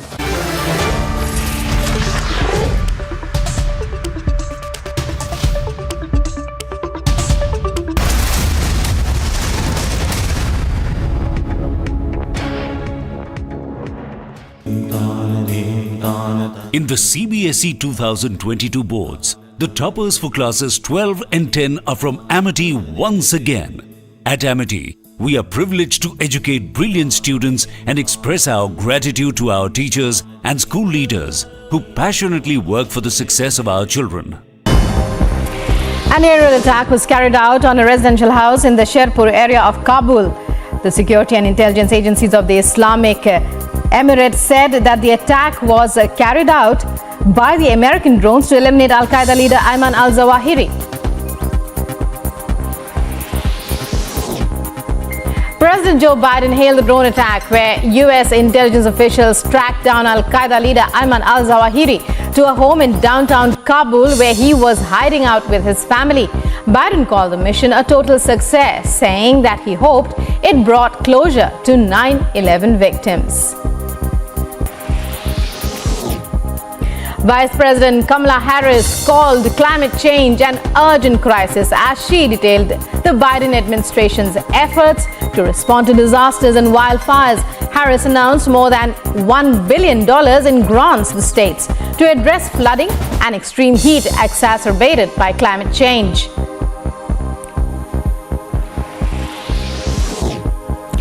Ukraine's Deputy Minister of Foreign Affairs spoke at the United Nations meeting on the landmark Nuclear Non-Proliferation Treaty, where he urged global leaders to declare Ukraine a new nuclear weapon-free zone. Clashes between the police and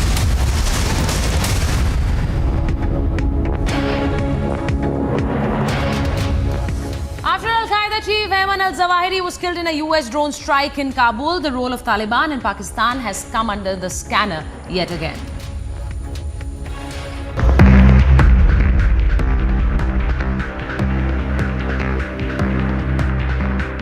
Just 13 minutes away from the Pakistan embassy in Kabul, a building allegedly owned by the Afghanistan Interior Minister Sirajuddin Haqqani was struck by the US military, killing the Osama deputy Ayman Al-Zawahiri immediately.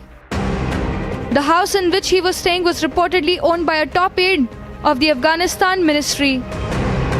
It is unlikely that the Taliban was not aware of his whereabouts. Designated as the most wanted terrorist in the world, Zawahiri, an eye surgeon, helped found the Egyptian Islamic Jihad militant group. He later overtook the leadership of Al-Qaeda following the killing by US forces of bin Laden in May 2011. Before that, Zawahiri was often referred to as bin Laden's right-hand man and the chief ideologue of Al-Qaeda. He is believed by some experts to have been the operational brains behind 11 September 2001 attacks. Bin Laden had talked about creating a base for a broader Islamic movement as if it were a mantra. He wanted an organization that didn't need him to survive, and Al-Zawahiri had kept it going in decades since bin Laden's death. While he lacked the charismatic leadership of bin Laden, he profoundly shaped Al-Qaeda and its terrorist movements with his writing and arguments. These airstrikes come after US found out about Zawahiri's presence in Kabul.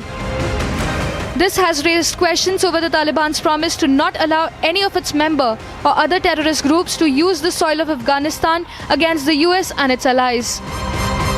Agency Report, Republic TV.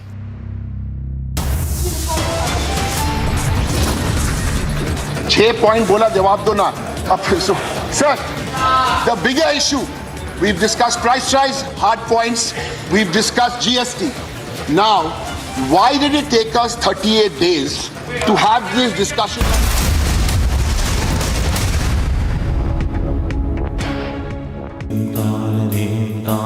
In the CBSE 2022 boards, the toppers for classes 12 and 10 are from Amity once again.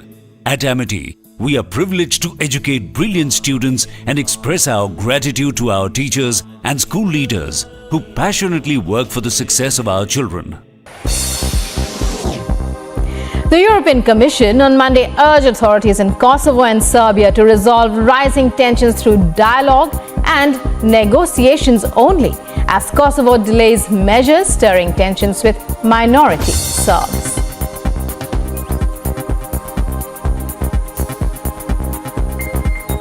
Well, the European Union and the member states, of course, we are following the events and developments, especially in North Kosovo, very closely and with concern. What is important to say on behalf of the European Union is that everyone involved in this needs to remain calm, and any uncoordinated and unilateral actions that jeopardize the stability and security on the ground and which impede the freedom of movement of all citizens there need to stop immediately. Top national stories ahead of 75th Independence Day celebrations. Goa Chief Minister Pramod Sawant urges the participation of all in Har Ghar Tiranga campaign to hoist the national flag at home from August 13 to 16th. Indian Police Service Officer Sanjay Arora, who succeeds Rakesh Asthana as Delhi Police Chief on Monday, chairs meeting with senior police officers, taking stock of security situation in the national capital ahead of Independence Day celebrations. The CP on the first day in office instructs officers to be more vigilant during the period. Delhi court directs jail authorities to provide proper medical treatment to Khalid Saifi along with medication and tests after Saifi, accused in larger conspiracy of anti-CAA 2020 Northeast Delhi violence, moves application to Karkarduma court.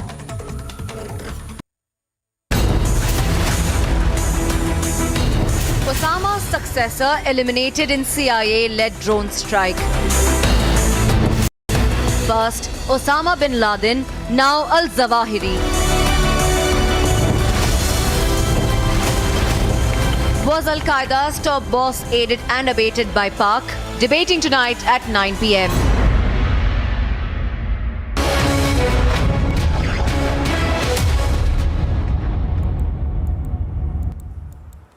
Well, thanks for tuning in. Straight away starting with a quick roundup of all that's making news. As the United States President Joe Biden confirmed the US drone strike in Afghanistan that killed Al-Qaeda leader Zawahiri, who took over as Al-Qaeda leader after Osama bin Laden's death in a US raid. He spoke about how the strike brought about closure to families of the victims of the 9/11 attack.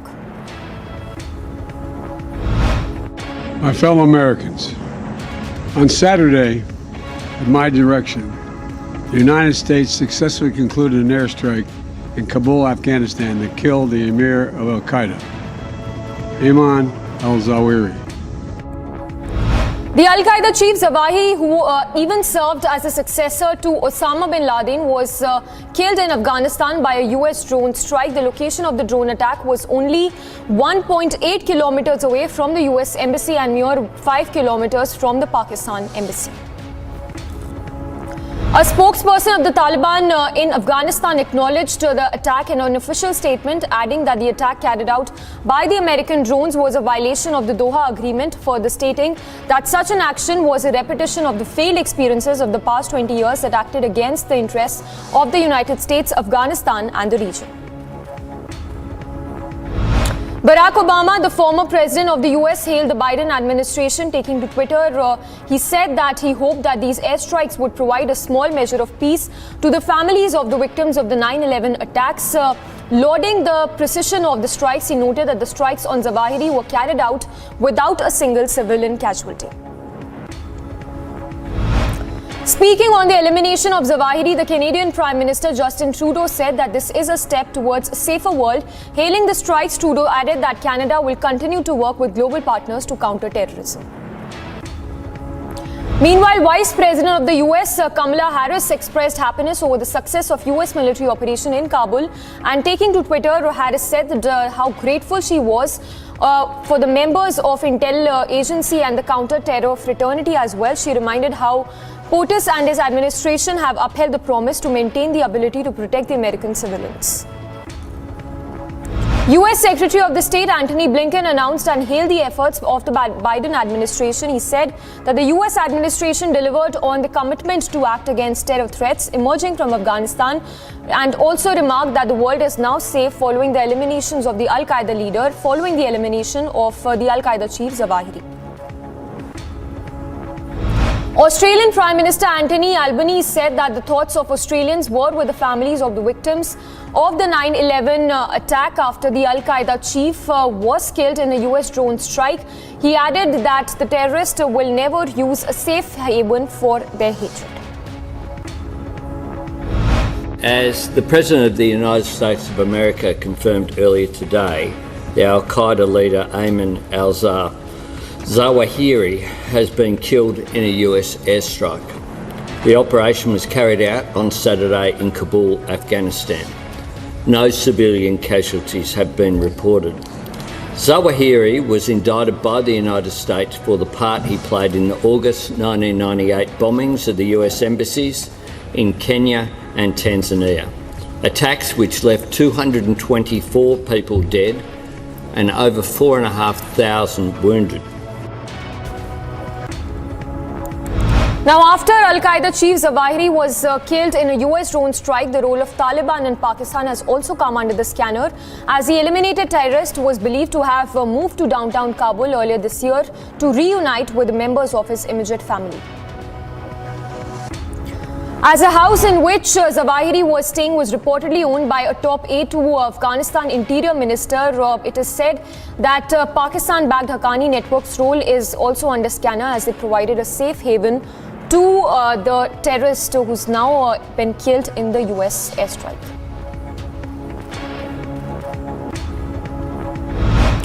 The Pakistan Election Commission has announced the verdict in the foreign funding case against Imran Khan-led Pakistan Tehreek-e-Insaf. Pakistan top election body has accused Imran Khan's PTI to have received prohibited funding. As per the ECB Scrutiny Committee report, Imran Khan-led PTI hid funds amounting to over 310 million rupees and 16 additional accounts from the Election Commission. Arpita Mukherjee, who is said to be a close aide of sacked Bengal Minister Partha Chatterjee, has been continuously denying her involvement in the SSC recruitment scam case. Reiterating her earlier statement, Mukherjee asserted that the money seized by the Enforcement Directorate from her residence does not belong to her. Maldivian President Ibrahim Mohammed Solein met Prime Minister Modi at the Hyderabad House, where during his 4-day visit to India, Solein arrived in India at the invitation of Prime Minister, and both Modi and both the leaders are expected to review the progress in the wide-ranging partnership between Maldives and India. In what could spell more trouble for Congress leaders Sonia Gandhi and Rahul Gandhi, the Enforcement Directorate launched mega searches at Herald House in the national capital in connection with the National Herald scam case. The central agency also carried out multiple raids in at least 10 locations in the national capital. Meanwhile, Union Minister of Parliamentary Affairs Prahlad Joshi said that there is a meeting that will be held on 5th of August regarding the upcoming vice presidential polls. The NDA has announced Jagdeep Dhankar as its vice presidential candidate, while the opposition, remember, has announced Margaret Alva as their candidate for the vice president post. Ahead of the vice presidential election, the opposition's candidate Margaret Alva wrote to all MPs urging them to rise above their party lines and to vote for her. The senior Congress leader also recalled her political career spanning over 5 decades, in which she served in various organizational posts as an MP of both houses, union minister and governor as well. Now, coordinating the opposition, Shiv Sena over creating a ruckus in the parliament over the ongoing ED investigation against party MP Sanjay Raut, BJP spokesperson Samit Patra slammed Sena and said that the corruption should not be defended by any party.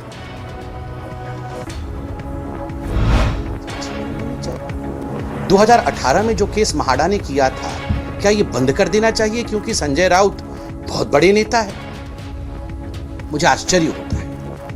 आजकल TV है, आजकल social media है, कुछ छुपता नहीं। नोटों की गड्डियां निकल रही है, गड्डियां देखकर आंख चकाचौंध हो जाता है कि ये है क्या। ऐसे पहाड़ निकल रहे हैं नोटों के, हर जगह पार्थ बैठे हैं। As Unified Payments Interface records 6 billion transactions in July, Prime Minister Modi called it an outstanding feat. Prime Minister Modi said that it is indeed a collective resolve of the people of India to embrace new technologies, asserting that digital payments were helpful during COVID pandemic as well. Meanwhile, a terror attack was reported in J&K's Ramban district. There have been reports of explosives that were hurled at the police post of Ramban. Meanwhile, search operations are still underway to nab the suspected terrorist, who reportedly belongs to the J&K Ghaznavi force. The security forces, meanwhile, spotted yet another suspected Pakistan drone flying close to J&K's international border. Remember, this is one of the many infiltration bits that has been foiled by the Jawans in recent past. And in more news coming in ahead of the 3rd anniversary of the abrogation of Article 370, the Shiv Sena unit of J&K said that they will not celebrate the day as the distress of the people of the United Territory have increased. The J&K party president Manish Sahni alleged that the locals are still waiting for the restoration of their state status. Shiv Sena Jammu Kashmir इकाई ने जो आगामी 5 अगस्त को धारा जम्मू कश्मीर से धारा 370 और 35 से हटने की जो तीसरी वर्षगांठ है, उसको इस साल हम नहीं मनाने का हमने फैसला लिया है। Meanwhile, Goa Chief Minister Pramod Sawant, the head of the 75th Independence Day, urged people to keep up their display picture on their social media as the national flag starting today, that is 2nd of August, also appealing to people to take part in the Har Ghar Tiranga campaign and to hoist the national flag at their residence starting August 13 till August 16. The Prime Minister and Union Minister, meanwhile, Amit Shah, have changed their profile picture of their Twitter handles and posted the tricolour as part of the Har Ghar Tiranga campaign to celebrate the 75th year of India's independence. मैं सभी गोवा के लोगों को आह्वान करता हूं कि तिरंगा झंडा जो हाई स्कूल से लेके स्टेशनरी शॉप तक जो मिलेगा, हम खुद झंडा खरीद के अपने घर पर तिरंगा लहराएंगे। और सभी को इसीलिए जो इंडियन फ्लैग्स के कोड में जो चेंजेस किए उसे मायना रखते हुए 13 अगस्त से 15 अगस्त तक हर घर पर तिरंगा गोवा में लगेगा। सभी लोगों को आह्वान करता हूँ तो सभी लोग हर घर तिरंगा लगाएं। Odisha Chief Minister, meanwhile, Naveen Patnaik attended the orientation program for over 6,500 newly recruited teachers in the state and said that more than 14,000 recruitments have been made in the last 3 years. Patnaik further added that around 4,000 schools have also been transformed in the state so far, detailing the transformation of schools in the state of Odisha. According to police officials, 3 people were held for duping people in Gurugram by sending people online links and also assuring home delivery of liquor. The accused have been identified as Aqib, Taslim Khan and Sabir. They've also been said that they were also involved in sextortion. Online ठगी करने वाले एक अंतर्राज्यीय गिरोह के 3 सदस्य हमारी cyber police station east ने गिरफ्तार करके और इसमें कार्रवाई की है। ये भिन्न भिन्न प्रकार के तरीके अपना के और देश के सभी कोनों के लोगों को फ़ोन करके और उनको लिंक भेज के और उनके साथ ठगी करते थे। The Moga police meanwhile got a 10-day remand of gangster Lawrence Bishnoi, who is also known as a mastermind behind the killing of singer politician Sidhu Moosewala in December 21 attempt to murder case. The Moga police claimed that Bishnoi took a contract to kill Jatinder Kumar alias Neela, who is the brother of Moga Deputy Mayor Ashoka Dhamija. Assam Chief Minister Himanta Biswa Sarma launched Mission Bhumiputra, a digital way to issue digitalized caste certificates to students. The Chief Minister inaugurated a Bhumiputra portal as well at a program that was held at Shri Manta Sankardev Kalakshetra. During this occasion, the Chief Minister said that the government will create 2 pillars under the mission. In a short span of time, Kerala witnessed yet another case of monkeypox. This time it is a 30-year-old man who is undergoing treatment in Malappuram. According to health officials, the patient had reached Kozhikode airport on 27th of July from the UAE. This is in fact the 5th case of monkeypox to have been reported in the state.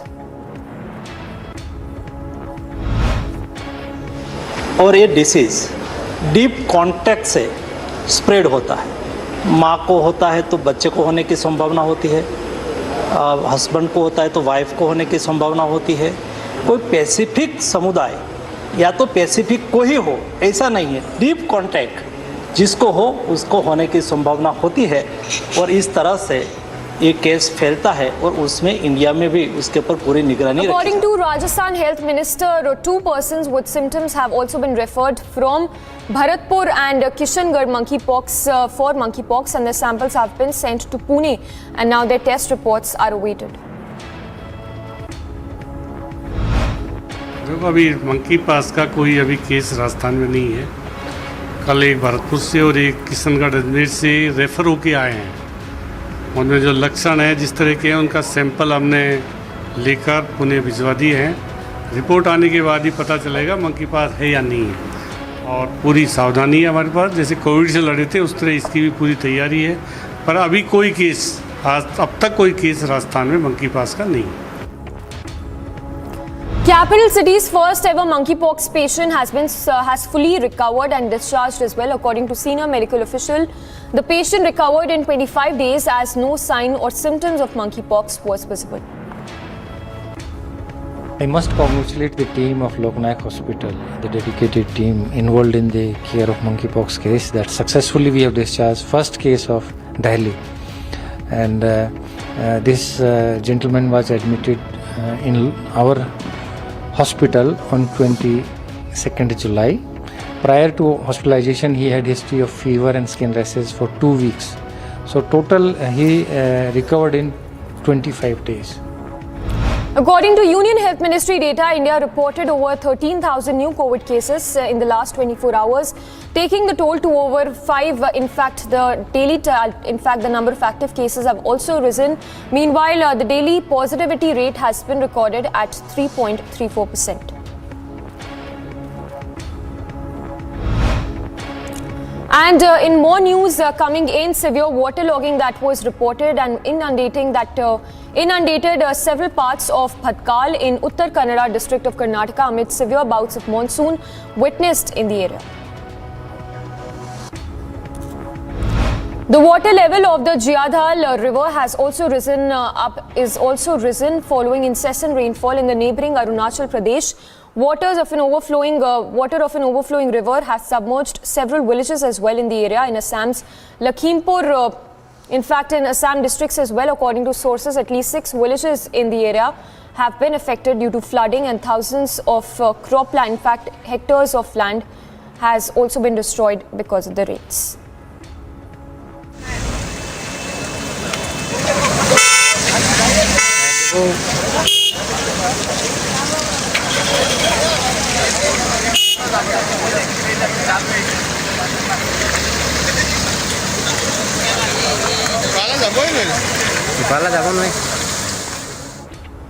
Now, according to the IMD, there will be a reduction in rainfall activity in Himachal Pradesh in the next 48 hours.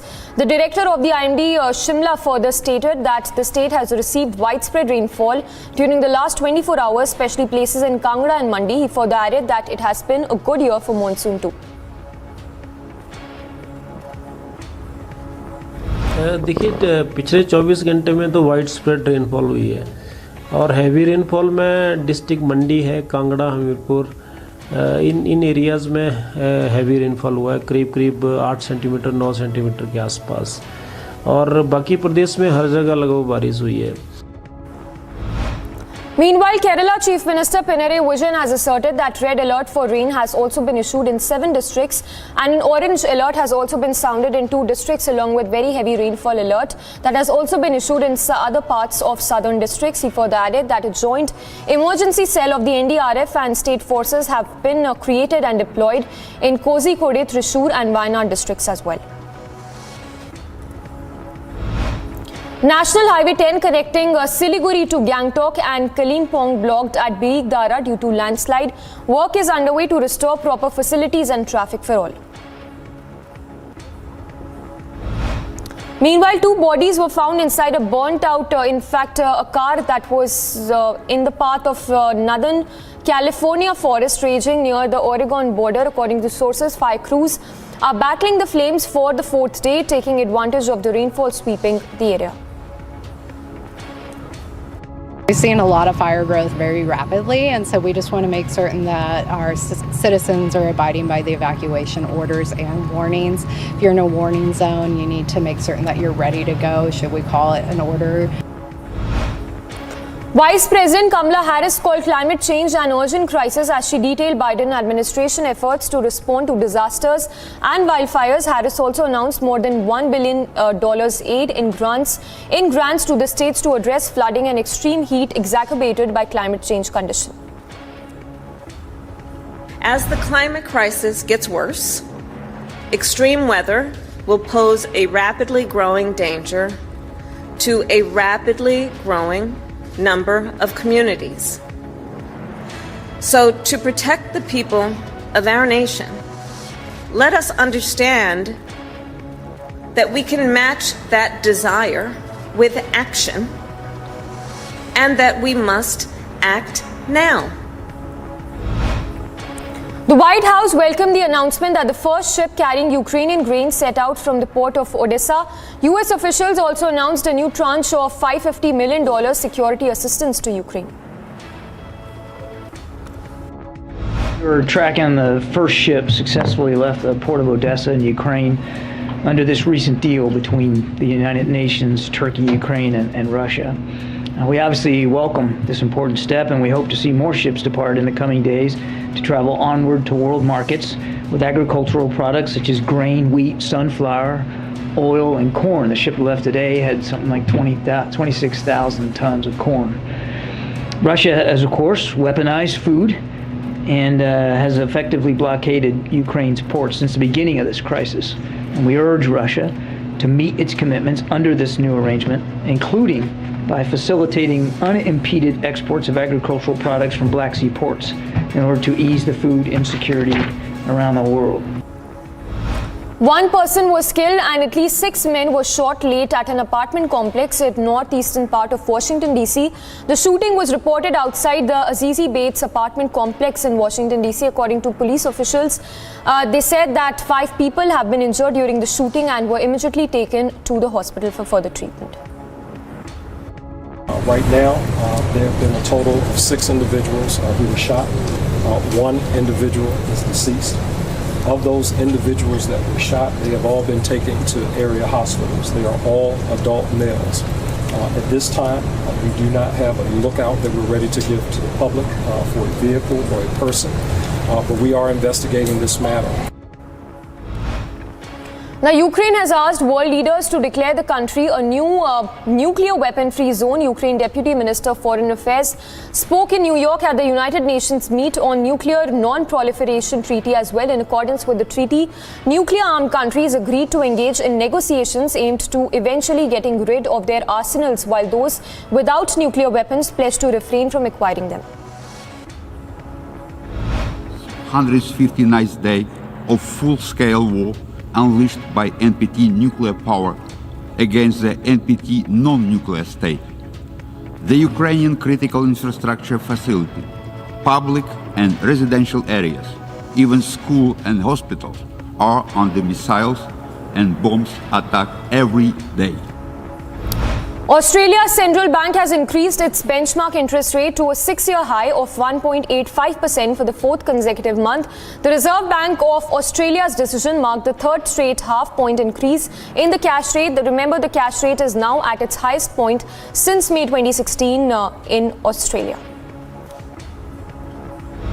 Speaker, it's another difficult day for Australian homeowners with a mortgage. The Independent Reserve Bank has just announced its decision to increase interest rates by another 0.5%, bringing the cash rate to 1.85%. Now, Australians knew that this was coming, but it won't make it any easier for them to handle. And from the world of sports, Tanya Sajdev battled long and hard to rake in the precious point as India registered a sensational win against Hungary in the 4th round match of women's section at the 44th Chess Olympiad in Mamallapuram. Vijay Kumar Yadav won a bronze medal in judo men's 60 kg final at the Commonwealth Games. With this win, Yadav gave India its 8th medal in Birmingham 2022. Achinta also slayed world number 15 Aruna Quadri as India rode past Nigeria to make another final at the Commonwealth Games. It was Sharath who won the crucial second singles match against Quadri to provide a big advantage to India. It was quite clinical, but I think 0-2 down for them. The other player, Omatayo, was quite, he was just going for his shots, playing all out because he knew that, he had nothing to lose. And Satyan could keep the pressure on and build it up. And in the end, a 3-0 win against Nigeria is a big statement, I would say. Meanwhile, Australia won 3 more gold medals in the swimming pool and set a new world record on the 3rd day of competition at the Commonwealth Games. Emma won the women's 50-meter freestyle final and Kaylee McKeown led the way in women's 100-meter backstroke with a Commonwealth Games record. Indian team captain Harmanpreet Kaur claimed that keeping a positive frame of mind helped her team to bounce back from their first game loss and beat Pakistan by 8 wickets in their women's T20 match at the Commonwealth Games. Indian captain Kaur also said that the win will give the team great confidence for the next match against Barbados.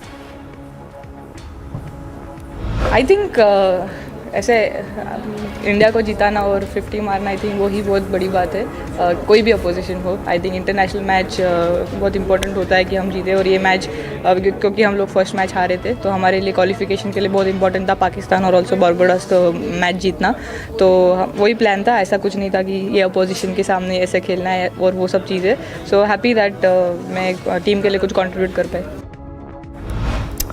Indian men's table tennis team continued their winning trail as they marched into the final by defeating Nigeria by 3-0 in the semi-final at the ongoing Commonwealth Games in Birmingham. It was another dominant performance from the Indian peddlers as they did not allow Nigeria to take a win in any match. Indian men's hockey team played out a thrilling draw against England in Commonwealth Games after the opposition made a stunning comeback in the final quarter of the match. India took a solid lead in the match, but England managed to hold India and earn points from the match to maintain the top position. Lakshya Sen beat his Singapore opponent Loh Kien Yew as India sealed their place in the Commonwealth Games badminton mixed team final with a 3-0 victory over Singapore. Brandon King's Fury knock-off 68 after Obed McCoy's 6-wicket haul guided West Indies to the 5-wicket win over India in the second T20I of the 5-match series at the Warner Park, St. Kitts. West Indies maintained a stronghold on the match after Obed's 6-wicket haul helped the hosts bundle out India for 138 runs.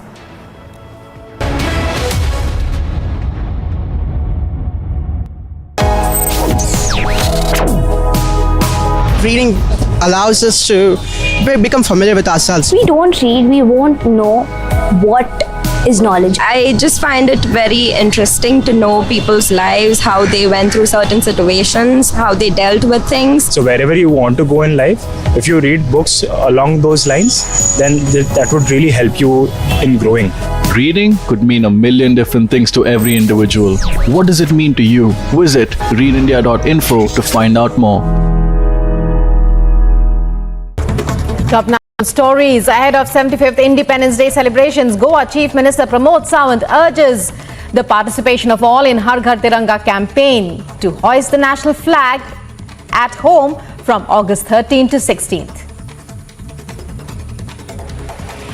Indian Police Service Officer Sanjay Arora, who succeeds Rakesh Asthana as Delhi Police Chief on Monday, chairs meeting with senior police officers, taking stock of security situation in the national capital ahead of Independence Day celebrations. The CP on the first day in office instructs officers to be more vigilant during the period. Delhi court directs jail authorities to provide proper medical treatment to Khalid Saifi along with medication and tests after Saifi, accused in larger conspiracy of anti-CAA 2020 Northeast Delhi violence, moves application to Karkarduma court. You're watching Live and Breaking on Republic. And in other news, as the United States President Joe Biden makes comments confirming the U.S. drone strike in Afghanistan that killed Al-Qaeda leader Ayman Al-Zawahiri, who took over as Al-Qaeda leader after Osama bin Laden's death in a U.S. raid. He spoke about how the strike could act as one more measure of closure to families of the victims of the September 11th attacks. My fellow Americans, on Saturday, at my direction, the United States successfully concluded an airstrike in Kabul, Afghanistan that killed the emir of Al-Qaeda, Ayman Al-Zawahiri. Spokesperson of the Taliban government in Afghanistan acknowledges the attack in official statement, adds the attack carried out by American drones was a violation of the Doha Agreement.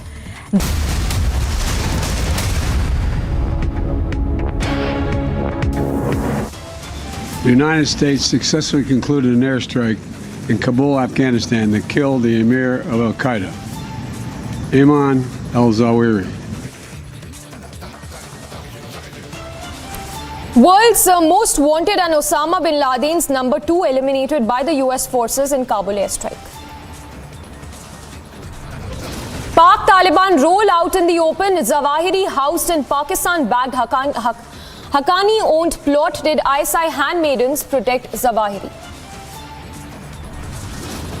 Anger mounts against sacked TMC Minister Partha over cash scam, slipper flung at Partha now. Days after Sonia and Rahul grilling, ED news tightens raids on at Herald House across the country. From Mumbai to Kolkata to the national capital, ED swoop down continues.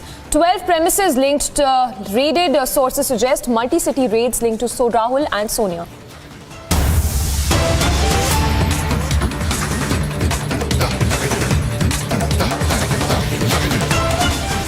And more breaking news coming in, this one from the national capital, where third case of monkeypox has been detected in the national capital. So third case, confirmed case of monkeypox coming to light from the national capital. So that is another growing concern, the rising number of monkeypox cases in the country. We are told that a Nigerian man who was living in the national capital has tested positive for monkeypox.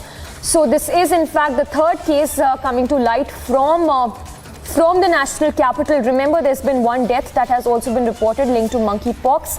And a third case that is now coming to light from the national capital, where a Nigerian living in the national capital has tested positive for monkeypox. We have Harsha getting us all those details. Harsha, if you could give us the details of the patient who's tested positive for monkeypox.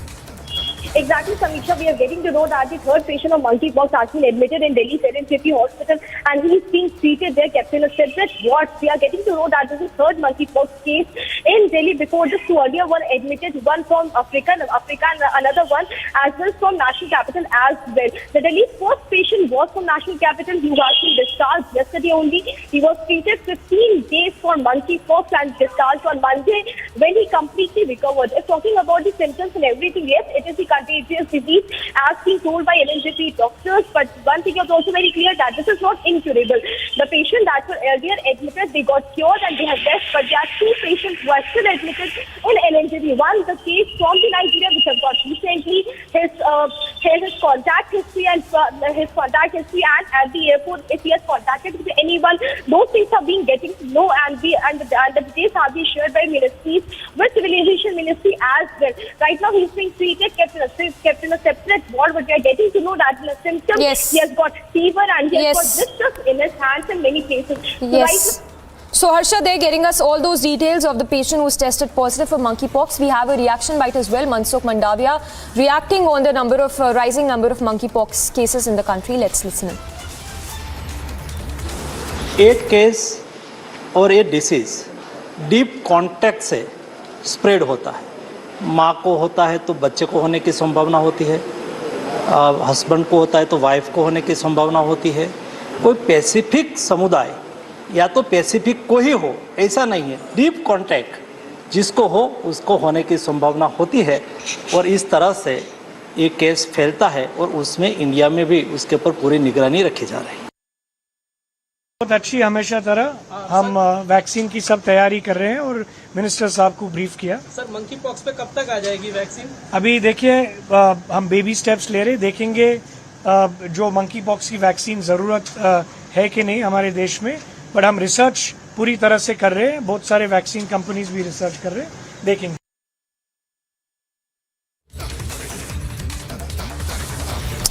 So Adar Poonawala there saying that the Serum Institute is conducting a research as far as manufacturing a vaccine on monkeypox is concerned. In the latest, what you are learning is that another case of monkeypox has come to light from the national capital, taking the number of monkeypox cases in the national capital to 3 now. Now this is a Nigerian man who's been living in the national capital, has tested positive for monkeypox is what we are given to understand. And Union Health Minister also speaking in the Parliament, saying that necessary measures are being taken by the centre with regard to curb the rising number of cases, monkeypox cases in the country.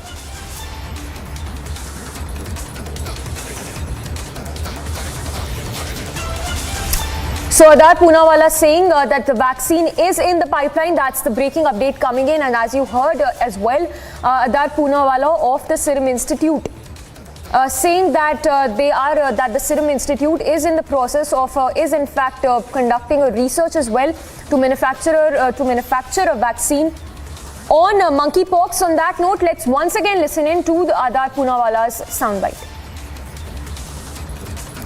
हमेशा तरह हम vaccine की सब तैयारी कर रहे हैं और मिनिस्टर साहब को ब्रीफ किया। सर, मंकी पॉक्स पे कब तक आ जाएगी वैक्सीन? अभी देखिए, हम बेबी स्टेप्स ले रहे, देखेंगे जो मंकी पॉक्स की वैक्सीन ज़रूरत है कि नहीं हमारे देश में, बट हम रिसर्च पूरी तरह से कर रहे हैं, बहुत सारे वैक्सीन कंपनीज भी रिसर्च कर रहे हैं, देखेंगे। And we have Professor Dr. J. Jayalal, a former IMA president, joining us. Sir, if I can get your quick reaction, we just played out Adar Poonawala's soundbite saying that the Serum Institute is conducting a research and that the vaccine could be in the pipeline as well. If you could help us understand if there is a growing need for a vaccine given the number of rising cases in the country. Yeah, definitely, because it is a vaccine preventable disease, and now the trend which is happening in the Western countries is showing that there is definitely a possibility of spread of this infection beyond our control. Already we have 7 and 1 case has already died. Few more suspected cases are being there noted from the different parts of the country. It is always good to get prepared to face that eventuality. So it is a welcome step that the Serum Institute is putting in all their efforts to find out the adequate vaccine for this. And if we are having the vaccine in our hand, in case it is going beyond the control and it is spreading fast, definitely we can go on the war footing and do the vaccination, which will help us to prevent this disease. So this is the right step that has been done by the government of India at the right time. We thank the government for the proactive step they are taking to control this monkeypox at this moment. Yes. Sir, stay with us. If I can also ask you to talk to, if there is any message you have for the people who are watching the broadcast with regard to the caution that they need to take when it comes to, staying away from monkeypox, the symptoms as well as the precautions that need to be taken.